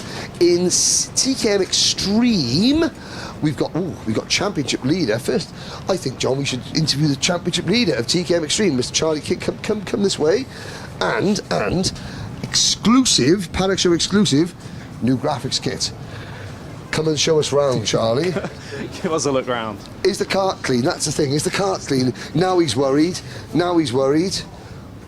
Well, I made him fake change a couple of wheels earlier, so they're definitely on now. Okay. So that's good. Right, hang on a sec. There's tyres, there's mud, there's all sorts going on here. Right, first things first, Charlie. How did Heat 1 go for you? It's all right. We come 4th from 6th, so it's good points. Good points. The championship standings in TKM Extreme are ridiculously close, aren't they? Yeah, I think we're 9 points clear, but on drop rounds it's like 6, so it's still stupidly close. So still got to keep everyone behind. Now, Mr. Ratcliff, please give us your learned opinion on the new Charlie King graphics kits, if you would. Absolutely please, stunning. That's got to be at least half a second, I would say, my friend. It hasn't been this weekend. GYG possibly, but we didn't have it on for then, so no. No, Charlie. I don't like this negativity. This, we came into Classimoso because the fun only. You seem rather glum. What's gone on? Ash isn't here though, so we need someone to lift the spirit up. There's Dave over there. Team principal, right? Dave Classen has gone. We'll have a quick chat. So Charlie has got qualified 6th, finished 4th. Joe Cheek. We'll speak to Mr. Cheek. Second British Championship round in seniors. How has today gone, sir? Well, we had a clutch drum come off, partly my fault. Oh. Oops. So it could have gone better then. So he started 17th, back of the grid, and he crawled up, I think it was 10 places in about 2 laps, lap and a half, 2 laps, something like that. And then it sort of levelled out. But tomorrow's a new day. And then what came loose? His chain guard come loose. It's not been My fault as well. I was going to say, no wonder Joe's not here. He's off sulking, not at the results. He's sulking at you. No, he's all right. He's all right. Joe's always all right. Always sulking about him. Now there's some more ne'er-do-wells and wrong-uns over there, John. Go on. Who we got there? I know. It was a rhetorical question. Cue John Ratcliff. Hello, Charlie's dad. Hello. How are you? I'm not bad. Yes. I like the bucket hat. Yeah, it's all right, isn't it? Keeps the rain off me out. It's been a bit chilly today, so you definitely need one of those. Yeah, it's been cold. I've been in the van drying out all day, so... I was going to say, I assume you haven't really been watching at trackside too much. No. I assume you're... Only Charlie's race. Okay. Only Charlie's race, Good. yeah. So. I mean, you kind of have to do that one, I feel. Yeah, definitely. Okay, good. Yeah. And you enjoyed watching that? Yeah, it was all right. Yeah. It was all right. Quality wasn't good. No. Got drenched. But we're loving the new look of the car. Right, personal opinion. No. So we found out that you don't like it, and it somehow made him go a little bit slower as well. Yes, definitely. Yeah. I found the hardest working person in the paddock, the person responsible. Who are we? I'm Charlie's sister. Charlie's sister. Charlie's sister has got a... Is your brother keeping his brand new graphics kit on his go-kart clean? Are you looking after it? Yeah. Excellent. It's a bit muddy in here, isn't it? Yeah. There we go. British summertime. Right. Let's go this way. Let's go. We shall now have a little chat. Cameraman needs to try and find a way out now. Yeah. There's an Ash Classen here. Mother hen, come this way. Right. Succinctly describe your flock's day. It's a family show. It's been really good. It's been really good. Okay, yeah, okay. We haven't had a Well, apart from Joe... bad day.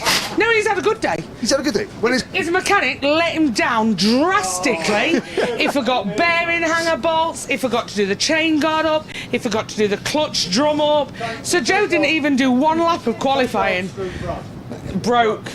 Yeah, so Joe broke down just before that black and white line on the floor. so it didn't even cross the line for qualifying. So Customer Relations 101 with Ash Classen, ladies and gentlemen. There we go. it's been good. It's been good. Yeah. Ian Callaghan is the E-plate. Double. Shenington Super Pre was here last weekend, and Ian won that. Why does Dave hide out there all the time? I can't say the word I was going to. It's just a very scared little boy. Also known as your husband. Paul Classen's son. Yeah, but also known as your husband. Yeah. If you want to call it that. Oh, Dave! Dave! Uh-oh. I'll get him. Right. Follow. Right, goodbye. Hang on. This is Paul Classen's son, Dave, and I'll leave you with him. Okay, first, right. So, the Classen family are one of the hardest working, longest serving families in all of karting. Your late grandfather Pete and grandmother Marge, they were instrumental in setting up Rissington, and also worked here for many years. Pete was the race director, the clerk of the course of my first ever race, and he black flagged me because I lost my nose cone, didn't come in. Obviously, your dad Paul is one of the most sort of respected technical directors, scrutineers in the world, and you run a TKM team. Happy days. Yeah, run a TKM team. I had an option of doing what my dad does. We looked at that, and then in '98 I started the race team, and I enjoyed that a bit more than being on the other side of the fence. No, well, good. It's great that so the sport is still young enough to have original people at the very start. So 1959 was the first kart event at Lakenheath in the UK. And this circuit opened a year later, and there are still names like Hines, Classen, Turney, and Allen that are still involved in the sport to this day. Generations, and I think as well you've got Jake Coward, who goes back. His grandfather goes way back as well. So there's a few of us that are 3 or 4 generations that are involved. I did try and get my son involved, but he's not going to do it. Okay, there we go. Congratulations, the longest interview you've ever done. Well done, congratulations. There we go. Right, John Ratcliff, let's talk about some go-karting results. We now have beers. No. Right. We'll collect those later. Getting into trouble. Right, go-karting, So John naughty. Ratcliff. Yes. Waterswift, thank you, Classen Motorsport. There we go. Marcus Littlewood in Senior X30. Let's go this way. Let's go over here. Let's go this way. Why did we come back outside for that interview? I now can't see. I'm just hating. It's fogged. I can't see just because I'm old. Evolve Motorsport. Hardy Mamasi is on track at the moment. And in fact, there's no empty awning, but a very smart empty awning. Let's have a little look at the results. Of course. Waterswift, there was a very, very, very good performance by Riley Cranham in Waterswift. It was Archie Lovett. Sorry, in Riley. Waterswift, Sorry, Archie. Up 24 places to take the win. That is all of them. Nearly all of them. Yeah, pretty much. I think there's 25 on the grid. Incredible. Still wet and slippery. It's going to be a very, very interesting day tomorrow. Qualifying was again wet. It may dry out a little bit, but the weather is not looking too clever. Here's what's the remnants of Hannah Lang's KZ2. Mr. Brookman, what's gone on here? Damage first lap, and then just really struggled. I mean, you can see how bent the back is. It's not been a good day really. So I must remember in the most recent KZ2 Heat, there was a nasty accident on the opening lap. I think Hannah Lang was involved, Sam Moore was involved, Charlie Cole went through about 87,000 sets of tyres, but he's okay, and the metal bits will be fixed. It's all okay. It's all repairable. It's just frustrating. We were really quick this morning. And the pace is gone, but these tyres are so critical on tyre pressures, so critical. So I think we might have got it wrong, and that's cost us. Well, good luck tomorrow. Right then. John Ratcliff has got some go-kart drivers. Look at John, look at John. Hello. Nat, where have you gone? Hello, Nat.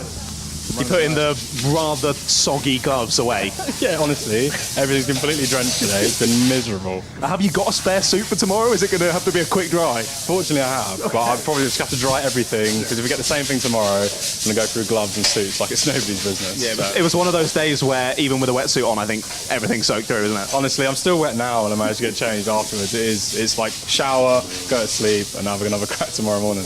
That sounds pretty good to me. Now, you got rather wet, but did you enjoy it out there? Was it good? Yeah, I had points in which I was enjoying it.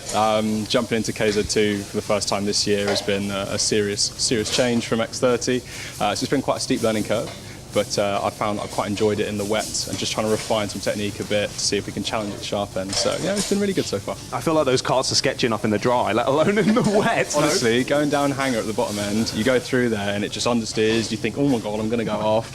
But no, they're really good fun, really good fun. I've done that corner in the wet in a Club 100 kart and that was scary enough. So I don't envy you, to be honest, mate. No, they are. They're pretty sketchy. I mean, the Club 100s, I mean, the tyres they use, they must leave them on there for forever. 3 months. No, they're good fun. I'm glad you had fun, mate, and well done. I look forward to seeing you out there tomorrow. Cheers. Have a good one. Thanks. A quick look around. We've got many birrels in the Jade awning. Right, let's have a quick look. Let's get the results out. Yeah, I can do that. So, here is the cart, the wagon of Motorsport UK's Young Academy Driver of the Year, Marcus Littlewood. Senior X30, our Motorsport UK Young Academy Driver of the Year, finished second. Very in good. heat number 2. In heat number 2, behind Kalai Atkins. And second in heat number 1. Behind Kalai Atkins again. Yeah. There we go. So it's someone else other than Gus Lawrence winning. I know. Which is strange. Let's have a little look here. Number 52, James Pashley in Senior X30. James, double TKM Extreme champion. I just want to point out. Ewan Thomas down here. Now, Ewan was trying to hide. Now, a driver that tries to hide for the Paddock show, that Ewan.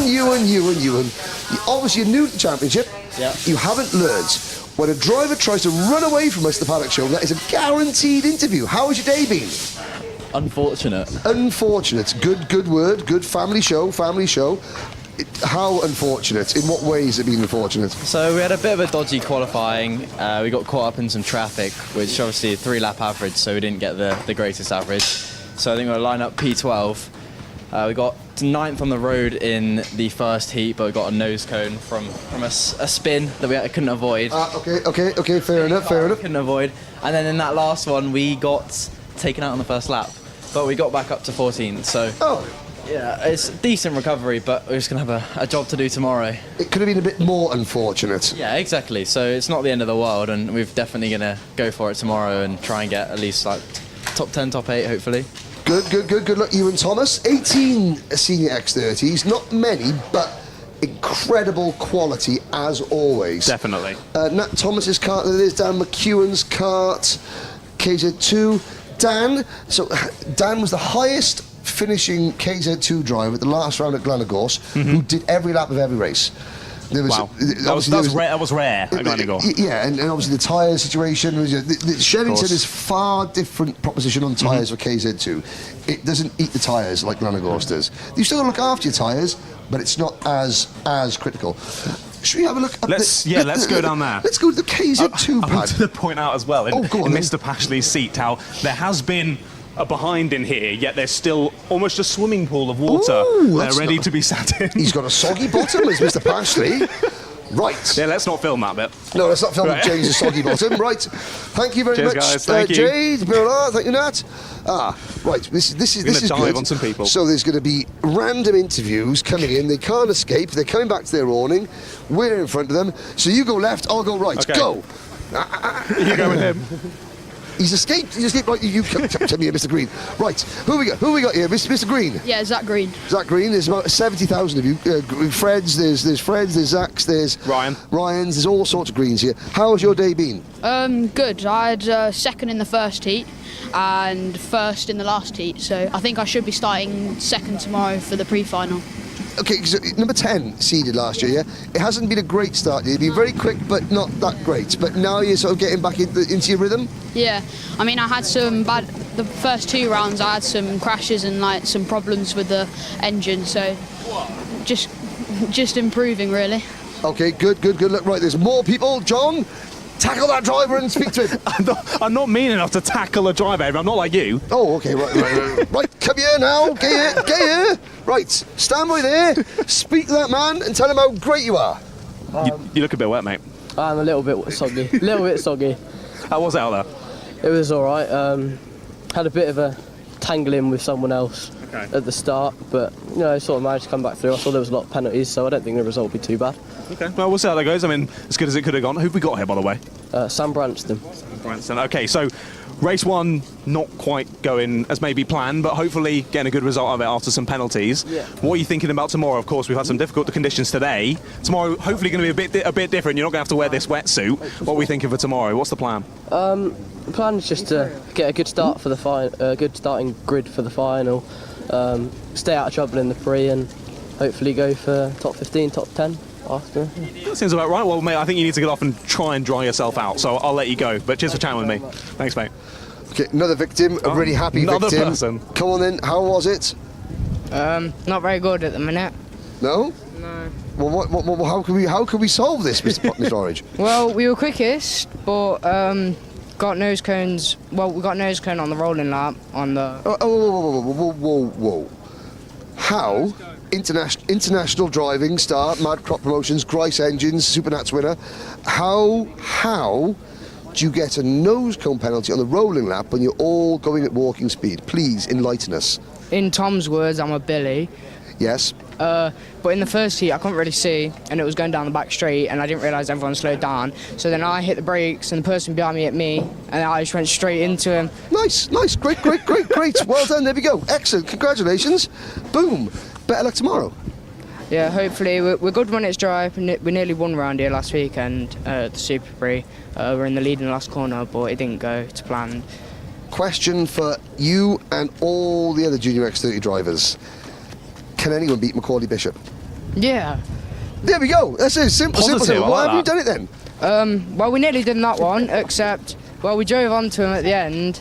He's just quick at the start. He's just good on the tyre at the start. Well, and it's hard to catch up to him at the end of the race. Oh, there we go. You've got some fans behind you as well, by the way. Oh, we got fans. Right. Thank you very much. Try not to get a nose cone on the rolling lap. Right, who have we got? Okay, 1, 2, 3, 4. Number 1, Philly Lines. How's your day been? I want quali, heat 1, heat 2, position, and then one word to sum up your day. Go. Okay, so qualified 4th. Great. Yep. I agree. Heat 1, 5th. Oh. Yep. Now you look even better. Okay. Lewis Mackey, thank you. 5th, great, good. Yep. Heat 2, we had a nose cone of a collision on the last lap, but I don't even know where I finished. There we go. So in one word, sum up your day. And yeah. Yeah. Okay. That was sum up. Right. Next, driver name, class, quali, heat 1, heat 2. Sum up in one word. Go. I'm Alfie Davison, Fusion Motorsport. It wasn't really good in qualifying. I got 10th. Okay, 10th. And then in heat 1 I think I got 13th because 14th, sorry, because it was very wet and I couldn't really see.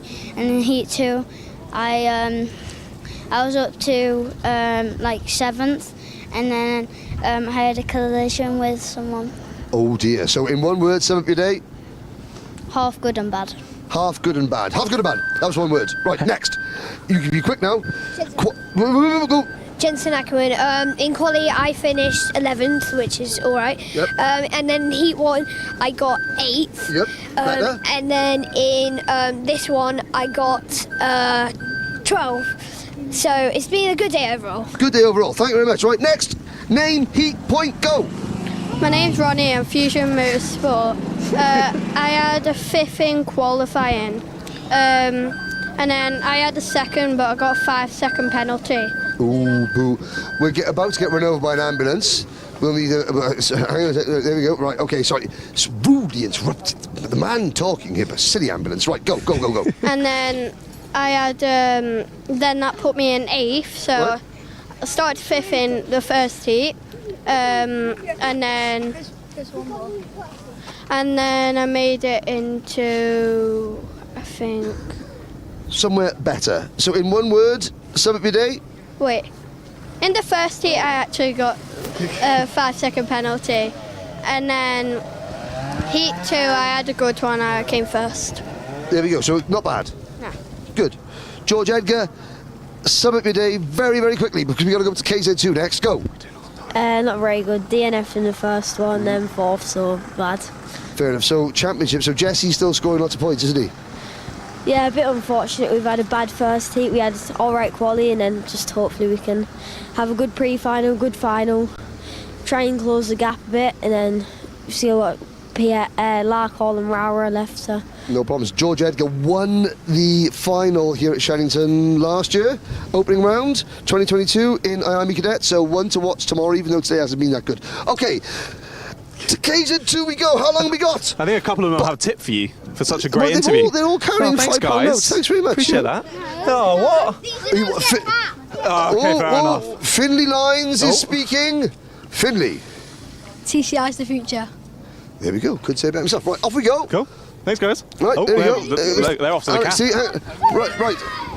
Oh, right, yes. Hi, Les Latham. How are you, Les Latham? Are you okay? Yeah, we're just going to give you some info. Oh, we can have some info later on. We're going up to KZ2 now. We must dash. We've got about 5 minutes, I think. 5 minutes, right. Quick walk. Let's do this. Quick walk on. You're making our cameraman's job a bit hard. Ella Stevens, KZ2 Championship leader. Tom Adams won in the office. One he's having a discussion about his win. He's discussing his victory with the stewards. Right, so we got 4 minutes and 12 This is like an seconds obstacle course with everyone leaving. leaving. Right, okay, here we go. Mr. Caraman is doing a sterling job, Mr. Caraman. It's very impressive. Marshalling team here, don't forget, the most important people in all racing. So, Water Swift restricted, we had Austin Gibson, championship leader, won the first heat. Indeed. Second heat, yes, so Austin Gibson, heat number 1 winner. Heat number 2, Austin Gibson P2, it was Ronnie Carter who took the win. We just spoke to Ronnie. We did. He was sort of trying to tell us that he won the race. Now, there's a green post and a yellow post. Our cameraman can't see either. In the middle. Yeah, he's made it through. That was like the worst bit of Tetris ever. But you can see, so we haven't had rain, but look how wet. It's absolutely sodden still. It's still sodden. This does not dry quickly. Look at the puddles. There you go. It has been a doozy. I think I could make a puddle of that size just pouring out of my shoe, to be honest. More racing going to be our first port of call, possibly our only port of call. Possibly. But we do need to speak to our KZ2s. Right, there's Miles Murphy's kart. Miles was so in the KZ2 heat we just had, accident on the first lap. Miles was leading, then was overtaken. Questionably whether it was before or after the restart. That's why Tom Adams is discussing anything. Sam Moore, how has the Demon Tweaks kart gone today? Very well. It has gone very well. Yeah. Are you enjoying Shenington a lot more than you were enjoying Gladagorse? Yeah, well, they've altered a few little things with the regs, so to make GYG, or the situation of GYG, not the particular driver or anything, remove the situation really. Yeah, we're happy at GYG until the final, and we're happy here now. We've had a really, really good day. We had an issue with Josh, but other than that, we're pretty sound. We're up there, and that's all we come racing for. That's all that matters. Miles Murphy has come 7th for the last 3 years? Twice in 3 years, yeah. Twice in 3 years. And the other year he was... Number 6. Yes, big 6 and then big 7. Right, John, come on, let's go. We'll try and... There's Josh... There's Morgan Porter's kart. Morgan, have to say, did so well at Glenagorse and just ran out of rubber, you know. Yes. Right, here's the man. Right, so John, this is... This is my mate. So ready for the interview. This is my mate. No interview. No? No Okay. interview. I'm gone. Hi. Hi. You ain't giving him the mic. Well, normally you've got to go round and you've got to speak to all your drivers at John. Yeah, we'll have a break. So you and John go round and just very quickly, we've got about 3 minutes left. I think so. 3 minutes left. Okay, so go. Go on. I'll follow your lead. You're now the lead commentator. Right, just speak into that bit, and here we go. Right, so we'll pick on a have you got any drivers? Josh Price. Gosh. This young man's going to get to ex-British touring car driver Josh Price. Go. Hi, Josh. Hi. Yeah, it's been pretty good. Where did you qualify? I qualified 9th, I think, today. That's bad. Who do I what, sorry? Support. Support? What? Man's, yeah. What, as a team or? Team. Team, more racing. Oh.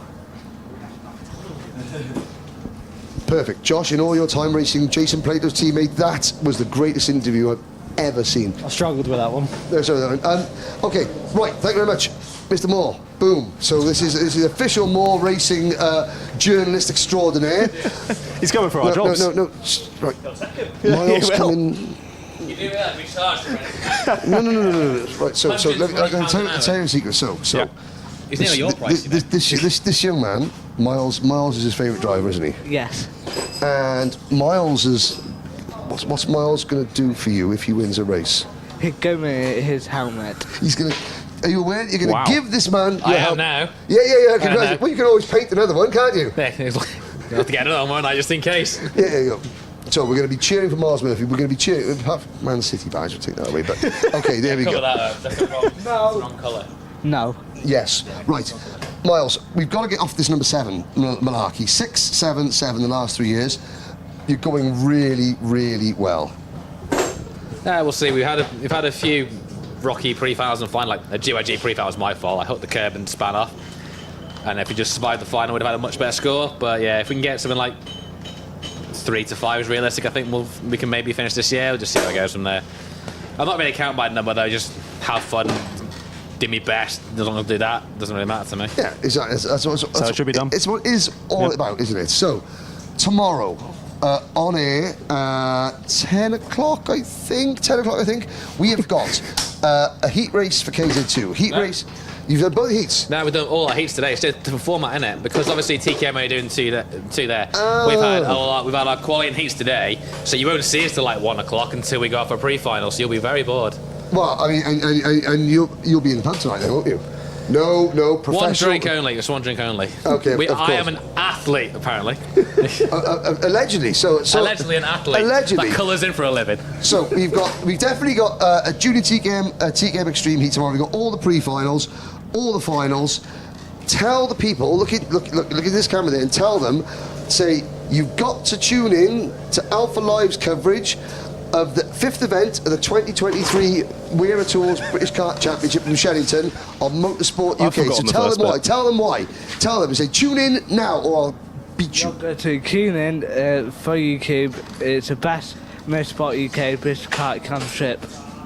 The best. It's the best. Don't you forget it. There we go. It's the best. No, see you tomorrow. See ya. No post.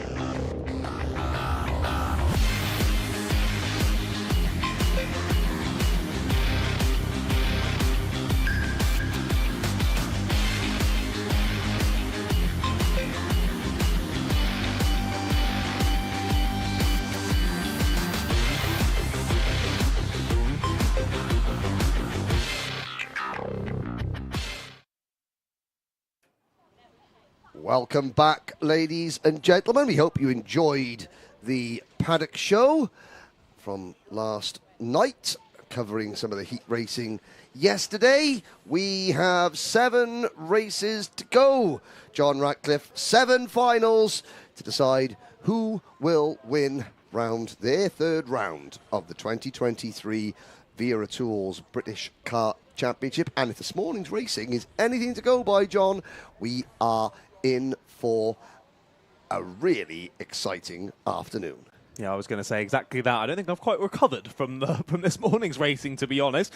And we're already jumping into the finals. Of course, the finals slightly longer than the heats and the pre-finals that we saw earlier. I'm right in thinking 15 minutes plus a lap in length for these finals. Correct. So tactics again are going to play much more of a factor, particularly in these older drivers in these faster karts, such as Senior X30, which we're going to be seeing out first for their final. I think tactics really going to come into play, and a good number of drivers closing in, I'd say, on maybe even 10 drivers who I could see maybe taking the win in this one. It's going to be really, really exciting. Yes, they are. So the mechanics clear the grid. 18 drivers in total. One driver, Leon Frost, is going out on wet tyres. Interesting. That is because he accidentally, or he's actually walked out of Parc Ferme with his slick tyres on, and therefore he's no longer allowed to use them. So, welcome to Shenington Kart Racing Club. They've been racing here since 1960, but it's the heroes of 2023 going out now. It's Senior X30, the final, up next.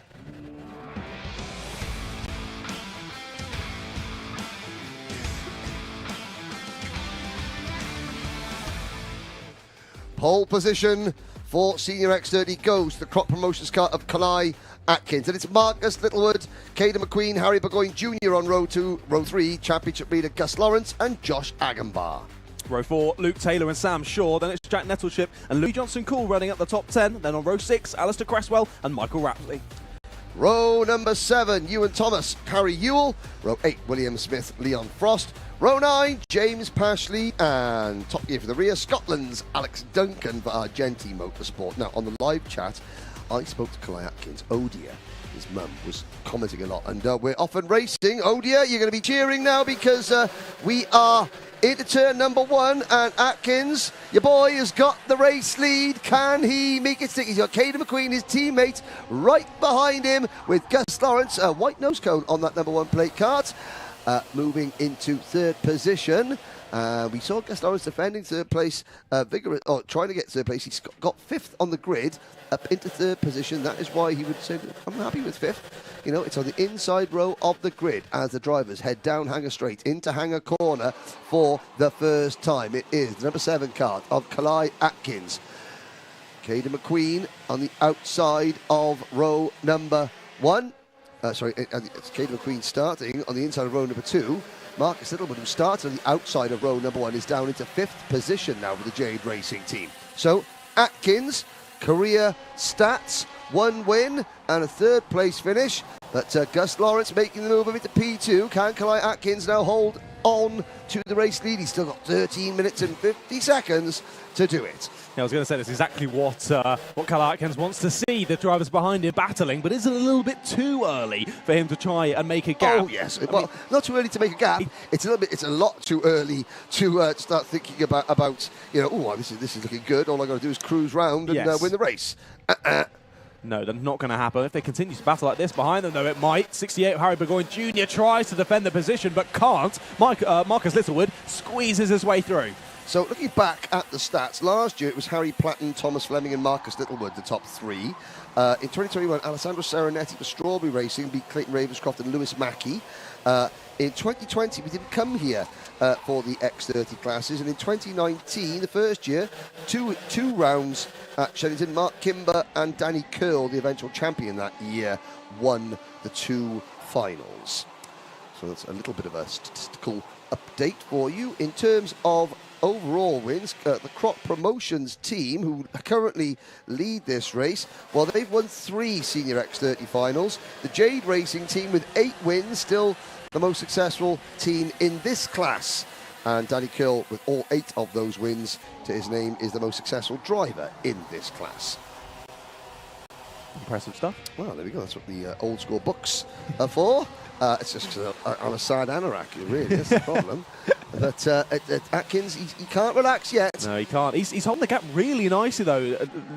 No matter the fact that he's the only one pushing his way through the air at the moment. He's got Gus Lawrence and Caden McQueen behind working together still, but he's holding the gap nicely for the moment. Sam Shaw's just set the fastest lap of the race as well. He's very much within that secondary pack. Of course, we saw in their pre-final, Sam Shaw got in a bit of a kerfuffle, hit that barrier on the outside of Stratford, and then just wasn't really there on the pace after that, but he seems to be back on it in this one.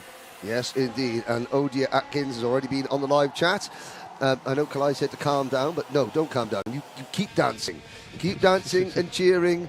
But Gus Lawrence, at the moment, closing in. Lawrence say, can we call Gus a crafty veteran nowadays?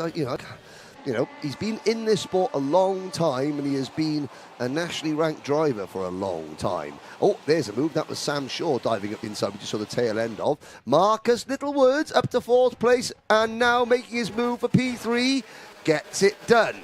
That was exactly the same place where he overtook Harry Burgoyne Jr. as well, so clearly liking a move there into that first left-hander. Now, out onto Stratford corner we go. Atkins, again, yes, he's not defending, he's not looking over his shoulder. But again, 11 minutes to go, he'll sense, when Gus Lawrence starts closing in, if Gus Lawrence starts closing in through the Bruno chicane. There is the battle for 2nd place. Lawrence, Littlewood and McQueen. Behind them, a gap to Burgoyne Jr. running in 5th. Shaw is 6th, his premium teammate. Luke Taylor, a very impressive 7th. Then it's Nettleship, Agambar, Pashley, your top 10. Johnson Cool, Rapsy, Duncan, Thomas, Cresswell, Ewell and Smith. I'm not sure if they allowed Leon Frost. No, he wasn't allowed to take the start because the meeting has been declared dry. If it was declared open, then he could go out on wet tyres. But because it's still dry, he's not allowed to use his wet tyres. That's so gutting. A little mistake like that and can't even compete in the final. Well, again, it's the same thing. You spent 7 months out of the paddock because he's been in school doing his exams. And again, just tiny little things that you forget, But it's happened before the season. Sam Ward, it had happened in at Kimbolton, Just a slight error. Just forgetful. The mechanics are so stressed, things have gone wrong with the car. Broke with the car. Changed for 2nd place, though. It's going to be, again, at the first corner down the inside goes Marcus Littlewood, and you could see on the last lap, tried the same thing, just wasn't quite close enough, but you saw him set it up through the final Wilkins corner there, getting that wide line to cut it back, get a good exit, and make sure he had the run down to the first corner to get the inside line, and he did just that, up into 2nd place now, and I do think from the pace he's been showing in this race so far, he is the best driver, at the moment anyway, to be leading that train of 3, pushing them forward towards Carl Atkins. Yeah, so of course, Gus Lawrence is riding a 3-race win streak at the moment. He won the last round of 2022, the first 2 rounds in 2023, so we can't count him out yet, but there's only 17, 18 karts in the class, so points are, it's harder to lose an advantage because the worst you can finish is 18. It's not like Junior X30, but the worst you can finish is not even in the final. So Lawrence is now calculating points. He's finishing every race, and he's just managing that championship lead. Because Kai Atkins failed to finish at Glen, of course. So did Caden McQueen. Marcus Littlewood comes into this round 5th in the championship. The driver running P2 in the championship, Harry Burgoyne Jr., he's behind Lawrence on the track. So Gus Lawrence is fine. You know what? Some of the other drivers have had retirements and have lost lots of points. I don't mind finishing 1 or 2 places behind them.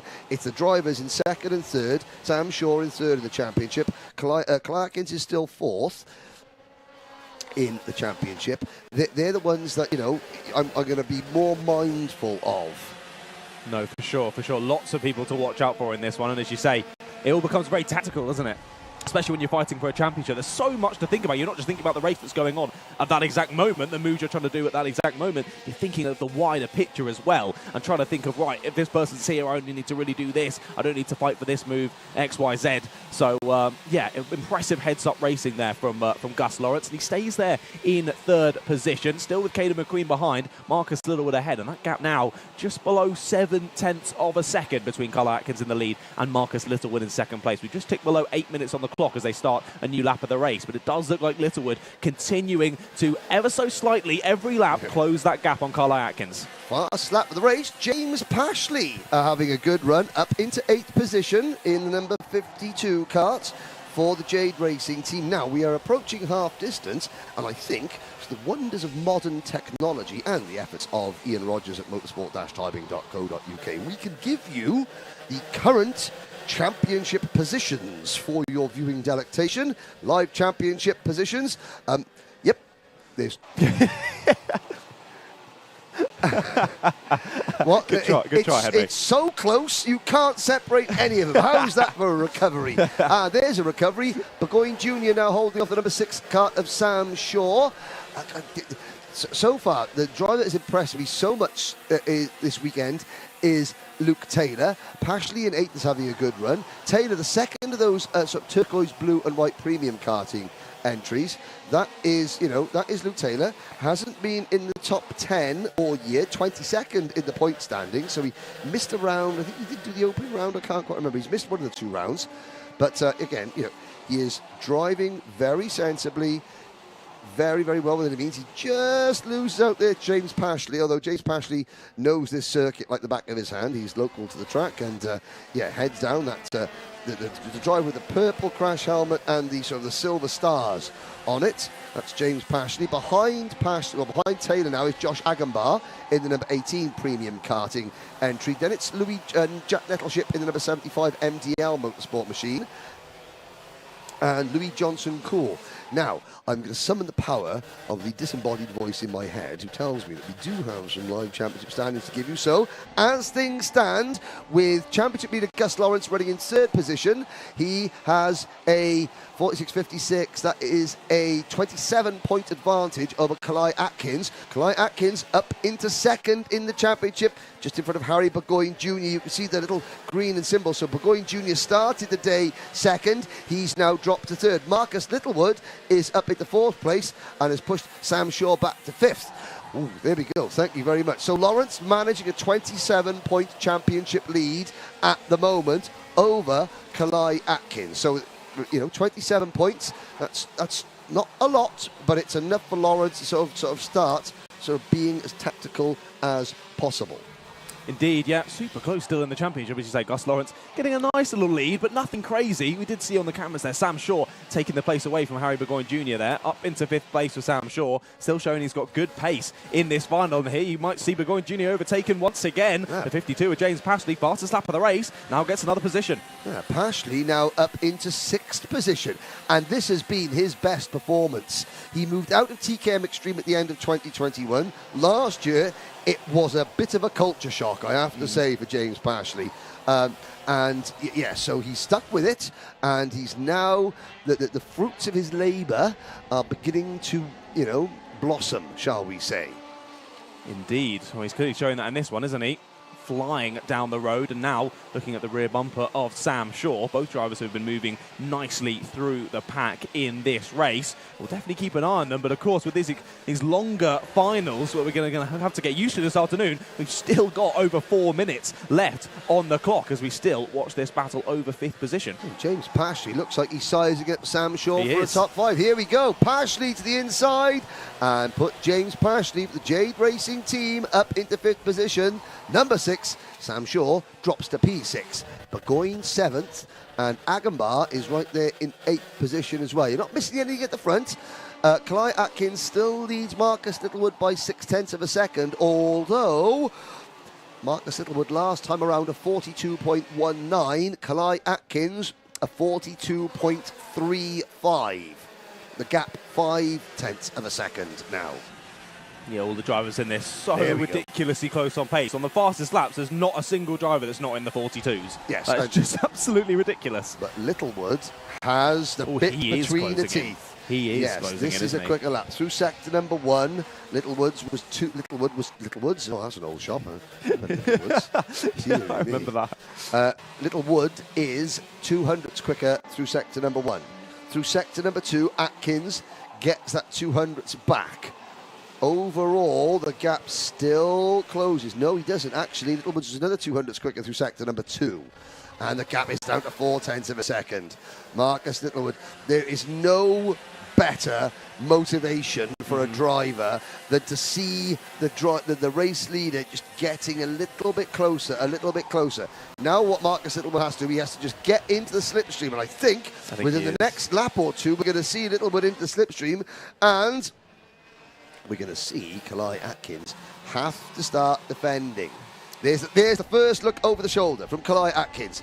There's the first sort of sign that Atkins is now aware, okay, I've got a challenge from behind. Just seen on the timing tower on the left that Burgoyne Jr. and Agambar have got through on Sam Shaw as well, so change from 6th, 7th and 8th as well. I was going to say about Marcus Littlewood, you were saying about that real motivation when you can see yourself just slowly closing in on that leader. but it's also a thing of you then got to calm your excitement as well. And Yes, not be like, oh, I'm chasing him, I'm going to race it even harder, and then you end up chucking it off. You make a silly mistake or something. So it's calming those nerves, being like, cool, I'm catching him. This is fine. I've got this. Let's catch him. And then once I've caught him, we then think about getting that overtake done. Yes, Gus Lawrence and Caden McQueen. Here's the difference. So now in the final, it's far less, even though there's more at stake, you know, in the pre-final. And, you know, Caden is not sort of he's pushing, trying to push Gus Lawrence. Lawrence isn't defending. This is good stuff. Now Littlewood is within 0.2 of a second. We go through Cafe Corner for the 11th time. Yeah, Lawrence and McQueen working together nicely still because they can see Littlewood close. And Littlewood's gone for it already down the inside, and he's going to try it. No, Carl Atkins has stopped it. It was Carl Atkins on the inside. My apologies. Carl Atkins was using the defensive line. So clearly, Carly had thought about that, looked over his shoulder, seen how quickly Marcus Littlewood was closing in, and already going defensive with a minute to go. There was a little symbol there, almost like saying hello. Is it Marcus Littlewood saying hello to Kalai Atkins? But now Kalai has to defend. This is going to bring Lawrence and McQueen closer to the action. Here we go. 1 minute to go. Oh, and there was a little, again, drivers getting very, very, very close there through Cafe Corner, under the commentary box. Out now, hard left through Pitts Bend, down the straight. Atkins on the anchors.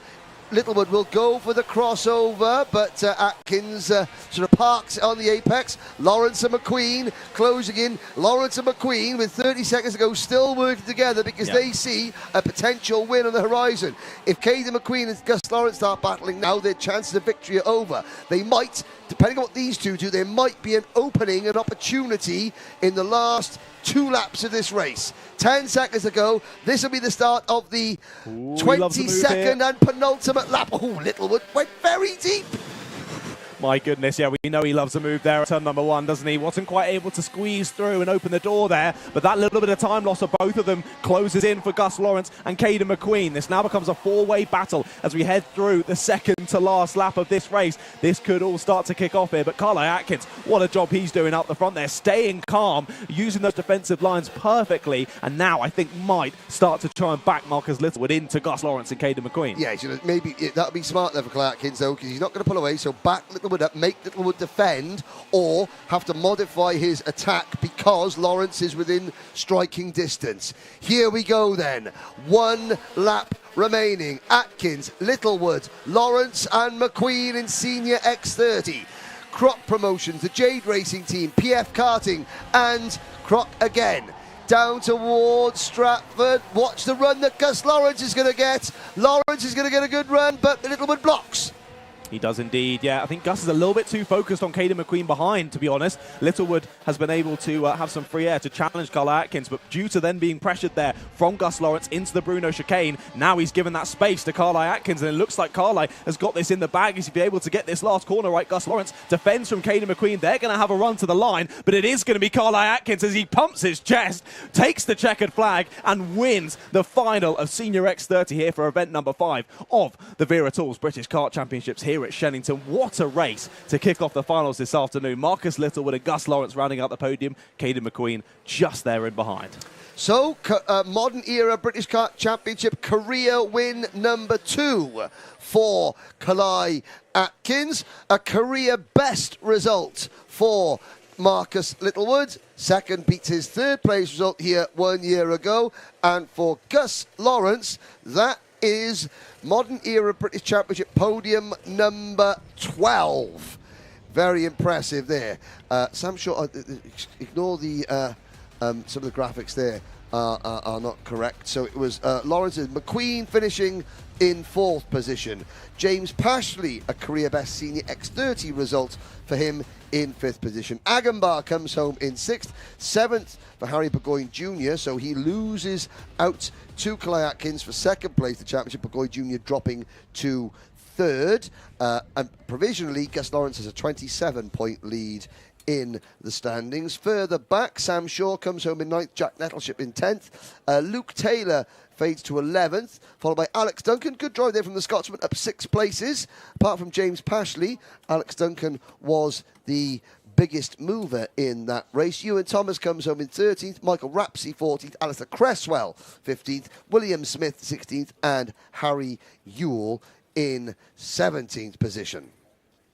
And now Odia Atkins can start the dancing. I want to see the camera phone footage of the dancing in the kitchen or the living room as Kalai Atkins celebrates his second career win.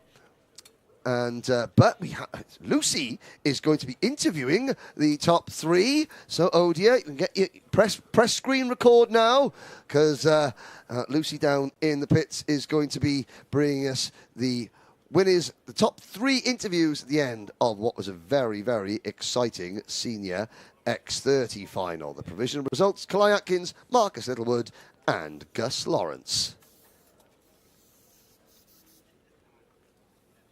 Brilliant. Thank you very much, Henry and John. I'm joined by, in part family, by Claire Atkins. So how was that race for you, mate? Yeah, I mean, it was good at the start. Managed to build a bit of a gap, and then Marcus was closing in quite a bit and managed to get it to about 2 minutes. I knew I had to start defending, and yeah, just controlled the race from there, to be honest. It seemed like a brilliant week. Obviously, a lot of changing conditions over the weekend. Do you feel that helped you anything? Yeah, definitely in the wet. You know, we've always been quite good in the wet. Won all my heats yesterday, 3 seconds.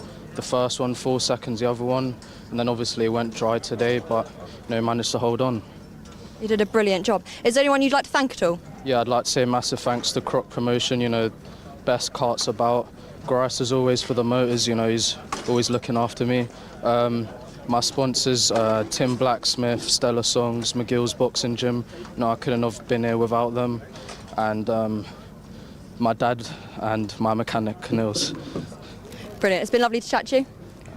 Brilliant. I believe we're joined by P2, Marcus Littlewood. How was that? Difficult, but yeah, no, very satisfying. The kart was set up perfectly, so first of all I'd like to say a massive thanks to the team, Jade Racing, for putting together such a great car. That was really good, but yeah, just really tough race. I got pushed back a bit at the start, and then made my way through one by one and just couldn't quite capitalise on Kalai at the end, but still really good points for the championship with like 3-second point scores this weekend, so yeah, really good. Yeah, I believe looking at the championship standings, you've really closed in on Harry Burgoyne Jr. there. You made some brilliant moves for P3 and P2 there. Is that how you expected the race to go? Are you happy with it? I knew like in the pre-final that we were quick, but I was a bit worried that I grained the front tyres a bit too much, but yeah, no, overall, like the kart was set up perfectly, and my teammate James is coming through it really well. So yeah, no, so I've got the team to thank for that one, and also my sponsor Bailey MK, because without them I wouldn't be on the grid. So yeah. Brilliant, excellent job today. No, thank you. Brilliant. And then I believe somewhere we might have a Gus Lawrence, P3. Congratulations. How was that for you? Yeah, it was a tough race. I think it's the toughest race I've had all year. We've not been that competitive all weekend really, compared to GYG and PFI. So I'm happy we finished third. It's good points. We're leading the championship, well, I believe we are still. And I'm happy to end there, really. So was this race basically just about managing the championship for you, not making any too kind of rash moves, destroying that? Yeah, so we'd say we're halfway through the championship. We're leading. I'd regard this as the weakest track for us. Yeah, I was happy. I was happy. If that's a bad day, I'm happy with that. If that's third, that's a bad day, I'm happy. And we move on to the next one. An excellent job. Is there anyone you'd like to thank at all? Yeah, Paul Fletcher, because without him we wouldn't be here. My mechanic Stephen, my parents, and yeah, everyone involved really. Yeah, it's been great. Brilliant. Had a great race today. Yeah, thank you. Brilliant, thanks you. And back to you guys in the commentary box. Well, the debut of Lucy Derrick. I think she smashed it, don't you think so? Oh, I think it was very, very, very good. Excellent, Great to hear from the drivers. Good insights. Now, however, ladies and gentlemen, Mexico has joined us on the broadcast. Oh, wow. Mexico has joined us. I've got to say, Kalai Atkins, he thanked everybody apart from his mum. Yeah, what? Oh, Kalai. We'll thank Mum. Thanks, Mum, for all the support. So the next race number 25, Water Swift Restricted. There are 18 drivers, 15 minutes. Austin Gibson and Mason Brooks have shared the wins so far this year in the finals. Gibson has the championship lead coming into this race, with Brooks seconds, Austin Newstead third, George House, who won the pre-final. Cheeky overtake in the pre-final, Yes, take he the was win. fourth in the championship coming into this event. But we are going to be starting, still looking down at the demi-grid, still mechanics with the karts. Here's a look, there's the Wera Tools Beer Tool Rebel. Can't use, Anthony's not here. Anthony's got the Beer Tool bit, right? And I'm the rebel. I'm the rebel without a clue. And Anthony's the tool. Sorry, he's going to watch this back. Right, okay, let's have a little look. Great haircut for George House's mechanic. Great haircut. There is Philly Bunce looking after the number 24 kart of Colby Patterson for Oliver Rowland Motorsport. Got to say, it's an Oliver Rowland Motorsport top 4 lockout on the grid. Now, they've come back fighting this year. Really impressive start to the season. We said it before, 2022 wasn't a great year for them, but they have come out swinging in 2023. They've got wins and now a top 4 lockout for the Water Swift restricted grid. Let's have a look, looking back further back there, the number 52 kart. That is Austin Gibson. And just trying to see, I can't give a name check the mechanic. Oh, he's jeans on a mechanic. A top line Water Swift mechanic wearing jeans. What is this sorcery? Watch there's Alex T walking. That's what a mechanic should look like. Tight shirt, tight shorts. Yeah. Like the watch shirt. But anyway, here we go. Race number 25, Water Swift restricted, coming up next.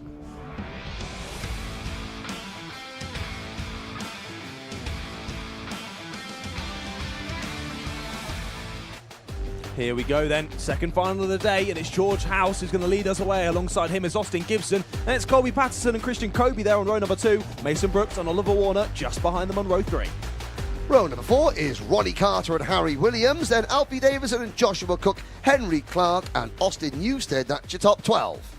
Then it's Charlie Clough and Freddie Wood there on row number 7. Behind them, John T. Restrick and Mateo Garcia. The Mexican wonder kid there on 16th place. Then Daniel Ferguson and Jacob Nairn behind on row number 9. Yep, and a big hello to everybody watching. Vamos, Mateo. Vamos, Mexico. And there is an Oliver Rowland Motorsport. 1, 2, 3, 4. Fifth on the grid for Fusion Motorsport is Mason Brooks. Then it's Argenti's Oliver Warner in P6.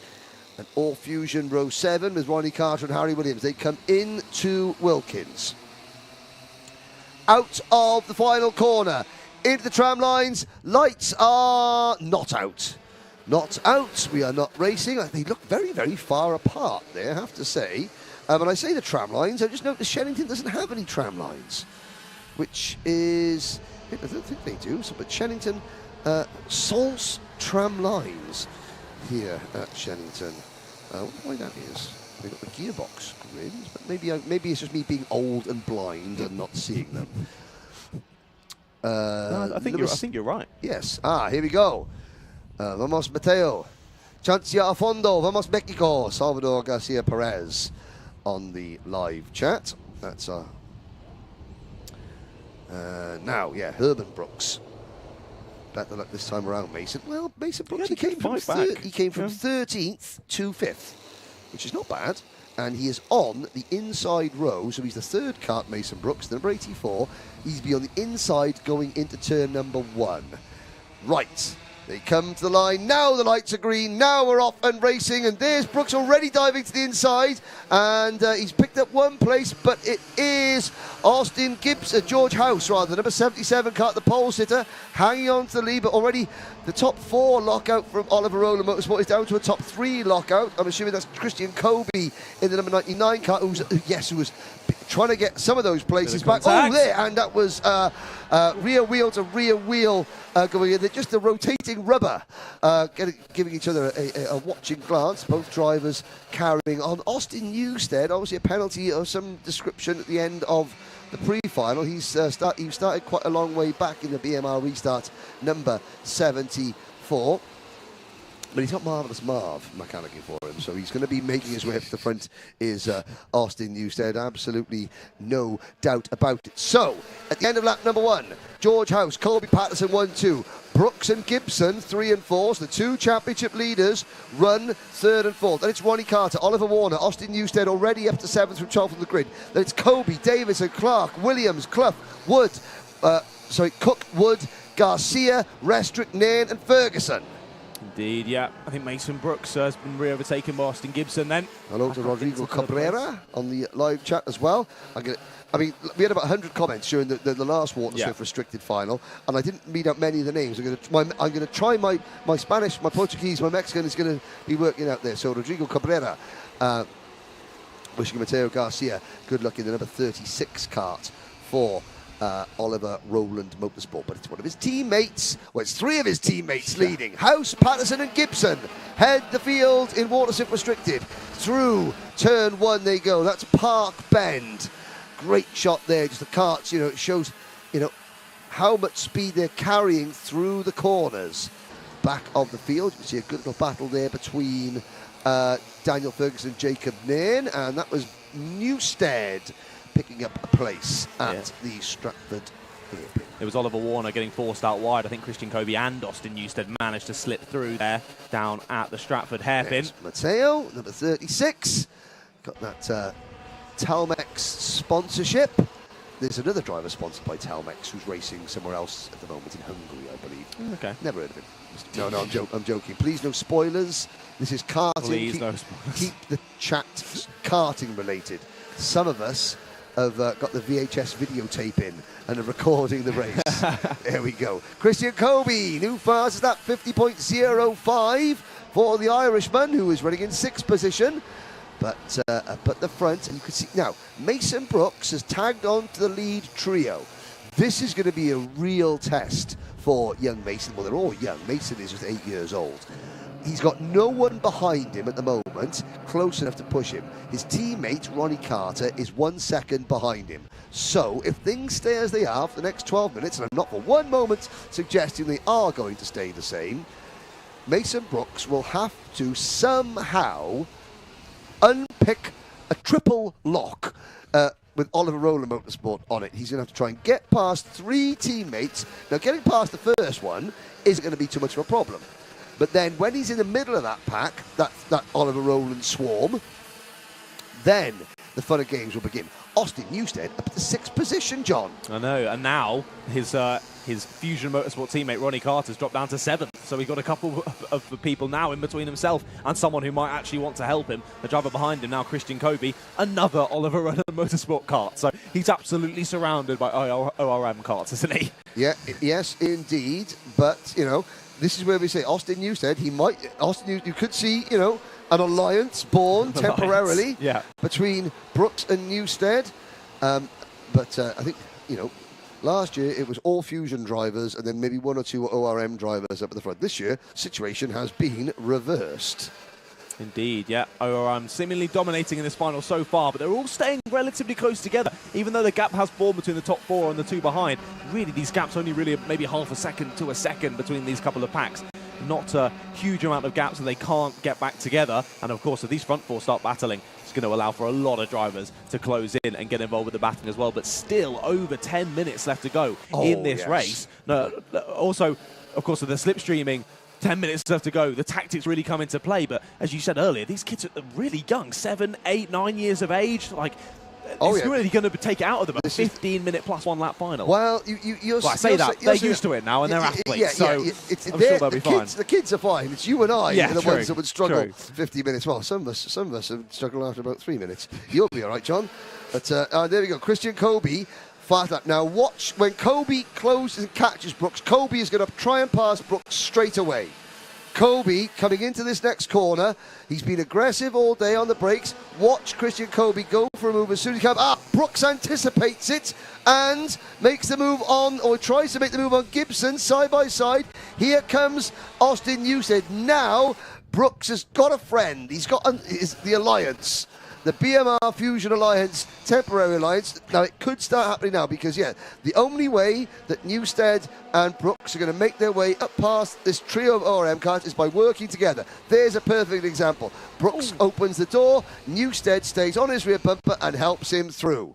Indeed, yeah, they are working together. I'm surprised. I didn't think you'd be correct, but yeah, forming an alliance as they now have 2 Ollie Ronan Motorsports in front, 2 Ollie Ronan Motorsports behind, and those 2 behind are still battling. Austin Gibson getting back through there on Christian Kobe, but it's still Christian has the fastest lap at the back of this train. And look, we've sort of split into 2 by 2 now, as all drivers are going to now start working together, try and close back up that group of 6 once again. As to be fair, I say that, the 2 behind are still going side by side. And you saw Marv there, just sort of 6 so work, push, stay in a line, stay in a line. Nope. Oh, Kobe and Austin Gibson, yeah. Now, they're going to race their way out of a chance of victory. Yeah. Unless they start working together now, they're going to race their way out of a chance of victory. They've got, and they're battling. Kobe now being repassed by Austin Gibson. But look at the gap that's developed between the top 4 and then 5th and 6th. Behind the top 6. Carter is 7th, Harry Williams is 8th, Alfie Davidson 9th, Oliver Warner rounds out the top 10. Had Charlie Clough, Henry Clark, Joshua Cook, Matteo Garcia, Freddie Wood, Daniel Ferguson, Jonty Restrick and Jacob Nairn. There's a great battle forming between Warner, Clark and Cook, and Garcia's right there in behind. But this battle suddenly kicking off in the lead. Has that been a change to the lead? No, it hasn't. George House does get back in ahead. But as you said, they've closed back up once more into a group of 4. And I don't think it's going to be too long until we see Gibson and Kobe join as well. At the start of this lap, Brooks and Newstead were 0.3 of a second behind the top 2. That one brief side-by-side moment between the 2 ORM drivers and Brooks and Newstead are now right with them. Exactly, yeah. The slightest little mistake or a little bit of battling just helps the drivers close in because, of course, they are so close on pace. All drivers either in the high 49s or the low 50s on 1 lap pace, and they have indeed closed back in. Interesting to see how this one's going to play out because, of course, is it Patterson who's taken the lead now? It's changed on our timing. We'll see when they come through the next shot. It is. And it is a move to the inside as well for 2nd place. Mason Brooks goes for it. Through follows Austin Newstead. So now they've split the 2 Ollie Ronan Motorsport drivers. But Colby Patterson had already overtaken. He's now our leader of the race. Yep. And so for the first time, Colby Patterson has the race lead. Now, in Colby's British karting career to date so far, he's had 2 second places and a 3rd place finish. He was in another classic Lanagos. He was doing Micromax as well. He got on the podium there. He had a couple of podiums in Bambinos. His best result of the season in this class is a top 10 finish, a 10th place finish at Lanagos. New race leader, Mason Brooks. And Newstead goes with him. Well, the squabbling commences, and this is the first time in the race we haven't had an Ollie Ronan Motorsport 1-2. Yes, so now the ORM team, now the teammates have to work together. So and they're side by side, and it's Howes now back in front of Patterson with Kobe and Gibson way behind. So that alliance, the Fusion BMR Alliance, which has worked perfectly for Austin Newstead. Don't forget, Austin Newstead started this race 12th. Mason Brooks started this race 5th. And now, alliance over. Yes. Game on. Ooh. And already, but look at that. Now that has put Brooks back under pressure. So Newstead has the lead. Austin Newstead. He's got 4 career British Championship wins. They all came in his title-winning Bambino season, which was back in 2021. Oh, there might be Matteo Garcia's dropping down the order, and I can see some marshals running over to a driver who's off. Ah, yes, there is a driver in the tyres. I can see a driver up and out of the cart. Good. And running away. It is Matteo Garcia. Oh, so the Mexican wonder kid there, Matteo walking away, and that yellow flag's out. You can see the cart off at the side of the circuit, and he's been into the tyres and bounced back out, but he is okay. So Mexico... you can see that the tyres are being dislodged, but Matteo Garcia is absolutely fine. I know his mum and dad are here in the paddock, but he's got lots and lots of fans back home, so Better luck next time for Mateo Garcia. Never nice to see someone crash out of the final, but yeah, glad to see that he's all okay, and we'll see him out for the next round soon enough. Oh, there's a move to the inside. Colby Patterson takes away third place from Mason Brooks. And I just want to say, in case Christian Kobe and Austin Gibson get involved in this battle again, I've noticed Christian Kobe does have a 5-second penalty already in this race. Oh, right, okay, well spotted, well spotted. Now, with 4 minutes to go, let's see if we can bring up the live championship standings just while we are, before we get too involved in the final. So Austin Gibson, he's extended his championship lead over George House. Mason Brooks has dropped back. Mason Brooks is currently fourth, or will be in a bad set of heats, so he's dropped back to fourth in the championship. Austin Newstead has made his way up to third, but at the moment, Austin Gibson, as things stand, with Gibson sixth and George House second, Gibson leads by 21 points in the championship. But of the top, well, the top 5 in the championship are currently running they're all running in the top 6. In fact, they're the top 5. There's Mateo Garcia. Okay, great, very, very stylish crash helmet design there, watching the leaders go past, and it's always the worst thing when you're out of a race and you can't get back to the pit, so you have to stand there and watch your fellow competitors continue to race. Yes. It's the worst feeling. So, Austin Newstead, George House. George House has never won a race at the British Championship. He's never stood on the podium. He's got a best career result of 4th in the season opener at PFI, but with less than 3 minutes to go, he now leads the Water Swift Restricted Final. Newstead looking for his first win since the end of 2021, whilst Patterson in third position is looking also for his first career win. I think Cafe Curve, I'm pretty sure early on in the lap, Colby Patterson went for a move for third place, and maybe something happened between him and Mason Brooks. Mason Brooks has dropped off ever so slightly now, down into 6th place. Christian Kobe has got through. But they were having a good little battle earlier on in this one. It was all kicking off in behind them at this corner that they're now going into once more. And it's sort of formed out. They've got the 2 front runners, a little bit of a gap to the 24 of Colby Patterson, and then another further gap to the 3 carts of Mason Brooks, Austin Gibson, and then Christian Kobe there in 4th, 5th and 6th. So Newstead sits and waits. Now side by side, Brooks trying to attack again. So of course Brooks is 6th on the road, but in reality he's 5th with Christian Kobe's 5-second penalty. Behind the leaders, Harry Williams, Alfie Davidson, Ronnie Carter are 7th, 8th and 9th. Charlie Clough rounds out the top 10 ahead of Joshua Cook. Then it is Oliver Warner, Daniel Ferguson, Freddie Wood, Jonty Restrick, Henry Clark, Jacob Nain, the last carts running. Austin Newstead just biding his time. He spent virtually the entire race pushing somebody along, slipstreaming with somebody. But now, with 1 minute 15 seconds plus a lap to go, he is going to have to. Now, there's been a problem here. You said Oliver Warner has dropped right back to 13th position, so the Argenti Motorsport kart is not having a great run of things in this race, but it's still House, Newstead, Patterson, Gibson. Here's Mason Brooks in 5th position, trying to, he still hasn't given up on pushing there, but we've got a 2-car breakaway. Patterson in 3rd position. You can see Colby Patterson just checking over his shoulder, trying, well, he can't help but fall back into the clutches. So Brooks and Gibson, the drivers running 1 and 2 in the championship. Well, they were running 1 and 2 coming into today. Brooks has slipped back to 3rd.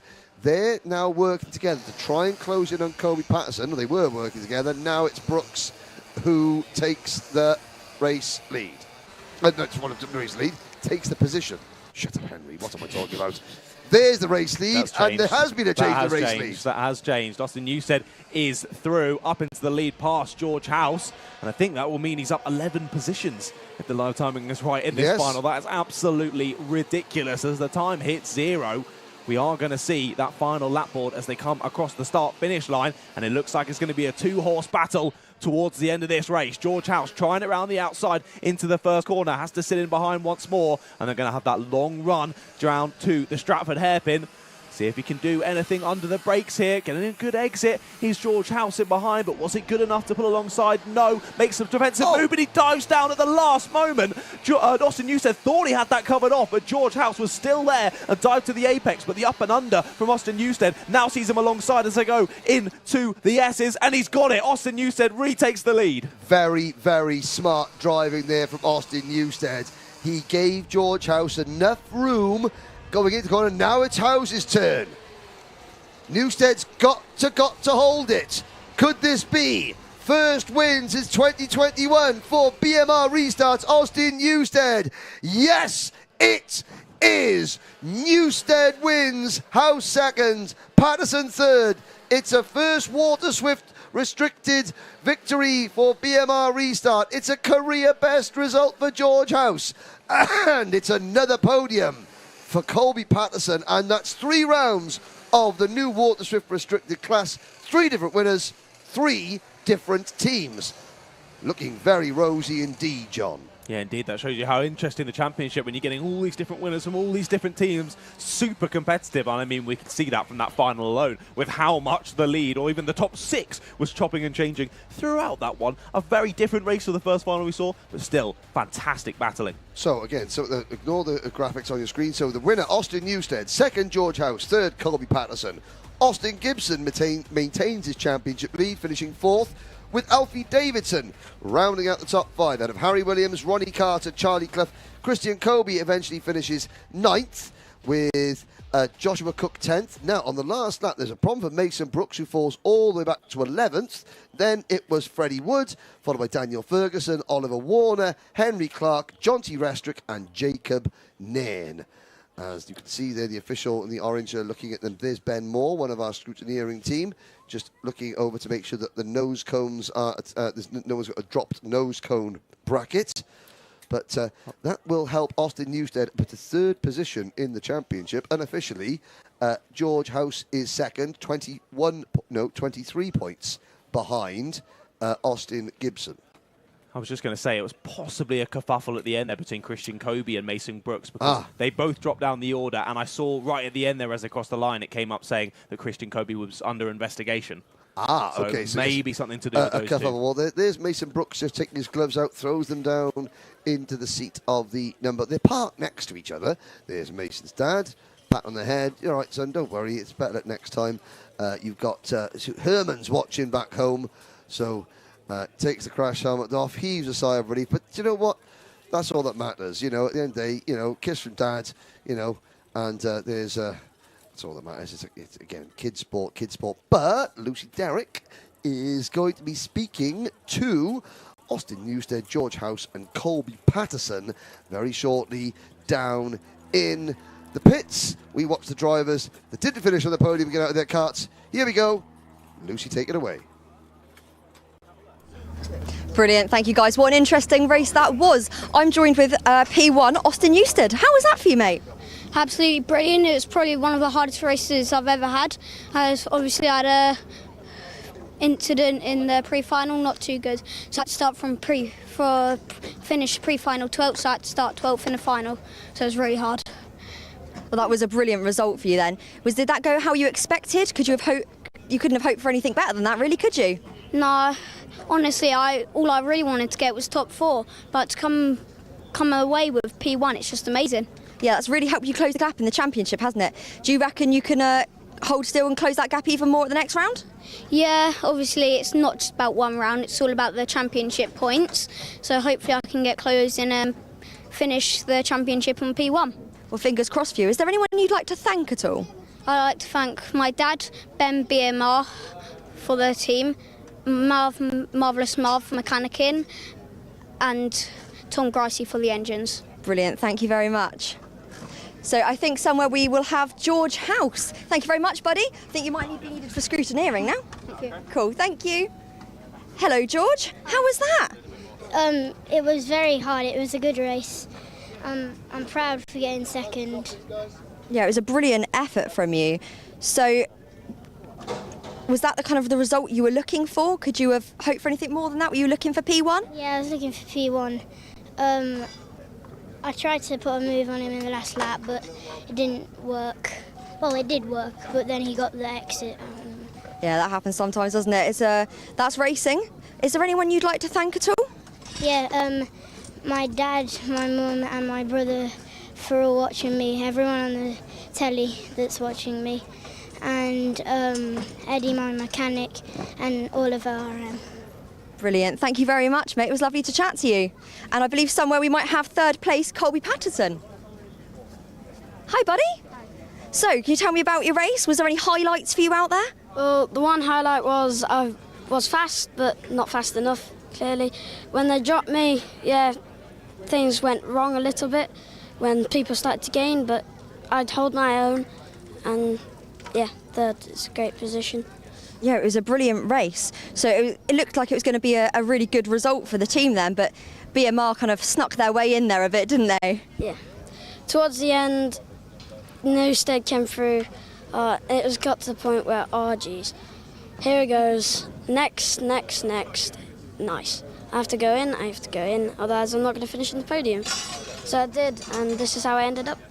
Well, brilliant. You guys worked really hard as a team out there, especially at the beginning, so that's really good. Is there anyone you'd like to thank at all? I'd like to thank my family for coming and supporting me every weekend, ORM for the amazing support and for being the greatest tent I ever know, and Grice for the brilliant engines. Brilliant, thank you very much. I think we're going to go back up to the comms box now for Water Swift Inter. Thank you, Lucy. Without further ado, the next race is upon us. The next race, race 26, it's Water Swift Unrestricted. Finals up next.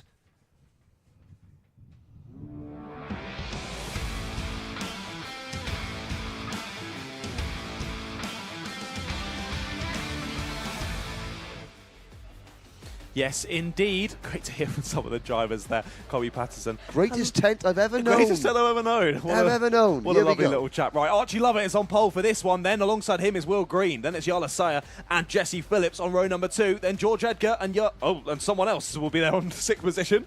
Archie Lovett, Max Endicott are next, followed by Jesse Phillips, Will Green, Finley Lyons, Sukmani Kira, Kanish Rao 8th, then Nat Johnson, Harley Musk, Max Ewell, Ethan Woodward. On row number, it's Aaron Richardson, George Clark, George Edgar, Jensen Ackerman, Teddy J. Porter, Jacob Bashler, and Ian Nayer. The final rows on the grid, that is going to be Noah Curtis, Archie Owen, Harrison Rogers, Luca Narroway, Rashid Halal, and Knight Measures. Here we go then.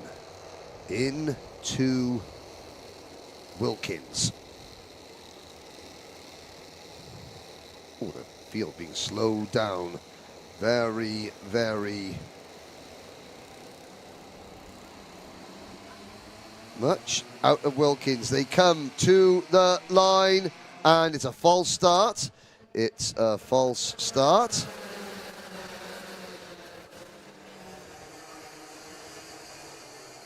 And there's one driver right at the back there that was slowing down. No, on the foreground there, that's Alan Bryant. Good to see Alan back in the thing, and he's telling the drivers, you got one more chance, or I shall go to the back. Okay, Alan, you tell him. Yeovil's finest, Alan Bryant, giving the drivers the finger poke of doom. No one wants to see the finger poke of doom. No. Scary stuff. On the live chat, Derek Clemens, well done, Austin Newstead. Austin Newstead again, once again, for the final time. To remind everybody, keep it respectful, and I appreciate everybody who takes time to make a comment. All the fans of karting, those fans of being keyboard warriors, not a fan, you can disappear. Here we go then. Night Measures there at the back. Second time of asking. It is Jala Sayer and Archie Lovett, Max Endicott and Jesse Phillips on row number 2. This looks good. And we come to the line. Now the lights are out. Now we're off and racing. Oh, Archie Lovett made a very good start. Hope it wasn't too good as they come around turn number 2. They're 3 wide, they're 4 wide, and yet they all managed to get through safely and cleanly. Yeah, George Edgar was there involved in the 3/4 wide. Oh, a little bit of rubbing on the exit there around the left-hand kink. They get down to the Stratford hairpin, all facing in the right direction. A couple of drivers out there on that big curb on the exit. Got to watch out for those, as we said earlier. They're pretty big compared to these karts. You definitely want to keep off of them. As you see one driving into it, and they crash off into the barriers, off into the banking. It was the 15 of Nat Johnson, the 75. That is the entry of Max Ewell from Optima Performance. And, well, they're okay. They've dragged a bit of grass onto the circuit, as they both managed to continue on the way. There is a move. That's one of the Jamie Green racing karts. We've got the 18 off as well. The 18 had pulled over to the side of the road. Didn't quite see it. That was Noah Curtis. Oh dear. So, well, BMR, the karting giveth and karting taketh away. Indeed. 1 lap after BMR celebrate victory, one of their drivers out of the race. Rashid Hilal up to 20th position. One of our 2 drivers from Bahrain. The second place battles starting to get interesting. However, I've been super impressed. Archie Lovett already starting to build a gap in this one, and we know how difficult it is in these slightly slower powered karts. As there's a move for second, finally goes for it as Jarle Seyer. We saw him all over the back of Max Endicott's car earlier on in this lap, and finally gets the move done for second place. Max does squeeze back in 3rd place, but he's got Jesse Phillips right behind him. Jesse Phillips trying down the inside, and more drivers following through as well. I think that was Finley Lyons as well, trying to squeeze his way through, and they're still going side by side as they head through the left-hander there of Pit Ben, now heading down towards Stratford, and it's all started to kick off as there's another move down the inside from the 54. That's Will Green making moves. So Will Green ahead of Finley Lyons there. Jesse Phillips just ahead of them. Indeed, he is. Lovett still leads. Somebody returns to the pit. Another driver coming back into the pits to retire, but the leaders down Hanger Straight. And the top 3 in danger of breaking away. The 2 Fusion drivers, Seyer and Phillips, closing in 2nd position. So a quick glance. Jesse Phillips, he hasn't won a race this year. He's got 2 wins to his name in his career. Finished 6th at the season opener and 3rd at Glenagorse. He's got 7 podiums to his career, and that's what helped him get to the 2022 IAME Cadet British title. He's just set the fastest lap of the race. Into Stratford corner, Endicott opens the door, makes a move, and picking up 2 places there. That was the green helmet. That is the number 91 of Finley Lyons. Will Green got shuffled back there, didn't he? He's trying to go down the inside there into the S's and does grab it through that Bruno chicane. So taking back 1 position he lost, but I think he lost 4 in that initial overtake out of Stratford hairpin. So trying to get those positions back, as that's a late move to the inside, but he gets it done. Really, really nice move there from Max Endicott, and following him through as well was Canesh Grau. Yeah, and again, Endicott, he's a privateer driver now. He's got some, there's the number 18 car back out and running. Good to see. That is Noah Curtis. So he's been into the pits. Obviously, the problem has been solved. The mechanic has solved the problem, and he has gone back out. There is a repair lane here at Shenington that allows that to happen. He is... Well, do you know what? He hasn't got a full lap down as Noah Curtis. Good work there from the mechanic. Or has he gone a lap down? Yeah, I think he has gone a lap down. No, he hasn't. He's a long way behind. That is fantastic work from the BMR team, because if there happens to be a Battenberg flag or a pace kart situation, well, Battenberg flag is a pace kart situation, then he'll still be at the back, but he'll be right at the back and right behind the tail enders. So here's your top 3. Lovett, Phillips, Jarle Seyer. Archie Lovett, kart number 88. 1 win. He won the opening round. Oh no, he won the most recent round at Glenagorse. The opening round this year went to George Edgar for Fusion Motorsport at PFI. Then it was ORM, so ORM and Fusion tied 1 apiece this year in this class, but it's now Fusion 1-2 as Phillips takes the race lead. Oh, and that's Harley Musk in kart number 21. Having a spin and getting going. That will drop Harley to the back of the pack. Indeed, it's all kicked off, hasn't it, in this gaggle? Archie Lovett had a good good, decent lead, didn't he, at one point? Maybe even close to a second. He pulled out by himself after the first couple of laps, but teamwork makes the dream work, though. Quickly reeled him in, haven't they? And now done that overtake. And as you say, teamwork makes the dream work. They've both managed to follow each other through, get past, and now once again Jesse Phillips has that rear gunner in Yala Sayer. And to remind the viewers at home as well, make sure you're subscribed to the Motorsport UK YouTube channel to catch an interview I did with Jesse Phillips yesterday. It was a really, really nice little interview. As Finley Lyons get a 5-second penalty. I don't know what that was for, but he is currently 8th on the track, is Finley, for first time out this year for Fusion Motorsport. And Finley Lyons, sadly, he's not going to get his 3rd career British Championship podium in this race. There's Kanish Grau in 4th position, Max Endicott in 5th, and 6th position, Will Green. Will Green got the first podium of his career in the opening round at PFI, but you know, he's a little bit off that at the moment. 6th, all on his own in 7th position is George Edgar.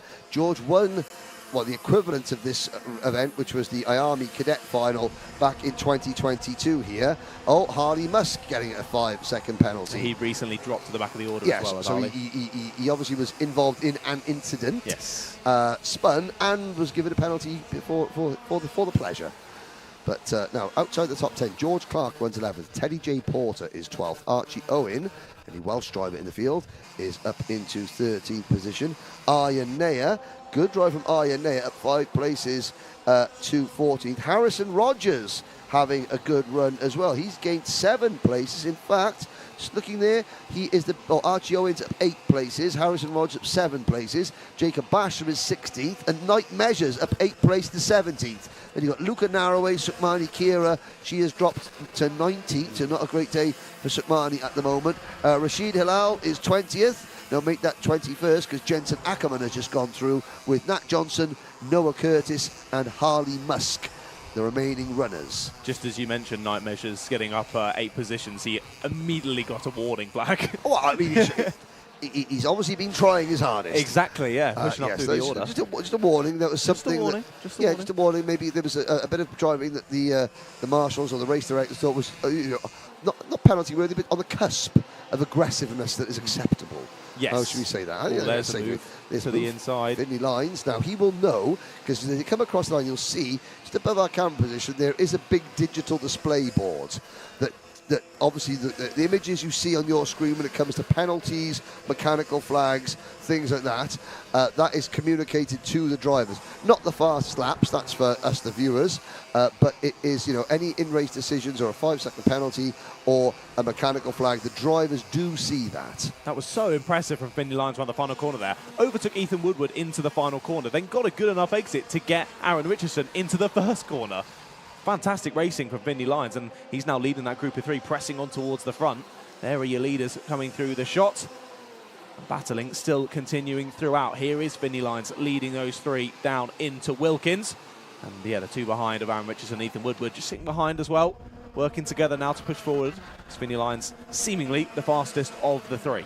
Yes, indeed. Through Park Bend into Cafe Corner. Out of Cafe Corner through Pitts Bend, down Stratford, straight to Stratford Hairpin. The top 3. Well, Lovett has not been dropped. Archie Lovett sitting with Phillips and Jala Sayer. The only driver in this lead trio that hasn't won a final is Sayer in kart number 49. Ethan Woodward getting a 5-second penalty in kart number 83 for Fusion Motorsport. Ethan is currently 10th on the road, so that will be a penalty for Ethan. But so how many? No, that is going to be 3 or 4 drivers. We got Finley Lyons has had a penalty. Ethan Woodward's had a penalty. Harley Musk's had a penalty, but he's already down towards the back. So the likes of Archie Owen, who is up for the Croc promotion, number 14 of Archie Owen, is already up 10 places to 11th, and he's got the 2 drivers directly in front of him, Woodward and Lyons, have both got penalties, so that puts him into 9th. Great drive. Yeah, he's sitting well, isn't he, there? Ready to pick up the pieces from other people's mistakes, but of course he's going to want to press on anyway. He's only about 9/10 behind Finley Lyons, so although it's nice to be able to take one because of a penalty, it's also much nicer to take them on circuit under your own steam. Yep, take them anyway, get him. So the Glantaff Comprehensive School pupil, Archie Owen, looking for his first career top 10 in the Motorsport UK Wera Tours British Kart Championship. Field getting quite spread out now behind the top three. Anyway, you can see, karts flooding across the start-finish line. Harrison Rogers has slipped back to 17th place, and Night Measures up into 16th position now. So Night Measures having a really good run from the back of the field. Jesse Phillips, head down, just keeps pushing on. And these three have got a huge gap. They've got a nearly 3-second gap on the fourth place driver, Kanish Grau. Kanish Grau in kart number 22. He has finished 4th or 5th or 6th so many times. The podium has evaded him so far. But he is working, it looks like it's going to evade him once again if things stay as they are. 4.5 minutes to go. Last year's reigning British champion, Jesse Phillips, continues to lead, but only by a whisker over Jarlath Sayre, not the surprise of the season, but certainly, for me, one of the standout drivers of the season. He was, mid-pack at best last year. He's jumped on board with Fusion. He's now right up at the front this year. I've been really impressed by these front three, despite them being some of our younger drivers in the paddock. The heads-up driving from Phillips, Sayre and Lovett to work together throughout this one and just not cause that fight, despite Archie Lovett being in a different team from Jesse Phillips and Jarlath Sayre. So great working together as well, and a big shout-out to all our marshals in orange out on circuit. There you see some of the officials and marshals watching on from the sidelines and making sure our race meetings are as safe as they can possibly be, but the racing has been fantastic, and we were saying earlier, a really, really good run through the pack from, mine and Henry's probably favourite name in the paddock, Night Measures. Clearly was a bit fired up from being fired off in the pre-final. He's doing a great job throughout this one. Here we look back to another little battle. There are battles going on throughout the field. I think this might be Harley Musk and Noah Curtis, who were battling over 23rd place there after both having some difficulties earlier on in the race, still having a great little battle. And yes, it is the 21 and the 18, so it doesn't matter. You never give up in racing. Even though you're down at the back, the race hasn't quite gone how you wanted it to go. You can still have a brilliant battle throughout. With just less than 3 minutes now to go on the clock, we look back to our leaders and our drivers near the front of the field. And there is Max Endicott still just behind Will Green, but sort of in a bit of no man's land, these two. But onto another lap go the leaders. Still Jesse Phillips leading, but Archie Lovett has got through on Jarlath Sayre. Yes, so, this is now important time for Archie Lovett. I don't think they're going to be able to drop Jarlath Sayre, although he's going to try. So I don't think you're going to see Archie Lovett in the number 88 Oliver Roller Motorsport kart. I don't think you're going to see him make a move straight away on Jesse Phillips. He's going to give it, but he's got about a minute, maybe a lap and a half, to maybe put a little bit of daylight. Now, at this stage of the race, they're not going to build a massive gap. All Archie Lovett wants is enough of a gap so that he can maybe swing out extra wide coming into a corner to get the undercut without Jarlath being close enough to stuff his nose at the inside and spoil the move. So Lovett will try just to get, all he needs is about 6 or 7 kart lengths. That's all Archie Lovett needs to sort of set himself up to make one attack where he doesn't have to worry about what's going on behind him. He can make one attack where he can swing wide going into a corner and not run the risk of losing a position. As I say that though, Phillips defends, and Phillips starts defending, and that scuppers Archie Lovett's plans completely. Indeed, just got forced to go out wide there, didn't he? Take that slightly wider line, and through dived Jarlath Sayre, saw that inside line opening and said, yeah, thank you very much, I'll take that. Back into second place they go. Just less than a minute and a half left to go on the clock then, and once again, the Fusion Motorsport karts at the front of the field working together once more. Yes, indeed. Out of Wilkins. On to what will be lap number 18. Phillips, Sayre, Lovett. It's as you were for the whole race. Here comes Lovett back up the inside of Sayre, going into cafe corner. Surprised him up the inside. Job done. Into P2 once again. Phillips, though, now has a couple of kart lengths advantage. And Sayre will try the crossover move. Lovett's got to be very tactical. He's got to sort of attack with one mind and then defend with the other. You see the point forward there from Jarlath Sayre. I think that was to Jesse Phillips in the lead, who was looking back at the time. Yeah. So you go. And looking over the shoulder. So why do the drivers look over the shoulder? There's no rear view mirrors on these karts, you may have noticed. But again, it's so important where you've got to position yourself, To be fair, I wouldn't be surprised if we get some rear view cameras in the helmets at some point in the near Oh, future. that'd be technology. That'd be good. Oh, the race directors and the stewards would love that idea. Yeah, I'm sure. Not. Here we go. 10 seconds remaining. The 26, Jesse Phillips. The 88, Archie Levitt. The 49, Jala Sayer. Sayer is trying to go round the outside. No, it's not going to work for him. And he loses momentum. Again, that's just a little bit of inexperience showing there. Indeed, yeah, tried it there. Goes down the inside. Bit of contact between the two of them. Not quite. Robin is racing at the end of the day, but they were squabbling there over the curb on the exit of the S's. But once again, it feeds back into what it was before. So an attempt for the lead from Archie Lovett sees him lose the position to Jala Sayer once more. It's still Jesse Phillips who's leading the race as we head on to the final lap. Lovett's there. He's got a good exit. Switches back to the outside. So does Jesse Phillips. So down the inside tries Jala Sayer. He might take it. They're going to be somewhere. They make contact. Nearly off goes Jala Sayer. He catches that really nicely. But what a great exit from Archie Lovett. He's going to be alongside now as they go through pit bend. Just is squeezed out to the exit by Jesse Phillips. So now it's Jesse Phillips in the lead. Round the outside tries Jala Sayer, and Archie Lovett holds on to second place, but only just. Half a lap from home. Phillips, Lovett and Sayer. Through Brutus, there's a move up the inside. Lovett, he runs them both wide. Sayer's going to capitalise. Archie Lovett dove it in very deep and just couldn't get on the apex. Phillips was on the outside. He had nowhere to go. He had to slow down. Jarlath, Sayer, the seas parted, and he is about to become a new winner in the Wera Tools British Karting Championship.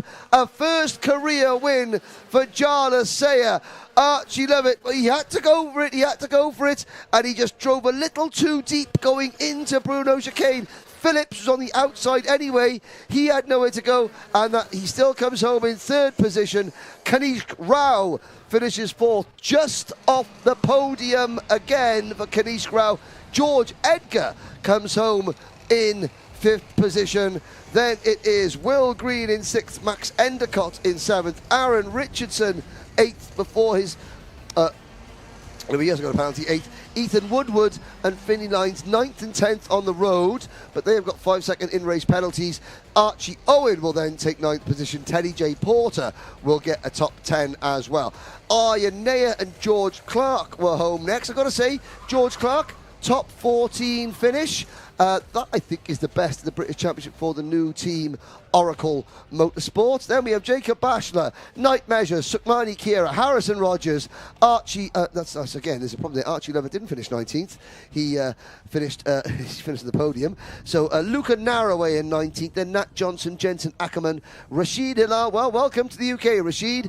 Rashid takes 22nd position finish. Harley Musk, Noah Curtis. Sadly, Max Ewell failed to finish. There's a look at the pit lane area. You can see Paul Klassen in the black shirt there, the technical commissioner for the championship.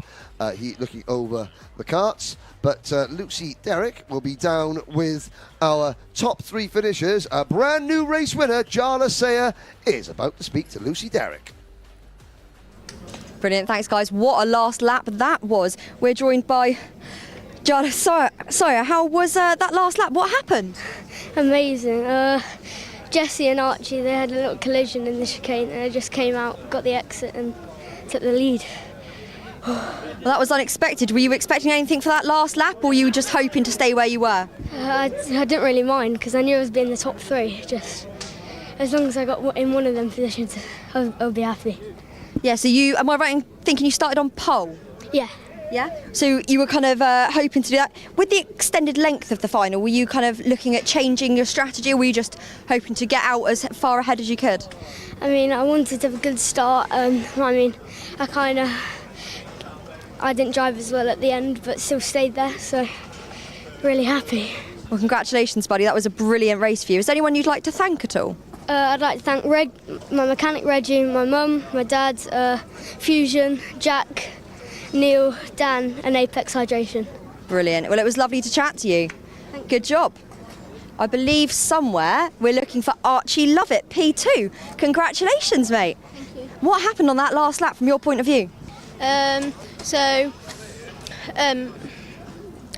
Jarlath tried to go on the inside of Jesse and then they rubbed wheels, so tried to get the overtake Jesse and then rub wheels with me.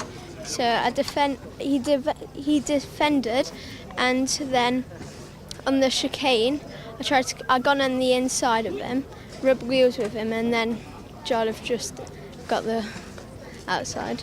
Well, it was definitely an interesting last lap to watch. So you're running P2 in the championship going into this weekend. That's given you some points ahead of Jesse Phillips, who finished third, I believe. So are you kind of looking at the championship? What have you got in store for the rest of the races this year?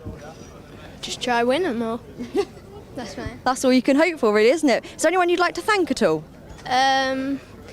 Grice, the whole of ORM, and my dad for mechanicking me, and Harry Platten for driver coaching me. Brilliant. Well, great race, buddy. It was lovely to chat to you. We're looking for Jesse Phillips. What happened there, mate? Last lap, you kind of looked promising for you, didn't it? Are you disappointed, or are you feeling good because you went into this race leading the championship? Well, obviously it's not the result that we were hoping for, but in the end we came away with the top 3. It's good points for the championship. I'm a bit disappointed with myself. Left a little bit of a gap through the chicane. We collided, which gave Sayer the run out of the chicane and got the win, so I'm really happy for him.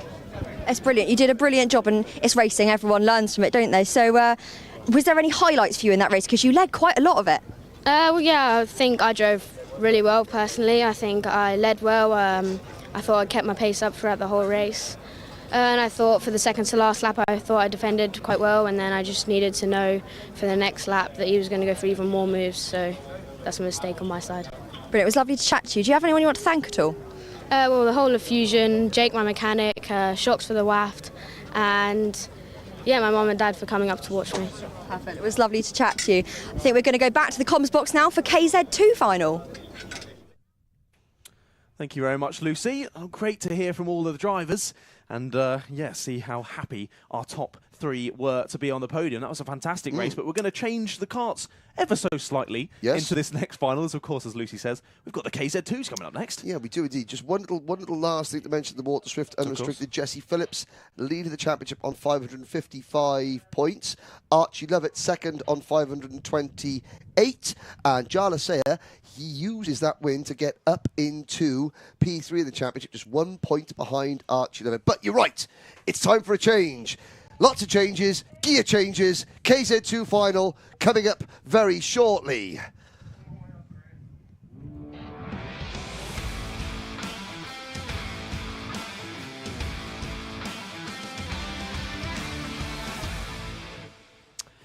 Here we go then, ladies and gentlemen. 16 drivers, a 1,200-metre circuit, a 3x2 starting lineup.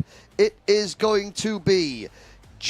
ignore that on the screen, that is not correct. It is James Glenister, Miles Murphy and Morgan Porter on row number 1. On row number 2, it'll be Charlie Turner, the defending champion, and Tom Adams. Row 3 will be Josh Price, Charlie Cole and Dan McEwen.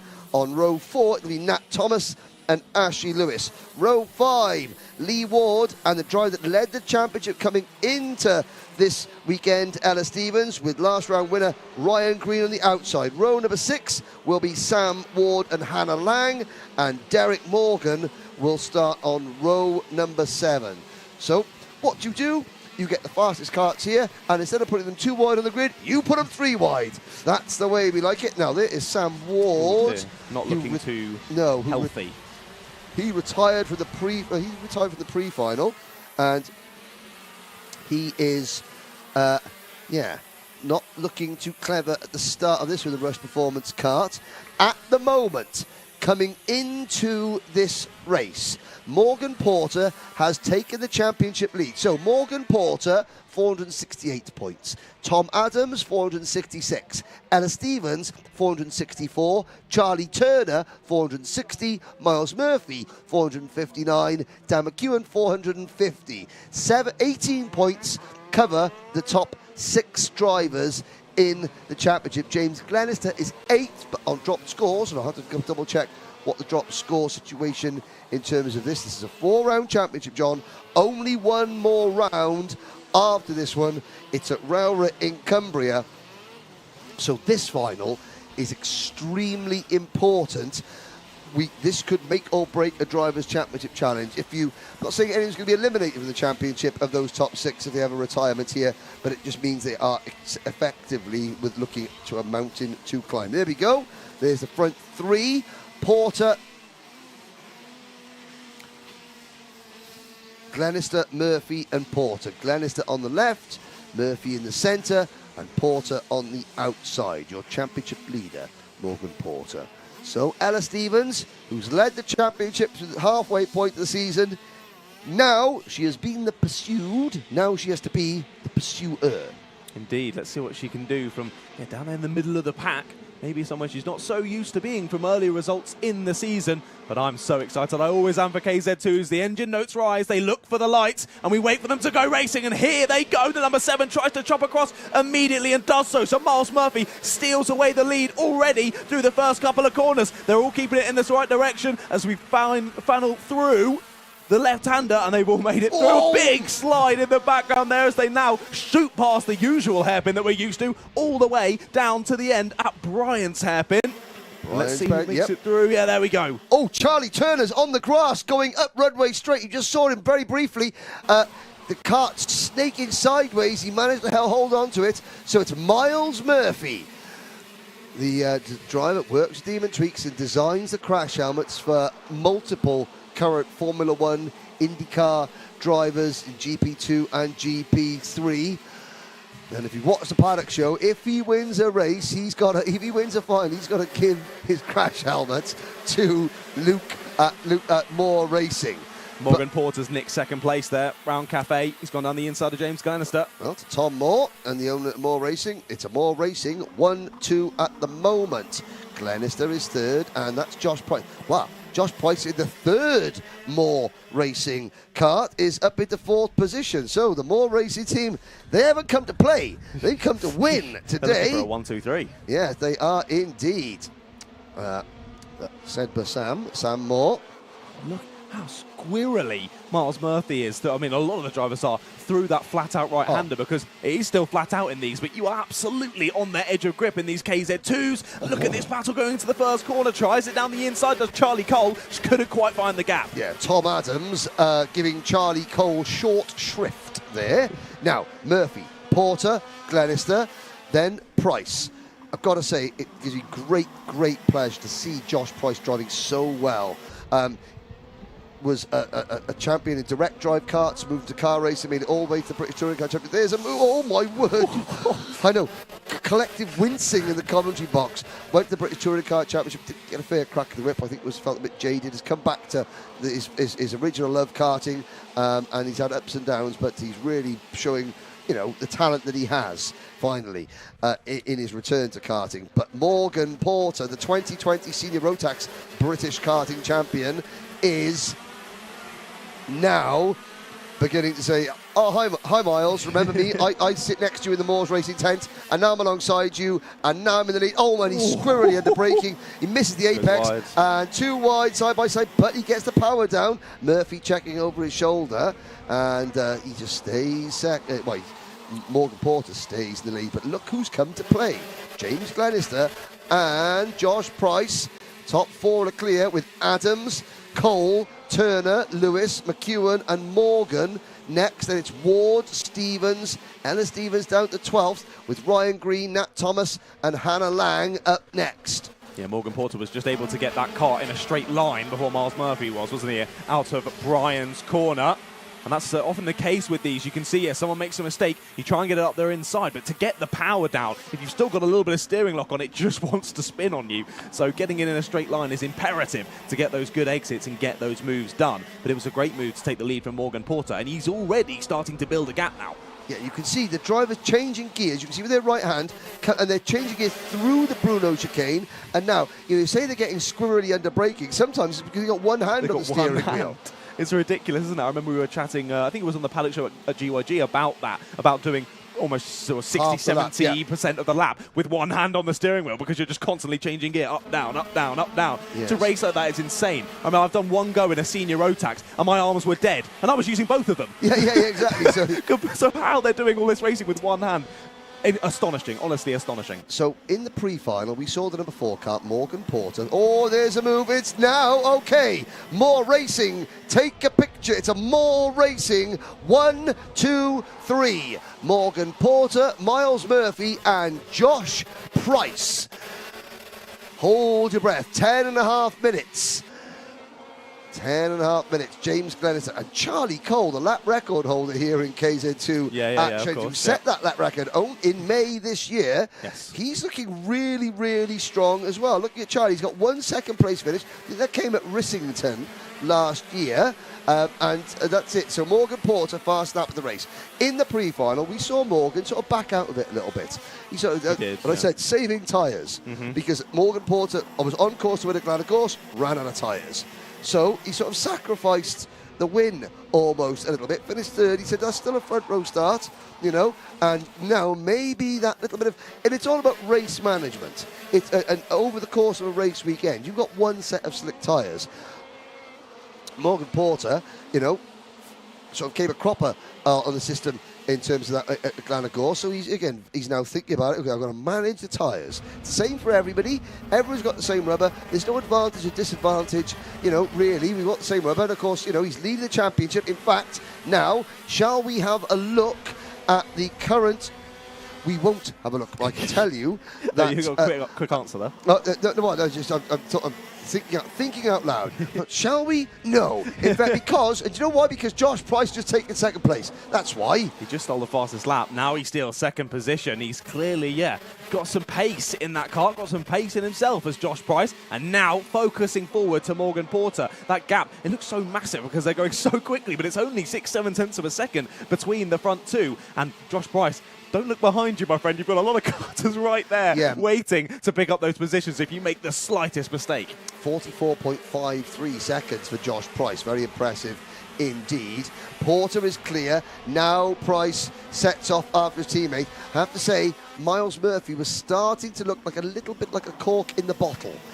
They are queuing up behind. If Josh Price now begins to pull away, because Porter is gone, Porter has pulled away. If Price now begins to pull away from Miles Murphy, you get the impression that the kart, and he missed the apex going into Bruno chicane there, did number 7 Miles Murphy. He started to look over his shoulder. So as we approach half distance, maybe, just maybe, he needs that sort of, you know, that Morgan Porter style breather. Let the tyres cool ever so slightly, and then, you know, because they are, you know, the tyres are critical.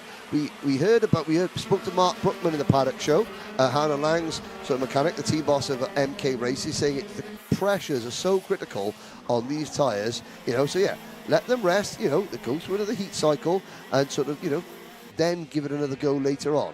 Now, sorry. So I was just going to say, when I chatted to Ryan Green in his interview, he was talking about the tyres a lot as well, and also how it depends on how you set up the car. So he keeps the rear axle quite solid, so it means that the rear doesn't slide too much. So he gets a lot of use out of the rear tyres, but then that puts so much pressure on the front tyres that they go off really quickly. So it also can depend on how the drivers have the set up as to which the front of the rears start to go off first.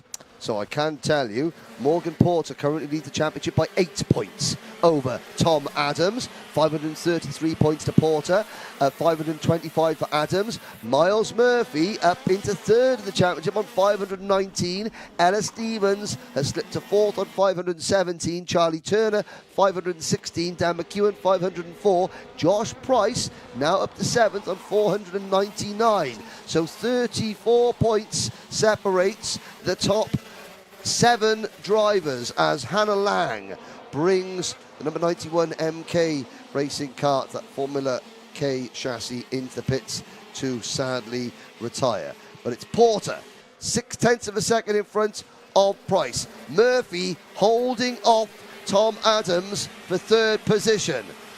So on the timing on the left-hand side of your screen, Ella Stevens got through on Dan McEwen on that last lap, and Lee Ward through on Derek Morgan as well. So chopping and changing at the lower end of the top 10 also. As you can see, we saw in the last race how much the field spread out over the race. In these KZ2s, barely anything at all. 14 of the 15 karts still within 10 seconds of each other. So all still basically in one big pack. And that means you've got to be thinking not only looking ahead, but also keeping an idea of what's going on behind you as well, which is just so difficult, so complex when already you're having to think about 1,000 things just to drive the kart, let alone actually race it. Absolutely.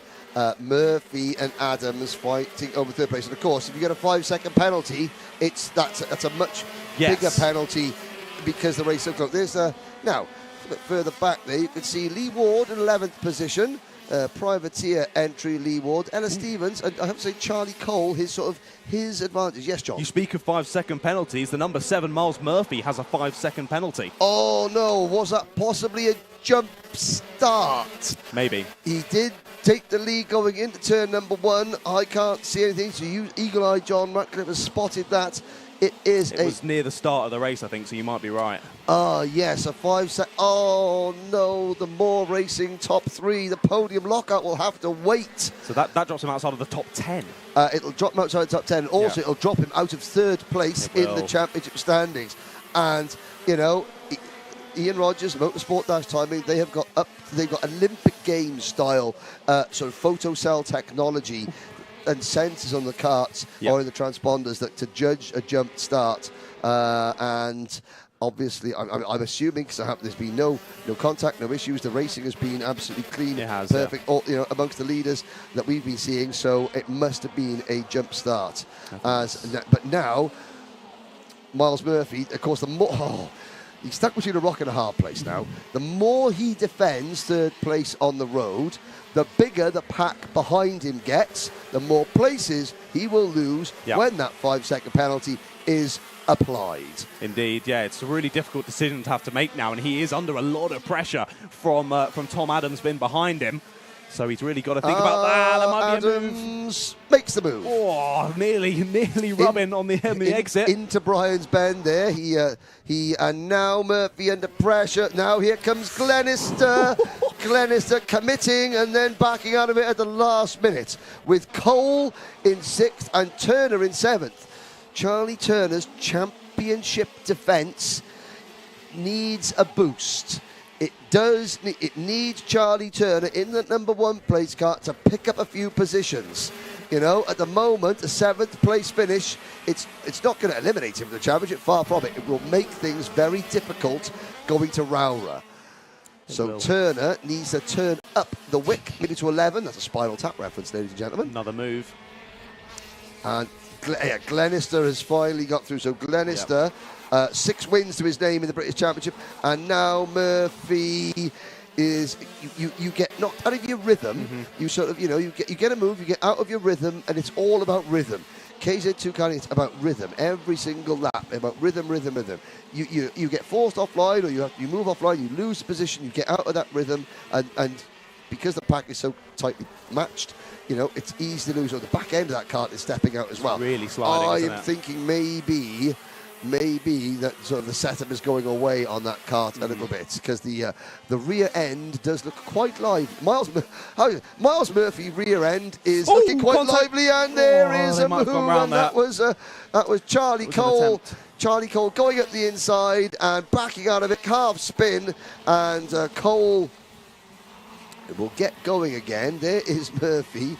Murphy is he's had to hunker down, and he's battened down the hatches, and there is attacks coming from all sides, and Charlie Cole out of the race. It does now Charlie Turner's got to get past Miles Murphy on track. That will put Charlie Turner up into 5th position, but 2 minutes to go. John Morgan Porter 7/10 of a second in front of his teammate. Now let's have a little look. Here comes Turner on Murphy. Not this time, but here we go. Here's a look at the race leader, John. Indeed, I noticed as well with Charlie Cole, he was up into 9th place in the championship with the points he was getting from that race, but after getting knocked out there, he's dropped back out of the top 10 of the championship, so gutting for Charlie. Of course, we'll have to wait and see for all that to be confirmed once the race is over. We look back to these battles at the front. Josh Price has been ever so slightly closing in lap on lap. Only a minute and a half left to go in this one. He's not got much chance. That was Lee Ward. Lick the stamp and send it. Lee Ward all the way from Ireland, the privateer driver. They could probably hear the squealing of the brakes in Ireland.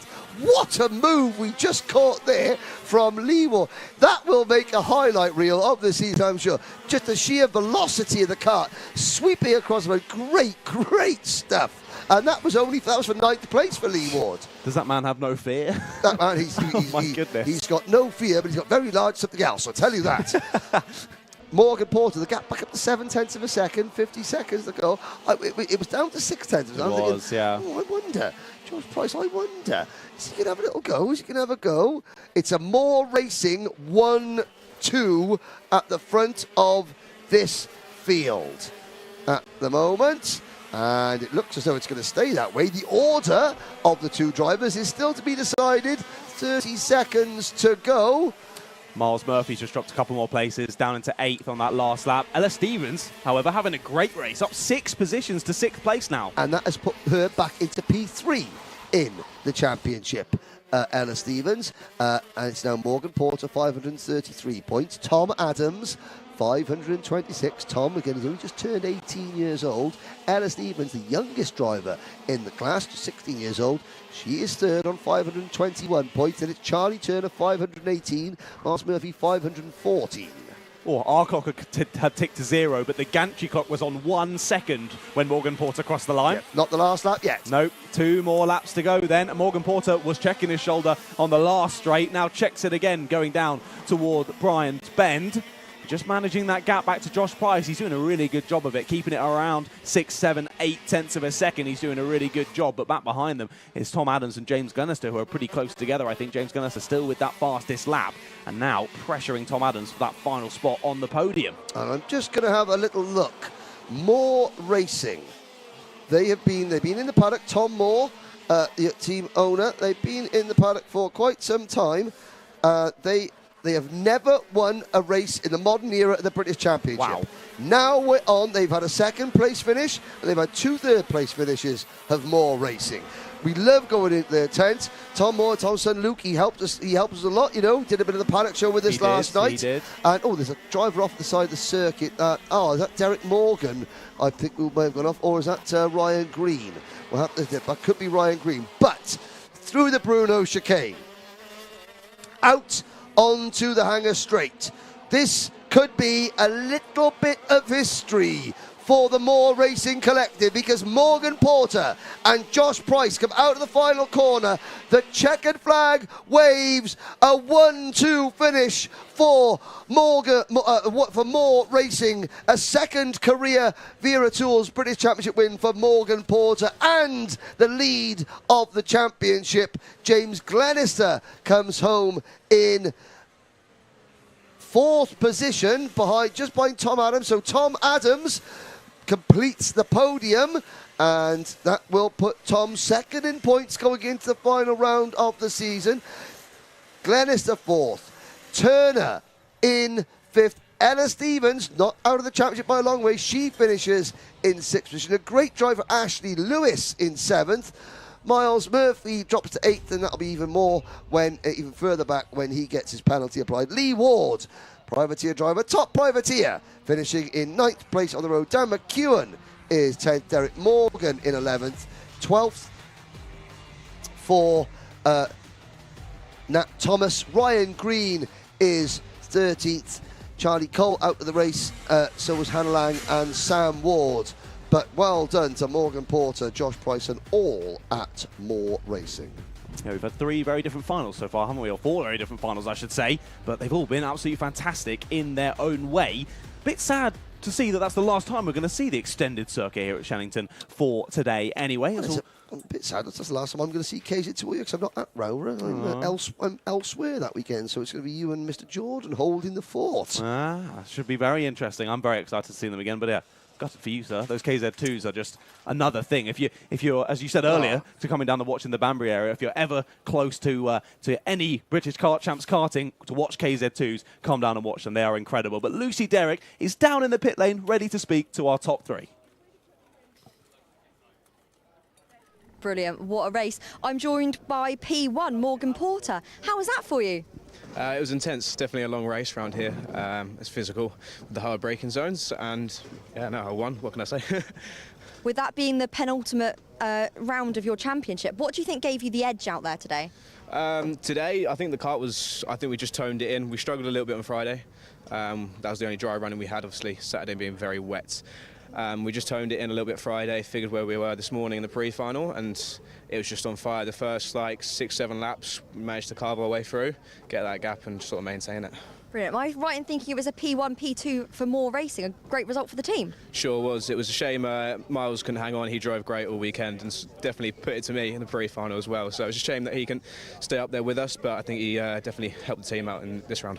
Yeah, it was definitely a brilliant race. Is there anyone you want to thank at all? Just mainly want to thank my dad. He's obviously my main sponsor, I would say. And then Tom and Sam Moore. They do a great job here with the engines and everything like that, preparation, kart. Yeah, we just got it down to a T. Brilliant. It was lovely to chat to you. Great race. Thank you very much.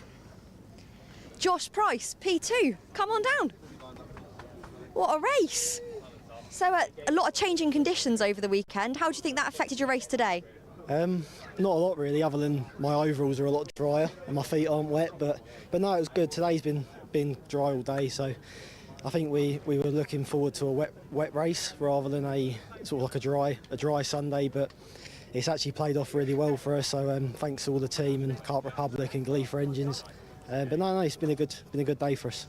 Any highlights from that race for you at all? To be honest, I can't really remember a lot of it. You know, it's 15 minutes. It's so long when you're in there. Sort of, I can't really remember who overtook who and when it happened, but it's just the overall result is more than enough. It was all a bit of a rush, wasn't it? And then suddenly you're in P2, so what a result for you. It's brilliant to chat to you. Thank you. Cool. Tom Adams, have we got a... There we go, come on down. Brilliant, P3, how was that? Yeah, obviously after quali it's a bit of a disappointing result, but P3, good points for the championship. Can't really complain really, so yeah. So any highlights for you from that race at all? It was kind of at the start it was kind of a change for the lead for a bit and then you kind of settled into it. Yeah, I think I got up to 4th on the first lap. It was everyone's sending moves in on each other, so by the time I got into 3rd I couldn't really, there wasn't enough time or I didn't really have the pace to be able to catch the front 2 guys. So penultimate round of the championship, has that kind of affected your standing in the championship, do you think? Where were you standing before you kind of came into this? Before I came into this I was 2nd, but drop scores changes everything, so I'm not sure where we will lie for next weekend when the next round at Wera. All the best for the final round. Is there anyone you want to thank? All of Rush Performance, my family, Alan for mechanicking me, and yeah, everyone for supporting me at home. Brilliant. Great job out there today. Thank you very much. Thank you very much. Back to the comms box.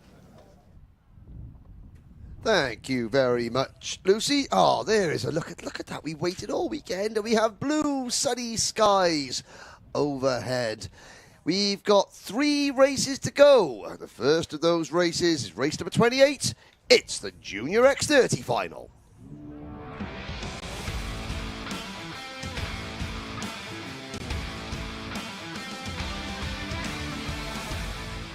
Deep breaths. 15 minutes, 34 drivers. It's Macaulay Bishop and Taylor Orridge on row number 1. Zach Green and Lewis Bird on row 2. Hardy Noah Mamasi and Fred Green on row 3. Row 4 is Freddie Lloyd and Monda Junior Canini. Then it's Harrison Mackie and Jensen Graham rounding out the top 10, followed by Kean Geraghty and Aston Sharp.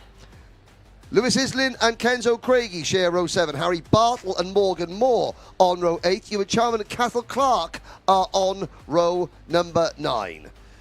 Row 10, Joseph Smith and Isaac Phelps. Then row 11 is Joey Brown and Thomas Min spearing them behind them, David McIntyre and Riley Cranham. The rest of the grid. Samuel Woolley and Henry Carter share row 13. Ty Majia from Bahrain and George Quartermain on row 14. Laith Khan and Tristan Powell complete your top 30. Finalising the grid then is Alexander Savinkov, Flynn McDermott, Mayan Patel and Samuel Branston. So yeah, as you say, 34 drivers on this one. I mean, the first couple of corners are tight at the best of times. Yes. So let's see how this goes. But I have full faith in our Junior X30 drivers. Very good drivers. Absolutely. Trevor Graham on the live chat. Come on, Ewan Charman. Here we go to the line. Lights are not out. That gives me more time. Lovely. To say, yes, Trevor Graham saying, come on, the Charmander. Ewan Charman. There is the green and yellow green and yellow false start flags. And yes, it's a short. It's a short rolling lap here at Shenington. It is. Because you, of course, you come out of the pits like a third of the way around the circuit. Mm-hmm. Exactly. So, yeah, not much time to get into it. And don't want to embarrass them, but I do believe it was Mayan Patel. I had a little spin coming out of the pitch. Just a little spin. Just a little cheeky spin. A little cheeky incy-wincy rotation. Ended up on the grass. It was just really getting those tyres up to temperature. Exactly.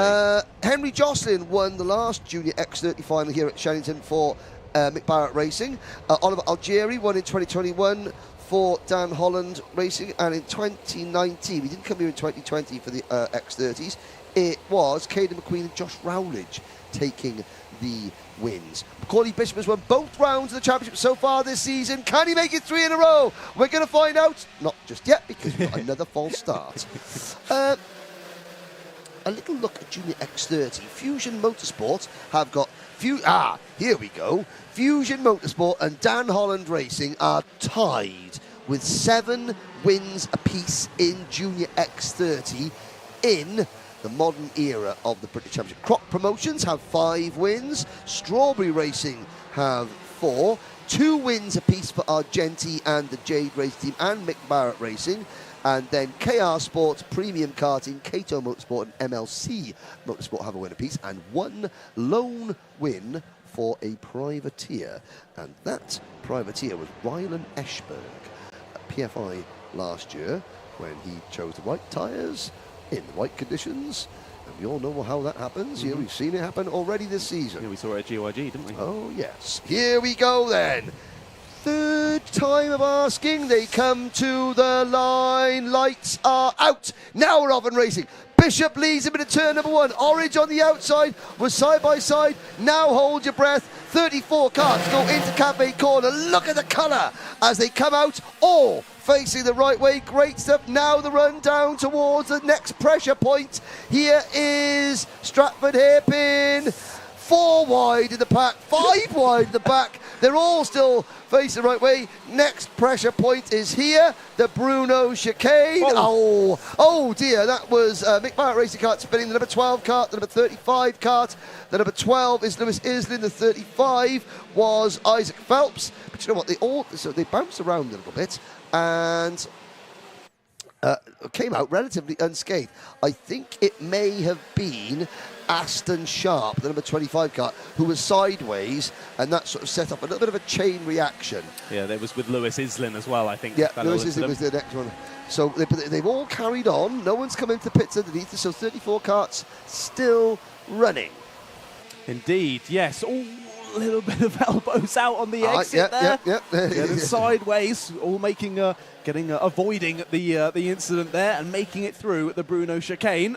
As they continue down the back straight, then of course flat out right-hander there, but it's still Macaulay Bishop who leads, and with that kerfuffling that went on the first lap, it's given Bishop, Green and Orange a really nice little lead already, a second over Freddie Lloyd as we head on to lap number 3, and they're side by side into the first corner. Move for the 21 to Harrison Mackie, through he goes on Canini, takes the place away, and they're still battling in there behind on the exit, side by side as they get through to pit bend, and there might be a move for second. Great move. Down the inside, or was that a bit of defensive? It was defensive from Orange, so Green went to the outside, but Orange holds on to it then.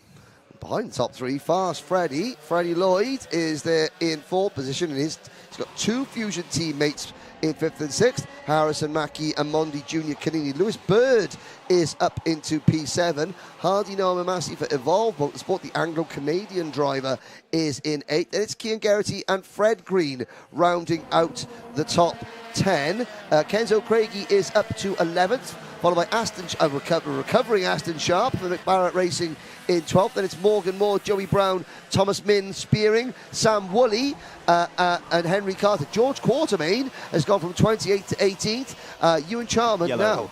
Yellow flags on our screen. There is where is the car? You can see drivers. We've got Taylor Orange in the lead. The Battenbergs are out. Now, we haven't seen where the problem is or who is involved in the problem. I can hear a scuffing of a cart coming in to pit lane, maybe, or out on the track. I can hear that someone is dragging a bit of bodywork. Well, before that happened, Orange has got through on Macaulay Bishop. Yes, Orange has taken the lead. 12 and a half minutes to go. I'm just going to Now, what's happened to our live timing? Right, so who has not come round? Jensen Graham has stopped somewhere out on the circuit. I can't see where. Looks as though it's down on the exit of Wilkins, I believe. Yes. So the car, I can see that Dan Ashton. Yeah, he's up and out of the is cart. there. So the driver up and out of the cart, walking away. Yeah. But I think the cart might be in a dangerous position, and obviously Jensen was obviously maybe in a little bit of discomfort, or just saying, just waiting. They on the safe side. Okay, slow the race down. Now, once the adrenaline sort of subsides and the disappointment wears off, Jensen realises, okay, I'm actually all right. We can get up and out of the cart, and the cart can move safely. The clock is still ticking. Looks like we've gone green. Yes, we have. Yes, we have. Yes, we have. So Orange leads us once again. Just less than 11 minutes on the clock, but of course they built a lovely little gap out in the lead, haven't they, the top three? Well, that's all closed up because of the Battenberg flag. You were mentioning it as a possibility in the last race. Well, it's happened in this one, and they're already kicking off the battles then. There's the 22 going back to the pit lane, but it's all kicking off at the front already. Yep, here we go. Orange, Bishop, Green, Lloyd. Oh, Green having a little chew on the rear bumper of Bishop's cart. That unsettles Bishop. Bishop looks one way, Green attacks the other way, and now Macaulay Bishop getting... He's won the first 2 rounds of the season, and a good move. There's fast Freddie up into second place. Hard to believe that Freddie Lloyd, he's got a best finish this year at 5th at Glenagos, never on the British Championship podium yet, and it's number 21 cart, another driver that's never finished on the British Championship podium, Harrison Mackie, that's into second, Freddie Lloyd's third. Indeed, yeah, we saw Bishop just getting shuffled backwards there as there's a little bit of a mistake.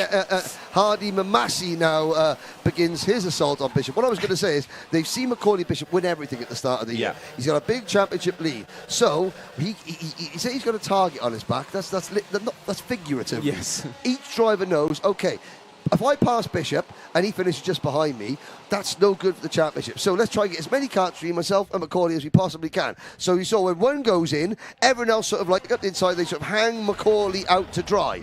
And Macaulay now finds himself back in 8th position behind Lewis Bird. Good performance from Lewis Bird. It is Mondi Junior Canini up into 5th position. There he goes, the South African colours on his crash helmet. We saw Jensen Graham walking his way as well. Yes, that's always good to see. Bishop is 8th, Mamasi 9th, Fred Green 10th. Then you've got Kenzo, Craigie, Morgan Moore, Aston Sharp, Thomas Minspeary and Sam Woolley. But game on for the race lead.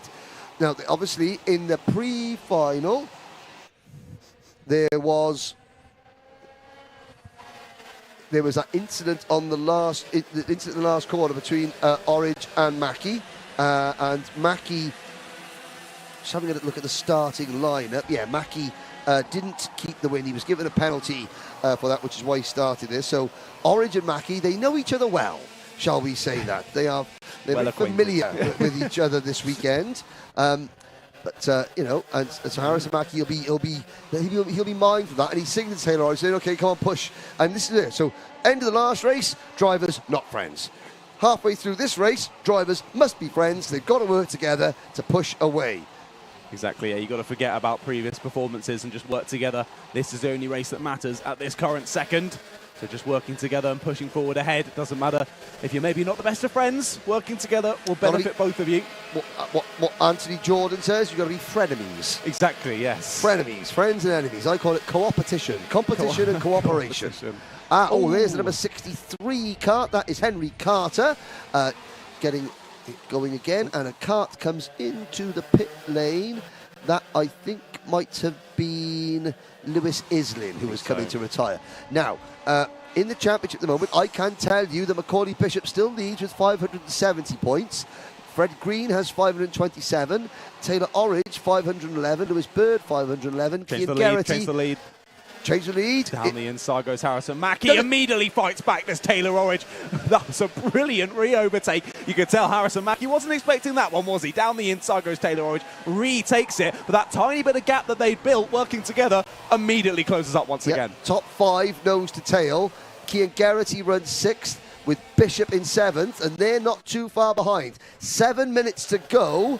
And we've got 3 Fusion Motorsport karts, 1 each from Crop Promotion and Jamie Green Racing, heading this race. Harrison Mackie looking aggressive, looking to the inside. Now, at the start of the season, John, Taylor Orridge took his career best finish at PFI the first round. That was a P2. And he is now in P2, but only by a kart length, and he gets it back. Great stuff. Almost great stuff. Carbon copy of the last lap, wasn't it? Yeah.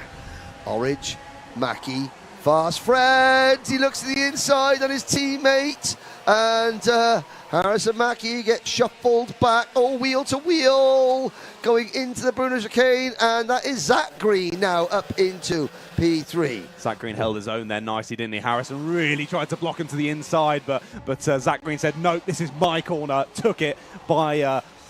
just went for it, didn't he, and squeezed it, but they were going for it down into Wilkins there. I thought that was a dive from behind from Canini, possibly. Yeah, well, where are they on the exit? Canini's got them both. Mondi Jr. moves up into what would be his best ever result so far, 3rd position. And I have to say, Mondi Jr., I've known Mondi for a long, long time.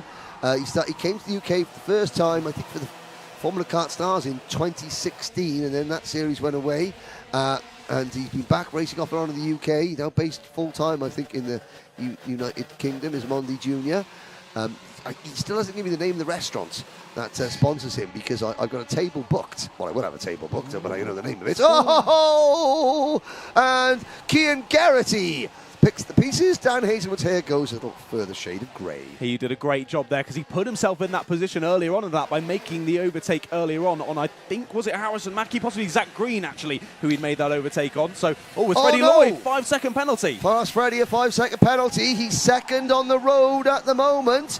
Now, the good news for Freddie is... Cian Geraghty also has a 5-second penalty. Oh dear, Cian Geraghty's got a 5-second penalty. Freddie Lloyd has 2. Oh my word. So Freddie Lloyd 2, so Freddie Lloyd a 10-second penalty, and the number 9 of Cian Geraghty a 5-second penalty. And we don't know what that is for, ladies and gentlemen. One of them obviously may have been out of formation at the start. I don't know, but that changes everything. So the drivers running 2nd and 3rd on the road have got both got penalties. It does mean that Taylor Orridge, well, he can't relax. There's 4 minutes to go. Don't relax, Taylor. But you are in a prime position to take your maiden British Championship victory, race final victory. Harrison Mackie on course for a potential podium finish. So really the battle for second is between the last 4 karts in this group. And lo and behold, who's tagged onto the back of it? Your former race leader and pole position holder, championship leader, Macaulay Bishop in kart number 4. Yeah. So you take Lloyd. Now Lloyd's going to get his head down. Lloyd is going to attack. I was going to say, I can't believe he's not on a podium, and it's not going to happen for him this round either. Cian Geraghty, again, commiserate, he was on the podium for the first time in his career at Glenagorse in the last round. It's not going to be a second career podium for him today. So it's these 4 karts just going through your screen there that are battling for 2nd, 3rd, 4th and 5th position. Harrison Mackie, Zach Green, Mondi Jr. Canini and Macaulay Bishop. They're fighting for what is effectively 2nd position. The Crop Promotions team, Taylor Orridge, he admitted that he had an issue with one of his heat races, and his mechanic calls him a Billy, which is a karting colloquialism for idiot. Yeah, there's Mackie, Nanny June watching at home, youngest grandson, possibly 2.5 minutes away from a first career British Championship podium. Got to give a couple of shout-outs as well. I mean, we're looking at Mayan Patel. Have that little spin on the opening lap to warm the tyres. Yeah, those tyres. Hey, he's gone up 14 places, up into 19th. And the best placed rookie in the field. Very, very impressive. Also, shout-out to Kenzo Craigie as well. Obviously, we saw him in the repechage earlier to get through into the pre-final. Yep. They made up a lot of positions. Now it's made up 4 more in this final to get up into the top 10. So an impressive job from Kenzo as well. Indeed. So behind the top 7, on the road this is. So on the road, you have Hardy Mamasi in 8th, Fred Green 9th, Kenzo Craigie 10th, Morgan Moore in 11th. Then it's Lewis Bird, Harry Bartle, Riley Cranham, Sam Woolley, Thomas Min Spearing, David McIntyre, Mayan Patel, George Quatermain and Samuel Branston. That's your top 20. Then it's Isaac Phelps, Cathal Clark, Joseph Smith, Laith Khan, Ewan Charman, Flynn McDermott, Ty Magia, 27th on his British debut, Tristan Powell, Aston Sharp, and the last kart still running is Alexander Savinkov. Henry Carter is also out there after a spin. Sadly, we've lost Joey Brown, Lewis Islin, and Jensen Graham. Whoa. Elbows out racing there from the number 9 of Cian Geraghty. I won't say anything further, but he makes it up into second place, and it is all still kicking off behind as well. Zach Green manages to follow through as well, so dropping a couple of positions there is the... no, Harrison Mackie follows through too, so who is it that's dropped down there? Was it Cian Geraghty who's dropped out? No, he was passed through, so it's Freddie Lloyd, of course it is. Back to he's now position. down into 5th, directly in the middle of this pack now. And there's forwards, says Zach Green. Go, go. Now, Harris, so at the moment, Zach Green is second in the race. He's third on the road, behind Geraghty on track, in front of Geraghty once Geraghty has his penalties applied. Mackie, fourth in the road, third in the race. And there goes Mondi Junior Canini at the inside of his teammate. He is now running in fourth position on the final adjusted order. Oh my word, Canini, high, wide, and handsome, almost off the circuit there. He somehow manages to hold it together. That has cost Mondi Junior Canini a chance at the podium, sadly. 20 seconds to go. Taylor Orridge is within striking distance of the top step of the podium. Cian Geraghty is 2 seconds behind him. His nearest rival that hasn't got a penalty is Harrison Mackie. Harrison Mackie and Zach Green, second and third. Championship leader Macaulay Bishop, 5th on the road, 4th in the final running order with penalties applied. Here comes Orridge. Oh, there's Green looking at Mackie. But do you want to throw away a potential podium for Fred Green? For Zach Green, rather. Zach Green, top 10 in the British Championship last year, didn't finish on the podium. But Taylor Orridge, number 66 for the Crop Promotion team. Last year, they won the championship with Gabriel Stilp, who is on hand giving the team assistance this weekend. And it looks like he could be Taylor Orridge's lucky mascot. 2 corners to go. It's another debut win in fine style for Taylor Orridge. He takes the checkered flag. Junior X30 triumph is his. Cian Geraghty comes home in second on the road, but after a penalty he will be a lot further back. So Harrison Mackie and Zach Green, 2 more first time podium results for Mackie and Green, with Bishop in 4th. Sadly, Freddie Lloyd will also have penalties, so it'll be Mondi Junior Canini in 5th position when all is said and done. Hardy Mamasi is next. There is the smiling Taylor Orridge. Morgan Moore comes home in a very respectable 9th position for the Irishman. Great drive from Morgan. Fred Green, 10th. So that's 2 top 10 finishes for the Jamie Green Motorsport team. Harry Bartle, Kenzo Craigie, Lewis Bird and Sam Woolley are next. Quick check of the final. But again, John, it's, you know, once the penalties took effect, but, you know, the first half of the race was all guns blazing. The second half was a little bit more sedate. It was, yeah, sort of run into it. Of course, we had that Battenberg flag relatively early on, didn't we, that then closed up the pack once more. And that was sort of, I don't want to say downfall. It certainly wasn't a downfall for Macaulay Bishop, but that was what started the chain reaction that pushed him back into the pack, wasn't it? And as he started to have that negative momentum, he went further and further back. Luckily, he was able to change that, as you were saying, in the middle of the race, and he was able to get back up to the top positions. And I think after those penalties, that could actually put him up onto the podium in the end. So I think 4th. Is it 4th? I think it'll be 4th. Of course, because Freddie Lloyd is just behind him, isn't he? My apologies. Yeah. So yeah, he'll be in 4th place after that. I think Cian Geraghty is going to drop to around 9th place. Freddie Lloyd to around 14th after those penalties. So either way, not the end of the world, I don't think, for Macaulay Bishop, and he had a pretty decent championship lead going into the round anyway. Yeah, and unofficially 572 points for Bishop. Fred Green, 525. Cian Geraghty, 550 before penalties. Lewis Bird, 513 points. Taylor Orridge, with that win, vaults up into the top 5 of the championship, but Bishop, 2 rounds to go for Macaulay. And again, you know, this is he's racking up the points round after round when, you know, wins, and then when wins aren't possible, he's using his racecraft, his savvy and experience to maximise maximise the points that he can take, and it's working very well for him. So it's always good to see a new race winner, and we got some new faces at the podium, new people for Lucy Derrick to interview. Take it away.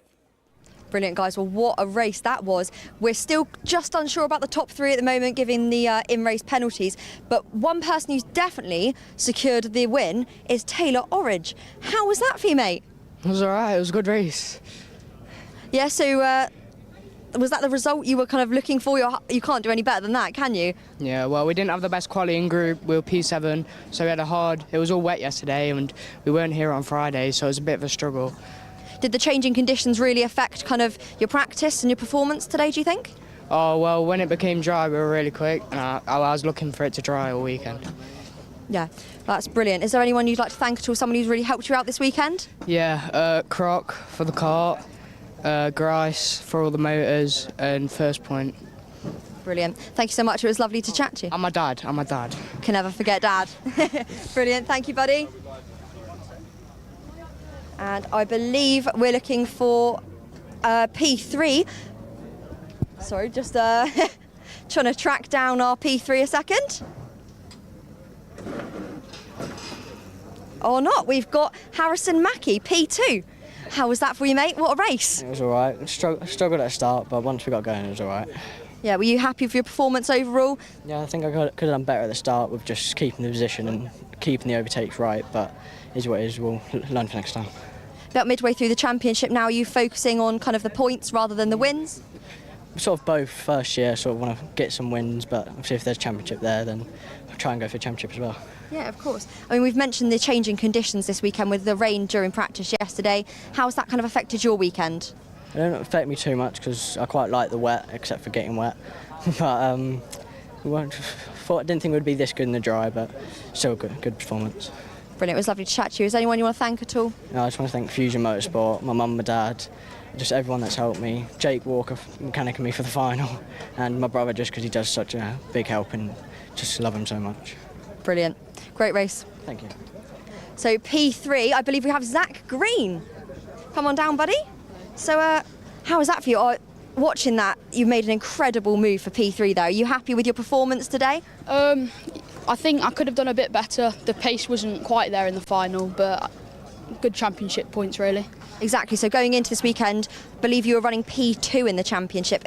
Going into P20, that was Fred. That was P2. Oh, right. Okay, I see.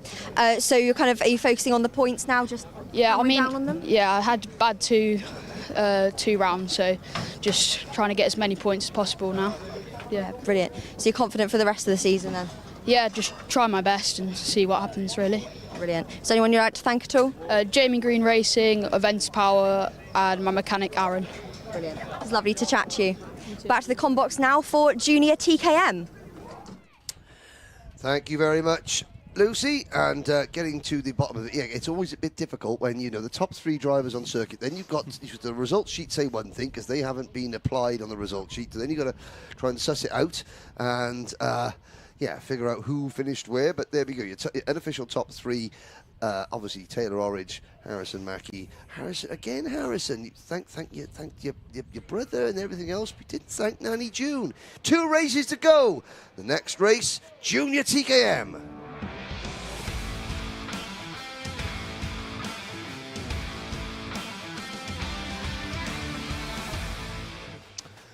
Ooh, this one could be good, but it's going to be good. We know it's going to be good. Leo Robinson and Yehan Calichurn share the front row of the grid. Aidan Mitchell and Patrick Leaf on row 2. Jake Humphrey and Willoughby Steele on row 3. Row 4, Jack Stewart and Harry Blore. Behind them, Harrison Morrow and Monty Brathwaite round the top 10. Then it's William Bryant and Daniela Sutton there on 11th and 12th. With Daniel Samir, who had plenty of camera time at the end of the pre-final, starting shotgun on the field in 13th position. Hopefully he'll be waving from the kart this time. Yeah. Yes. No. Both Tim Wilson Motorsport karts, Daniel Samir and Daniela Sutton back out there repaired after their incident in the pre-final. The lights are not out. That did not look like a good formation. Not ideal, no. So, you were saying, we're both very excited for this final, aren't we? With how good the pre-final was earlier on. I mean, give us extra minutes of that, it's only going to be better, because they were battling from lights out, weren't they, last time? Absolutely, indeed. And I was looking there. So Harrison Morrow, great start, 9th place. That's the best he's done in the British Championship. So he's going really, really well. Really good to see a driver that, you know, takes a... I mean, God, he's a junior driver. He's on the way. He's on the... man's on weights. Man is pumping the iron. And so if you could have a 24-hour race, you could probably do it one-handed. Deary me. Can you tell Henry's got a teenage son? Yeah. Man's got a teenage son. Everything's David Goggins. Who's going to carry the boat? As they say. Right. Junior TKM into the tram lines. Is it a go this time? Lights are...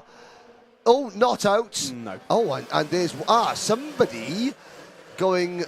piggybacking there at the start line. I hope that might be an issue for the nose cone, but yes, I have a teenage son who is not well at the moment, but he is he's another one who is just like that. Right. As in he's not well at the moment just because he's your son, or well, he's ill? He's had to put up a lot in 14 years. He is his dad. But no. He's it's fitness. You know, got to have maximum riz. That's what it's all about. What he fails to remember is that I wrote the book on... You're speaking to the doctor of Rizonomics. Here we go. Well done, Colby in Water Swift. You said someone from the live chat had the quote of the day. That's the quote of the day. Oh, no, yes. Right. Here we go. Oh dear, that is Patrick Leaf bogging down. They're not information. Lights are not out. It is the droid. It still says formation, but the right. Well, hang on a second. So our screen says formation, but there is no false start. Right. So we're underway, I believe. Well, they're not slowing down at all. I'm just looking at the timer's not screen. Counting down on the I'm a little bit. So formation. Oh no, we're go. Now it is. We're go. It's good to go. There's a bit of confusion here. I'm constantly confused. We're definitely underway. Whatever it is, Jihan Kalachern has the lead of this race with up in the second position. Well, it's Aidan Mitchell in that number 14 Kart. Yeah, so really it's not been a good start for Leo Robinson at all. Down 5 places from the pole position. He's now finds himself in 6th place. So it all sort of... Yeah, everyone got a bit... It was that Patrick Leaf was in bogs, sort of got everyone out of position, and it all got a bit confusing. And they're about 4 wide when they crossed the line, but I thought, well, okay, you know, we're giving the drivers ample opportunity to start these races properly. I'm thinking that because there's no actual tram lines, the drivers have got so used to following the tram lines that the lack of tram lines is what is getting the drivers all a bit discombobulated. I like that word. Yes. It sounds like it rolls in discombobulated.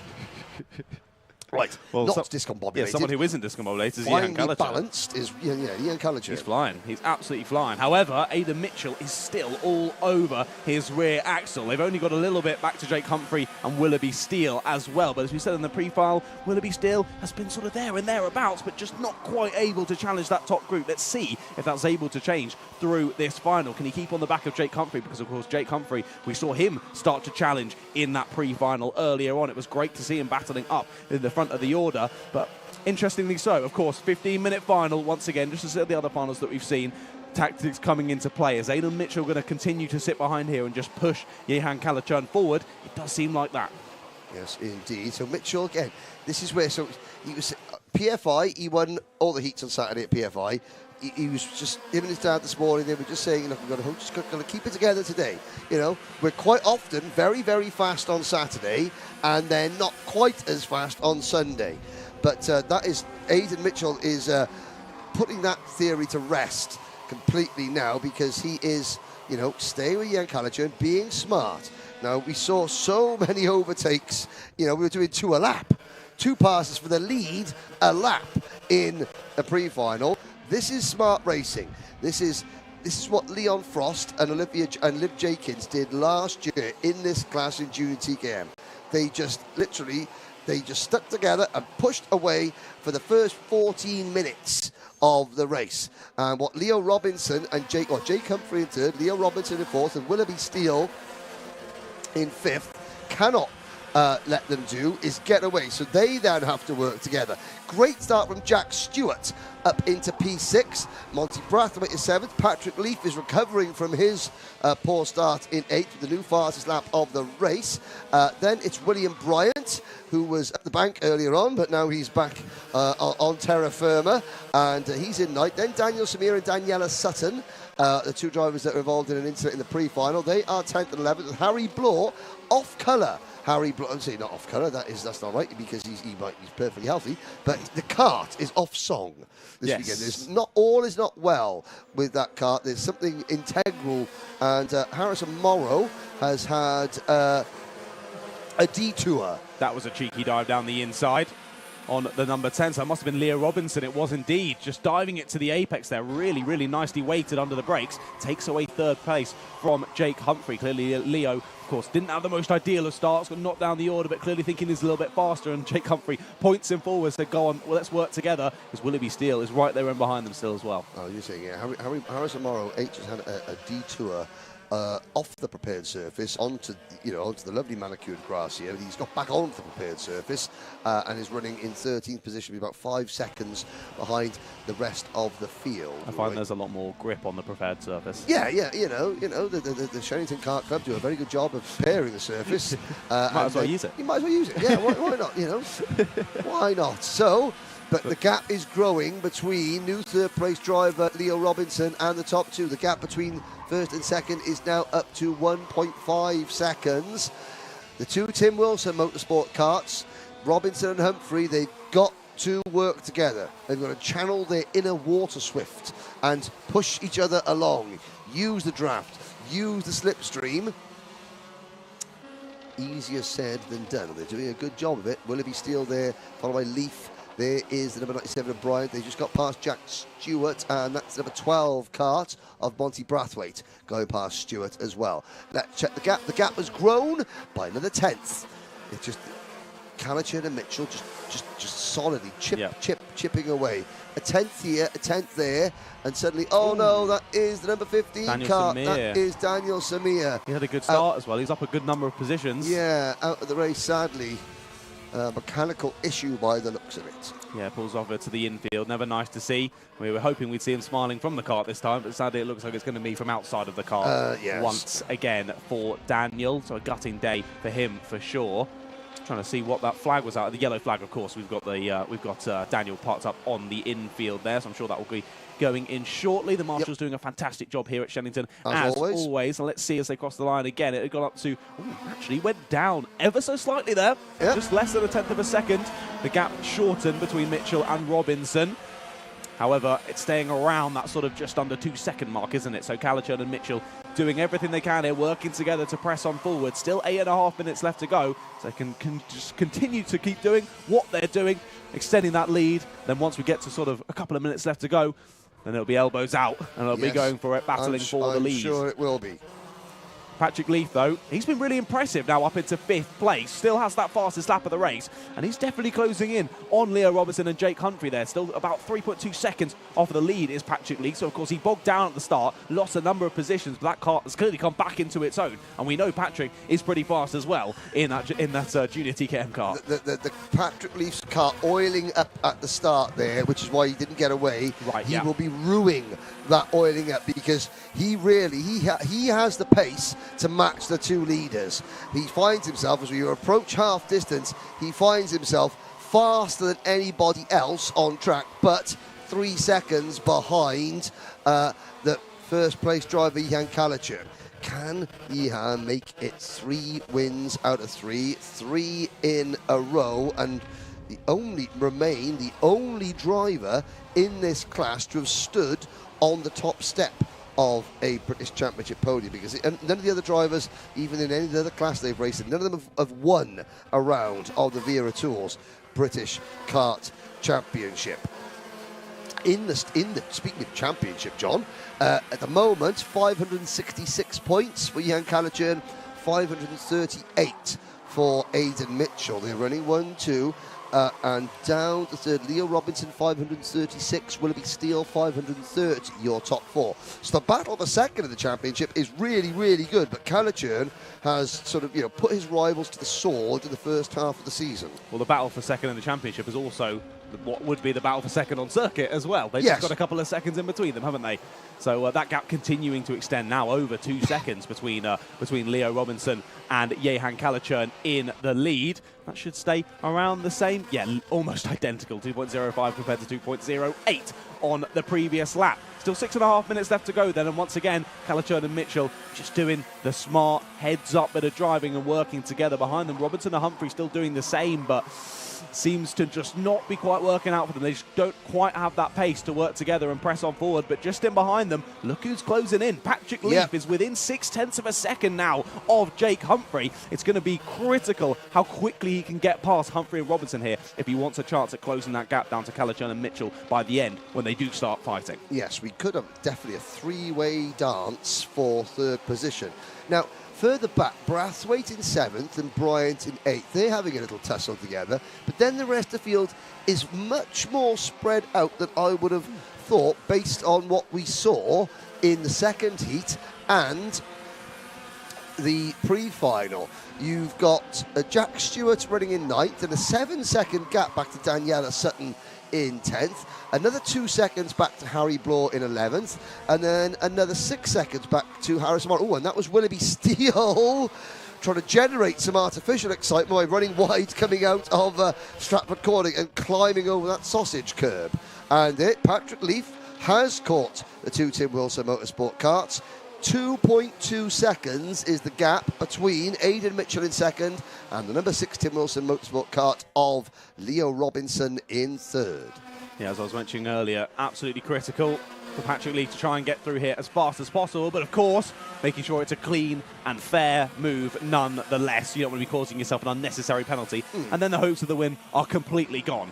So let's see what he can do here down into the hairpin. Sits behind once more. Still 4.5 minutes on the clock, so he has got some time to wait for the perfect move here, but it's going to be challenging because there are 2 of them. So then, of course, once you pass one, you then open up for you having to defend and attack, which, as you said before, is very challenging. There's 2 of them, and they're brethren. Yes, of course. They are Tim Wilson Motorsport brethren. But Patrick Leaf deciding that discretion might... Well, he had a sort of that was a scouting mission. That was no, says Jake Humphrey, said, don't pass, push. And Patrick said, well, thank you for that sage advice, but I will do my own thing. If I believe that my chances are improved by pushing you, then I will continue to push you. If not, then I will pass. But it is push, not pass at the moment. Indeed. He seems to be sticking to that for now anyway, pushing them forward. However, that gap, as we've said, throughout the race between Mitchell and Robinson has just been slowly but surely increasing. Again, Calichurn and Mitchell nearly doing identical times throughout this race. Oh, here's another little scouting mission. That's the outside. Sort of a mere sort of investigation. Now Leaf has got a run. Now Leaf will look to... well... Jake Humphrey sort of giving us, what are you doing? I'm overtaking you. I would like to finish on the podium. Jake Humphrey's got some tactics in mind, but Patrick Leaf maybe not reading from the same tactical book as Jake Humphrey. Jake Humphrey's tactics involve him staying ahead of Patrick Leaf's, and Patrick Leaf's tactics involve him passing. But at this point, 2.3 seconds down on the race leaders. All Patrick Leaf is thinking is that, okay, if Jehan Calichurn and Aidan Mitchell wipe each other out, I want to be the first person to capitalise. Simple as that. Exactly, yeah, you want to be in the best position for when it starts to kick off, and it might just be starting. It might just be starting. We haven't kept much of an eye on Calichurn and Mitchell for a while because they've been working together so well, but there was maybe a little bit of a thought of a move there at least. Yeah. Defending. Yes. There we go. I thought, did we just see Jehan take a slightly tighter line down the front straight? Aidan Mitchell saying, no, I'm not going to overtake you yet. Jehan's like, I know I've trusted you for the last 10 minutes, and you, Aidan, you've been good as your word. However, 2 minutes to go. Can I trust you? How much longer can I trust you? Now I'm interested to see if that gap does fall, because obviously they have started to sort of slightly battle, a bit of defending from Jehan, but also Patrick Lee's been getting through on Jake Humphrey, now trying to get through on Leo Robinson as well. So will that gap close ever so slightly? By 2 tenths. I thought it was more like half a tenth, was it not? Yeah, it was 2.39, and now it's down to 2.6. Oh, half in that sector. Ah, yeah, the left, the scoring pile on the left-hand side of your screen, that adjusts itself every sector, not every lap. Yes. So it was a tenth in that sector, 2 tenths overall. And Jehan, I think, has decided, thanks for all the support, Aidan, but I no longer believe you when you say you're not going to pass me. And Aidan's saying, no, still push. And Jehan's going, not quite sure, but we're into the final, minute 15 plus a lap. Aidan Mitchell, he's never finished on the podium, has Aidan Mitchell. He wants that podium, but he wants to win even better, I'm sure. Definitely. That's what every driver wants, especially in the final. To take the win on the road would be absolutely fantastic for Aidan Mitchell, but we'll have to keep an eye on them as they head down into the Stratford hairpin. And you can see Leo Robinson now within 2 seconds. He's got a good exit. Oh, yeah. Yeah. So Jake Humphrey's been dropped. It's now Robinson and Leaf dueling for third. They're closing in on this battle. Is it fast enough, though? Yeah, they're going to close fast enough. They could run out of time. They might get to this battle, but it might be a little bit too late as Khaled Churn begins to defend. 30 seconds plus a lap to go. Next time round, they'll see the last lap board. It's 2 to go in Junior TKM. This is going to be really exciting here. You can see Jehan just changing his lines ever so slightly to cover off a potential move from Aidan Mitchell. Again, down into the hairpin. Moves to the outside, does Aidan. Trying the up and under, possibly on the exit, but goes a little bit deep. Oh, he runs away, makes a mistake. I don't believe it. He does make a mistake, and now he's dropped a good few tenths of a second off of the leader. This could really help Leo Robinson and Patrick Leaf behind us. Now they're in Aidan Mitchell's slipstream. So this could be an opportunity for Leaf and Robinson behind to snatch second place away from Mitchell. This could also be an opportunity for Jehan to clear off on this final lap. Now, I do want to mention just quickly, Daniela Sutton, sadly, has got a 5-second penalty in this race. She might drop below Harrison Morrow when they get to the flag, as there's the 11 of Harry Blore, who's pulled off to the side of the circuit as we head on to the last lap. Yeah, what Aidan Mitchell tried to do, he tried to go wide and then undercut Callaghan coming out of Stratford corner. But Callaghan parked it on the apex, and Mitchell had no choice but to then sort of make a steering adjustment, and he now has to defend from Leo Robinson. Could this be 3 podiums in a row for Leo Robinson? Could it be a first for Patrick Leaf? But Jehan Callaghan, double E plate holder. Oh, and it's 3 wide. Leo Robinson, and Mitchell's dropped down to 4th. I don't believe it. And that is Leaf up into P2.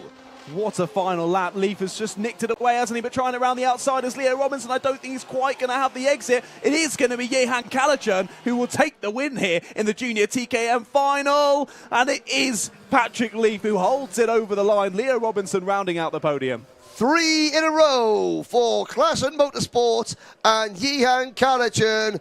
Patrick Leaf comes home in second. Leo Robinson in third. Aidan Mitchell just misses out on a maiden podium again. He was half a lap away, and he comes home in 4th position. Jake Humphrey finishes in 5th. Willoughby Steele is 6th. 7th for William Bryant. Monty Brathwaite 8th. Jack Stewart 9th. Daniela Sutton, the penalty will keep her in 10th, ahead of Harrison Morrow in 11th. And then Harry Blore and Daniel Samir. Yes, John? We weren't able to keep an eye on it through the race because the battle at the front was so interesting to watch. But Willoughby Steele, William Bryant and Monty Brathwaite across the line, just over a 10th of a second between them. They were nearly 3 wide as they came across the line. So that was a fantastic battle as well. Yes, absolutely dramatic there right at the end. It came down the Bruno chicane. They were 3 wide coming out of the Bruno chicane. Mitchell went into the Bruno chicane second, came out in 4th. Leaf and Robinson all involved. That is 3 podiums in a row now for Leo Robinson. He had a 2nd at PFI, a 3rd at Glenagorse. Unofficially in the championship, Jehan Callaghan holds a 30-point lead over Robinson. He came into the weekend leading by 20 points. He leaves it leading by 30 with 2 rounds to go.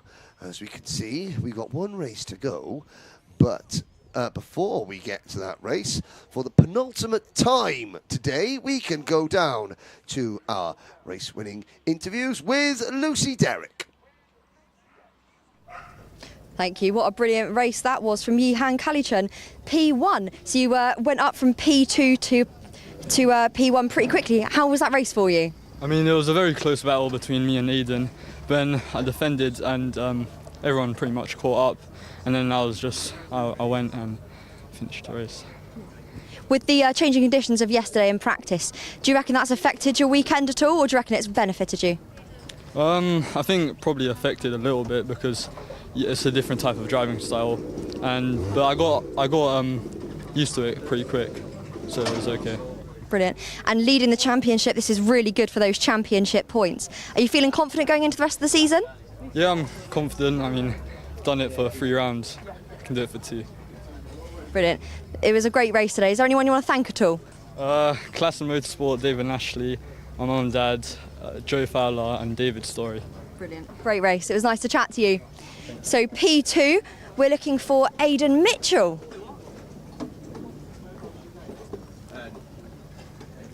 That's all right. Do you want to come on down then? Seems a bit of confusion here over P2. Yeah. What? Did you have a good race? Yeah, I mean, yeah, I'm sorry, I'm just confused. I thought Patrick got second. Oh, did he? Yeah, I think he got, because I got loaded out the way on the last lap, I got third. Oh, okay. That might be my mistake then. It was nice to chat to you. Sorry, that was my mistake. Haven't checked the results since they were published. So, good race? Not bad, yeah. Apart from the awful start, knew we had the pace, worked with Leo and we got right up to the front pack, so yeah, we're good. Yeah, you guys worked really well together. It was brilliant. It was really interesting to watch. Are you happy with your performance overall then from... Minus the start, yeah. Very good, yeah. Brilliant. Is there anyone you'd like to thank at all? Kristen Archie-Strong and my mum and dad. Brilliant. Good job today. So we're looking for P3 now. There we go. Deja vu! Yep. Good race? Yeah, I mean, me and Yihan broke away and we had a pretty good lead, and then I went a bit wide, and then Leo and Patrick joined the fight. But yeah, it was a bit of contact and I lost out to second, but still first British Champs podium, so yeah, it's pretty brilliant. Well, congratulations. With the finals being so long, does that change your strategy at all? Yeah, I mean, people try and be a bit more push away from people because it's a long race and you don't want to be battling whole 15 minutes because it'll be a struggle. Yeah, you and Kalichun really worked together to kind of extend that gap behind you.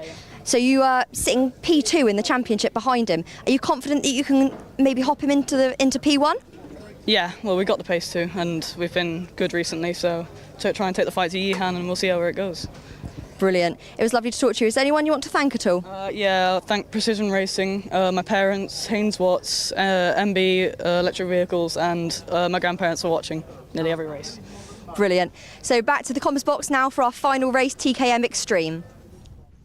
Yes, indeed. One more race to go. The finals have been absolutely quality this afternoon. Of course, we see one TKM race, and we're jumping straight into another. We've had Junior TKM and TKM Extreme. You reckon it's going to be just as good, Henry? I think that the TKM Extreme, have we saved the best for last? I think, you know what, we may well have done, because, you know, the grid is slightly mixed up. We're going to give you the grid, the full starting lineup shortly, but, you know, again, there's going to be 17 drivers. Amongst the 17, you know, 4 former race winners, 2 champions, both Chris Whitton, the reigning champion, Alfie Garford, a former junior champion. You know, Chris Whitton could, I mean, Chris Whitton and Macaulay Bishop came into today tied for second on the all-time modern era wins list with 9. Bishop didn't win his race, so Whitton could get sole second place back with a win here, but it's going to be much easier said than done, considering that Chris starts from the 4th row of the grid. However, also there was penalties for Michael Cornell earlier on. Championship leader Charlie King will start from 4th place, but you know, he's being, you know, I had a chat with, I think that Kong is Charlie King's life coach and mentor and spiritual sort of spiritual shaman is the word for I didn't realise that Kong was King's That's amazing. Kong is King's mentor and life coach. But here we go for the final time today. Let's go to the grid. It's TKM Extreme up next.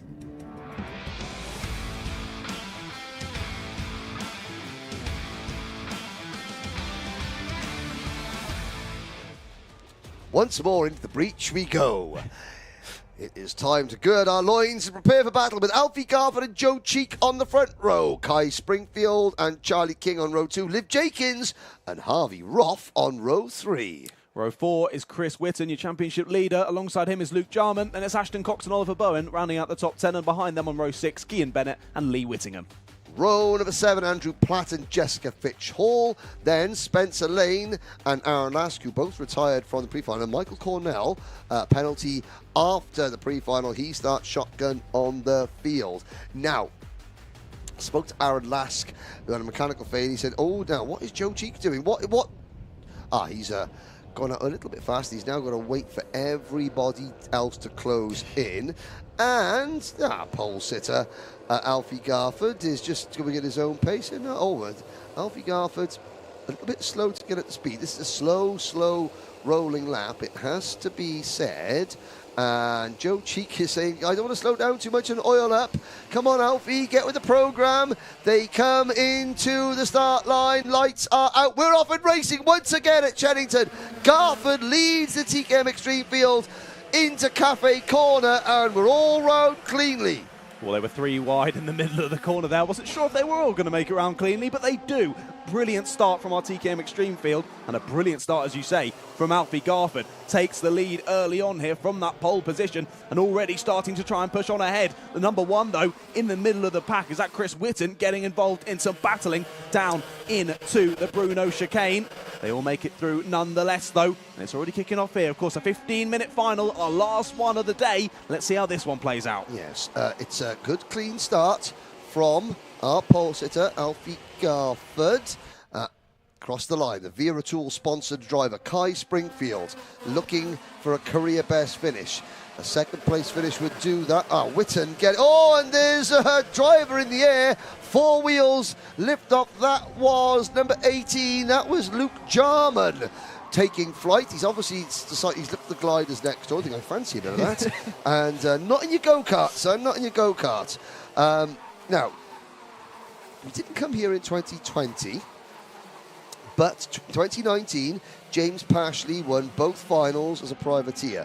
Pashley won again in 21 as a privateer, and Chris Whitten won as a privateer last year. So that's 4 finals in 2019, 2021, 2022, and privateers have won them all. And do you know what? We've got privateers running 1 and 2 at the moment, Garford and Springfield. Roth, King, Jenkins, Bennett, and Lee Whittingham has already gained 5 places. He's up to 7th. The top 6 are breaking clear, with championship leader Charlie King still there in 4th place. But at the moment, can tell you that Alfie Garford has taken the lead of the championship. 540 points, 3 points in front of Charlie King, with Lee Whittingham 3rd on 516, Chris Whitten 4th on 498. Long way to go, though.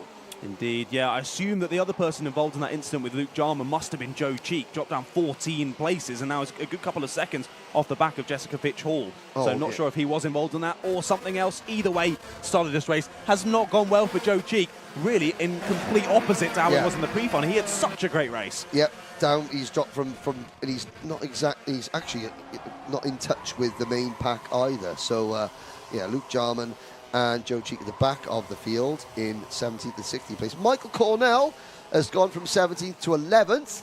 You can see him, but here's the main sort of chasing group. That is Aaron Lask, who's gone off like a scalded cat. He is the lead driver in this group of karts. You're looking at 7th, 8th, 9th, 10th, 11th and 12th. That was Lask, Lane, Whittingham, Bowen and Cornell. Whitten, who I think was involved in that Jarman incident as well, he is down, is the number 1 plate kart, you can see, down in 12th place.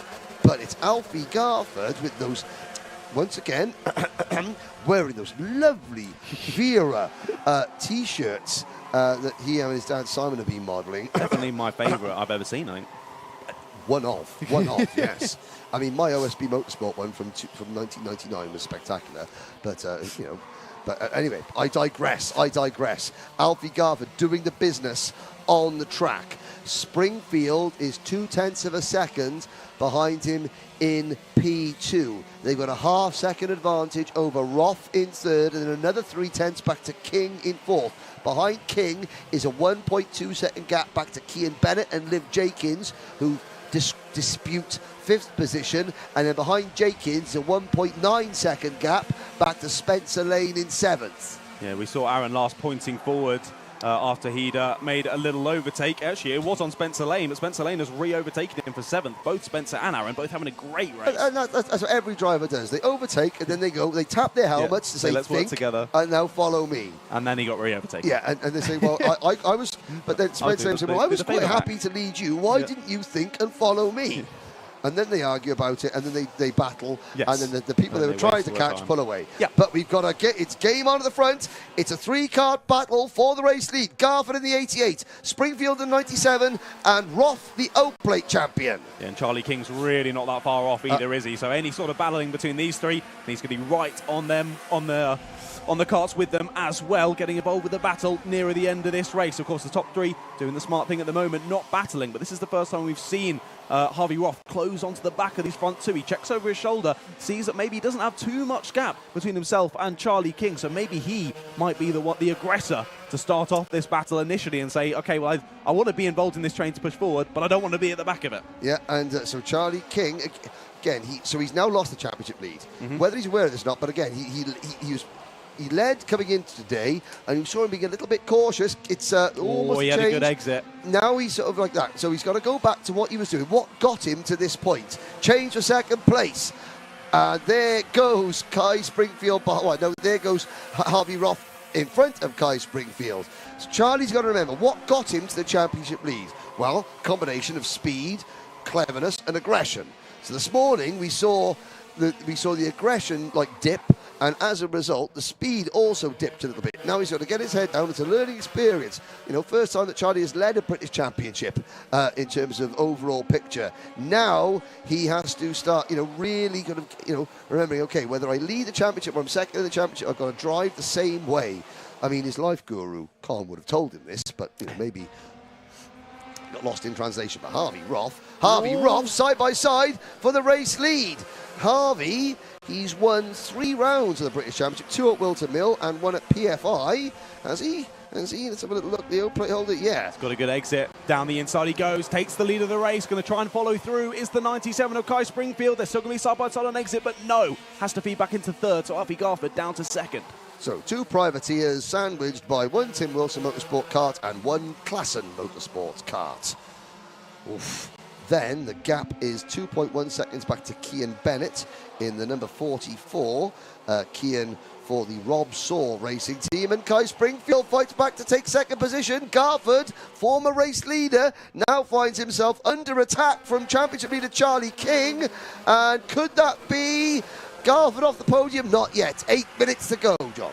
That defensive move was how he lost his position for the lead, though, earlier on. Could it mean why he loses out for third as well? No, Charlie King not quite getting a good exit, a good enough exit, I should say, off of Cafe Corner to make that move work down into the Stratford hairpin. Sits behind in fourth for now once more. They're all settling into it once again, so maybe we'll see it settle down again, work together for a little bit longer, and then maybe someone becomes the aggressor again and it all kicks off. But it's still Harvey Roth on the O plate with that fastest lap of the race, a 45.47. The other drivers aren't particularly far off, though. Kai Springfield behind, a 45.50, 300ths of a second slower on that fastest lap. So still working together nicely. And they've not got that far, you were saying, back to Cian Bennett and Liv Jenkins right there with him as well. So if this battle kicks off, still got 7 minutes to go, we could very much see this become from a 4-way battle to a 6-way battle, maybe even more. Look at that pack behind. You've got so you've got Cian Bennett and Liv Jenkins running in tandem in 5th and 6th, and then Witten is now back to 7th, and between Witten in 7th and Lee Whittingham in 13th place, there are 2.1 seconds.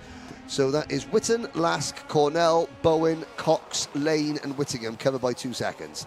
Lee Whittingham in the number 10 kart. Again, I have to stress to the viewers at home, coming up in the next week or so on the Motorsport UK YouTube channel, we're running a feature called Lee Whittingham Racing the Heather, and I would advise you all to check it out in the next week or so on Motorsport UK YouTube channel. But it looks as though Lee Whittingham, he's dropped about 9/10 of a second off the back of Spencer Lane, which tells me that maybe all is not well with the wagon. No, indeed. The Whittingham wagon is not rolling as well as Lee would like it to. No, he was really fast yesterday, wasn't he? He took in the the wet, win, didn't he? Yeah, in the wet conditions. But again, coming into the dry today, he's just not been quite there, has he, Lee? He's been there and thereabouts, but just not quite at the position where he definitely would want to be up near the sharp end of the grid. A few minutes ago, whilst Alfie Garford was leading, I told you that Alfie Garford had taken the championship lead. Now that Alfie Garford has dropped back to third position, Charlie King has the championship lead back with 537 points, just 2 points in front of Garford. So King stays in fourth, and Garford stays in third.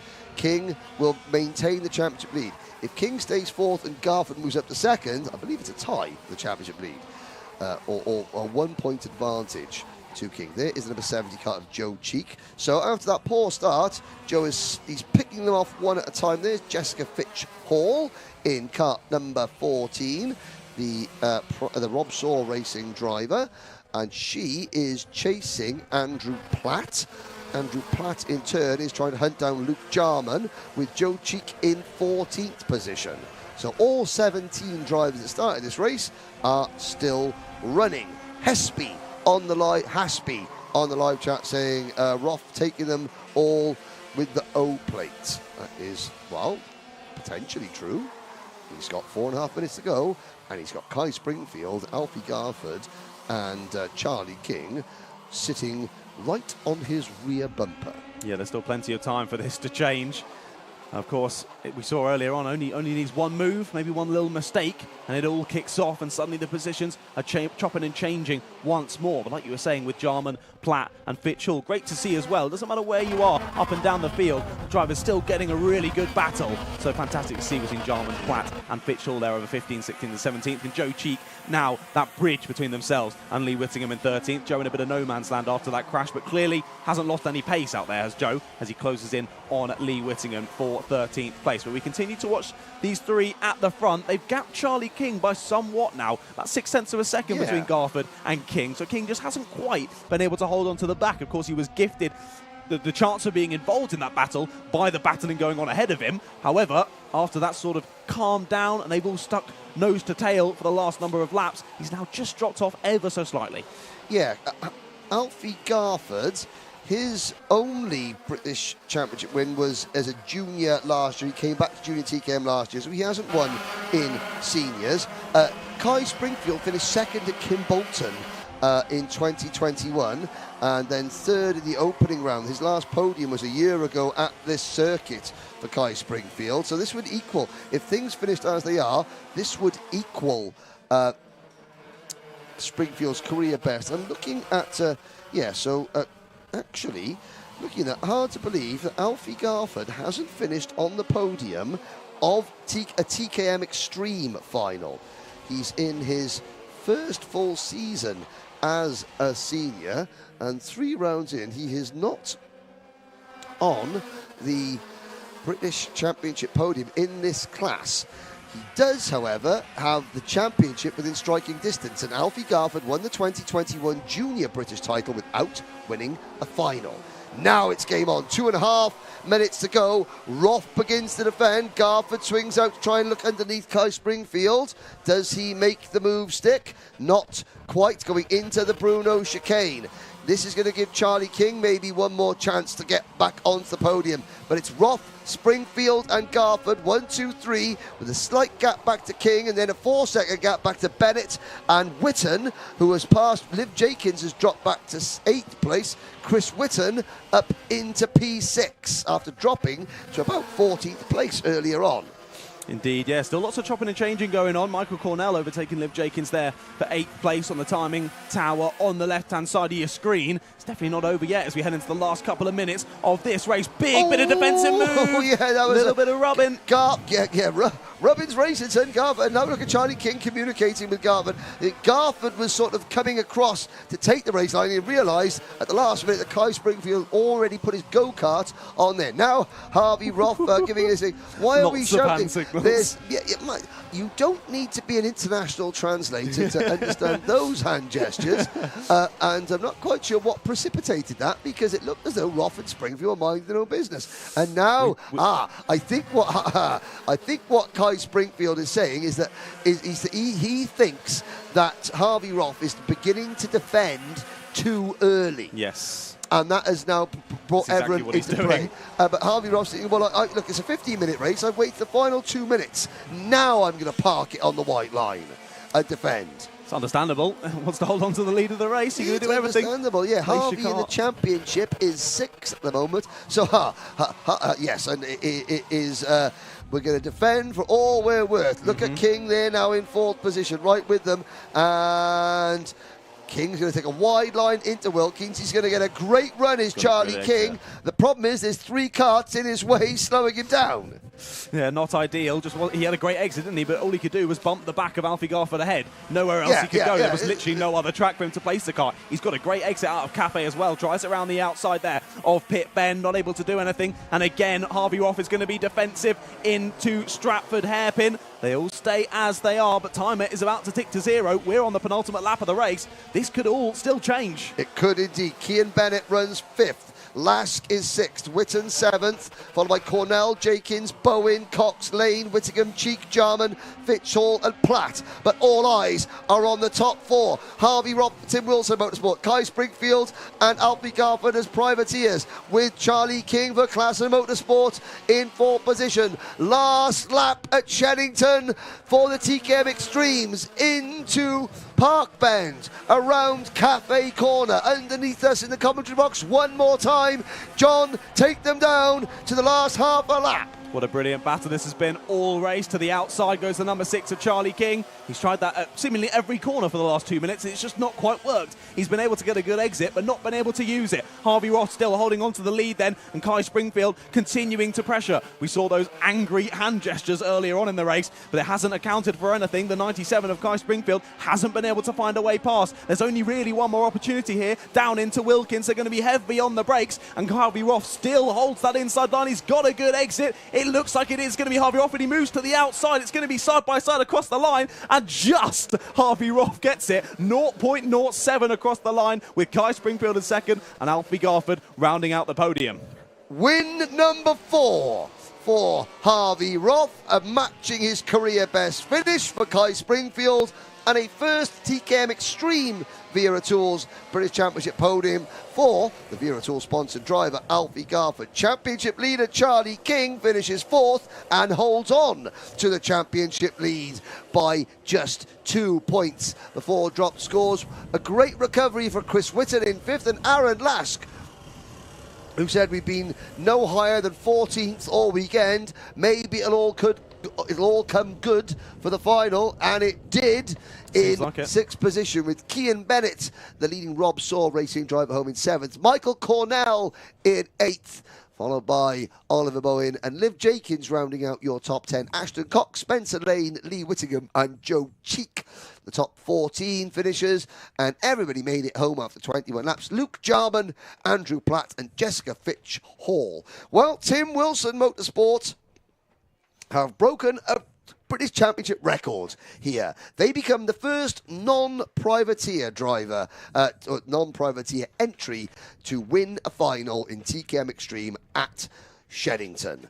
As the sun shines and the Union flag flutters in the breeze, you drive to Shenington through the Cotswolds and around the lovely bit of countryside. For the final time today, we will hand over to Lucy Derrick, who will have our race winner, Harvey Roth, with her down in the pits. You guys, what a brilliantly close race that was, especially between the top 3. And I have P1 here, Harvey Roth. How was that for you? Yeah, it was a really good race. We started in 6th, so to get up the places early was really good for us. And then we were chasing down the 2 leaders. They had a bit of a gap for us for a while, but we managed to close it, pick them both off, and then just fight out the front by ourselves. Brilliant. Was there any specific highlights for you? I don't know, defending for about 4 laps from about a kart train of about 6 people. It's pretty tough, but we managed to pull it off, which I'm happy about.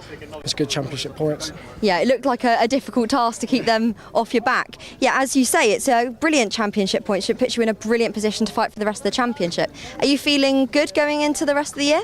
Yeah, I mean, Wilton Mill's probably my best track. I've won there 2 years in a row now, so I'll try and make it 3 to score some even more points. And we've never been to Wera, but I'm pretty confident we'll pick it up nicely and score some good points there and hopefully take home the win. Brilliant. It's lovely to talk to you. Is there anyone you want to thank at all? Yeah, big thank you to Tim Wilson, first off, Will Thomas for helping me all weekend, being supportive, my dad for being perfect on the spanners yet again, my sponsor M2 Computing, and all my friends and family that are watching and supporting me. Brilliant. Lovely to chat to you. Thank you. Brilliant. Great race from the all the top 3. So now we've got Kai Springfield, P2. What a race! Yeah. Are you impressed with your performance or not so much? Yeah, I mean, I knew, I was setting fastest laps earlier in the day. I knew I had the pace to be somewhere in there, but this track's so hard. It's like the lap speed's only just a little part of it. Had a good start, to be honest. Broke away against Garford. So I was thinking I'll push him as much as I can. Roth then took the lead. I thought I'll push him as far as I can, thinking I can do all I can to try and get us separated from the rest of the pack. And yeah, luckily managed to hold it on with 2 minutes to go, so came second. Yeah. Brilliant. So are you looking at the championship now, kind of looking at the points rather than making big lunges, or? In all the time I've been doing it, I think this year I'm not even looking at it now. I'm just going to concentrate on each round as it comes, not get too hung up on the points. But yeah, I'm trying to. It's like for that race, I was thinking I'm quite happy with second on the championship perspective, and yeah, just hopefully puts me up the table a little bit. Brilliant. Well, what a race! Glad you enjoyed it so much. Yes. So we're now looking for Alfie Garford. Here you are. Come on down. P3. Did you enjoy that race? How was it for you? It was long, tiring, enjoyable as it always is. It was a good race, but kind of didn't really lacking a bit of pace towards the end. So just tried to stick in the fight and try and hopefully pick up a few more positions. But third's still a good finish, ready for the rest of the championship. Cool. As you say, it's a long race. Does that change your strategy at all going into it? Tyre pressures and stuff, and trying not to let the kart slow down towards the end. Maybe we could have done a bit of a better job at that, but still third place is a very good result. Yeah, it's a mega result. So any highlights specifically for you throughout that race? It's a long race, remember, isn't it? Yeah. Start was good. I had a few laps at the front in my own air, and then the pack started to catch up, but it's been a good day today for us. Yeah. Looked like a difficult start. Is there anyone you want to thank at all? I'd like to thank Wera Tools, supporting us, helping my dad with sponsorship and getting us out here racing. Next Space Dash Cams, they help us out this year for entries to the British Championships, and Motorbase British Touring Car Team, they help us out a lot with me learning different aspects of racing. Brilliant. It's been lovely to talk to you. Congratulations on the P3. Well, that's it from me today, so I'm going to head you back to the comms box. Thank you very much, Lucy, and well done. I think it was that role was thrust upon her at the very last minute. So well done. Thank you very much for helping there and doing a great job, John Ratcliff. It's been another storming day here at Shenington, but without the stormy weather that we had yesterday. Indeed, yeah, slightly wet yesterday. I think our cameramen are going to be very happy that we ended up doing the stream on today instead. But the racing, nonetheless, was absolutely fantastic throughout of course, we started with the Repechage, had a couple of heats, all the pre-finals and the finals. Racing across the board was fantastic. It was an honour to be in the commentary with you today to commentate over some such fantastic racing. Yes, indeed. So, we're next? Well, for a lot of the drivers and for you watching on Alpha Live, we're going to be 2 weeks the Motorsport UK Kart Masters British Kart Grand Prix. That'll be the first weekend in August. Event 6 of the Wera Tools British Kart Championship will be at Lark Hall in Scotland. We've got event 6th and 7th, August 20th and August the 27th at the Summerley Raceway in Scotland. Will the sun still be shining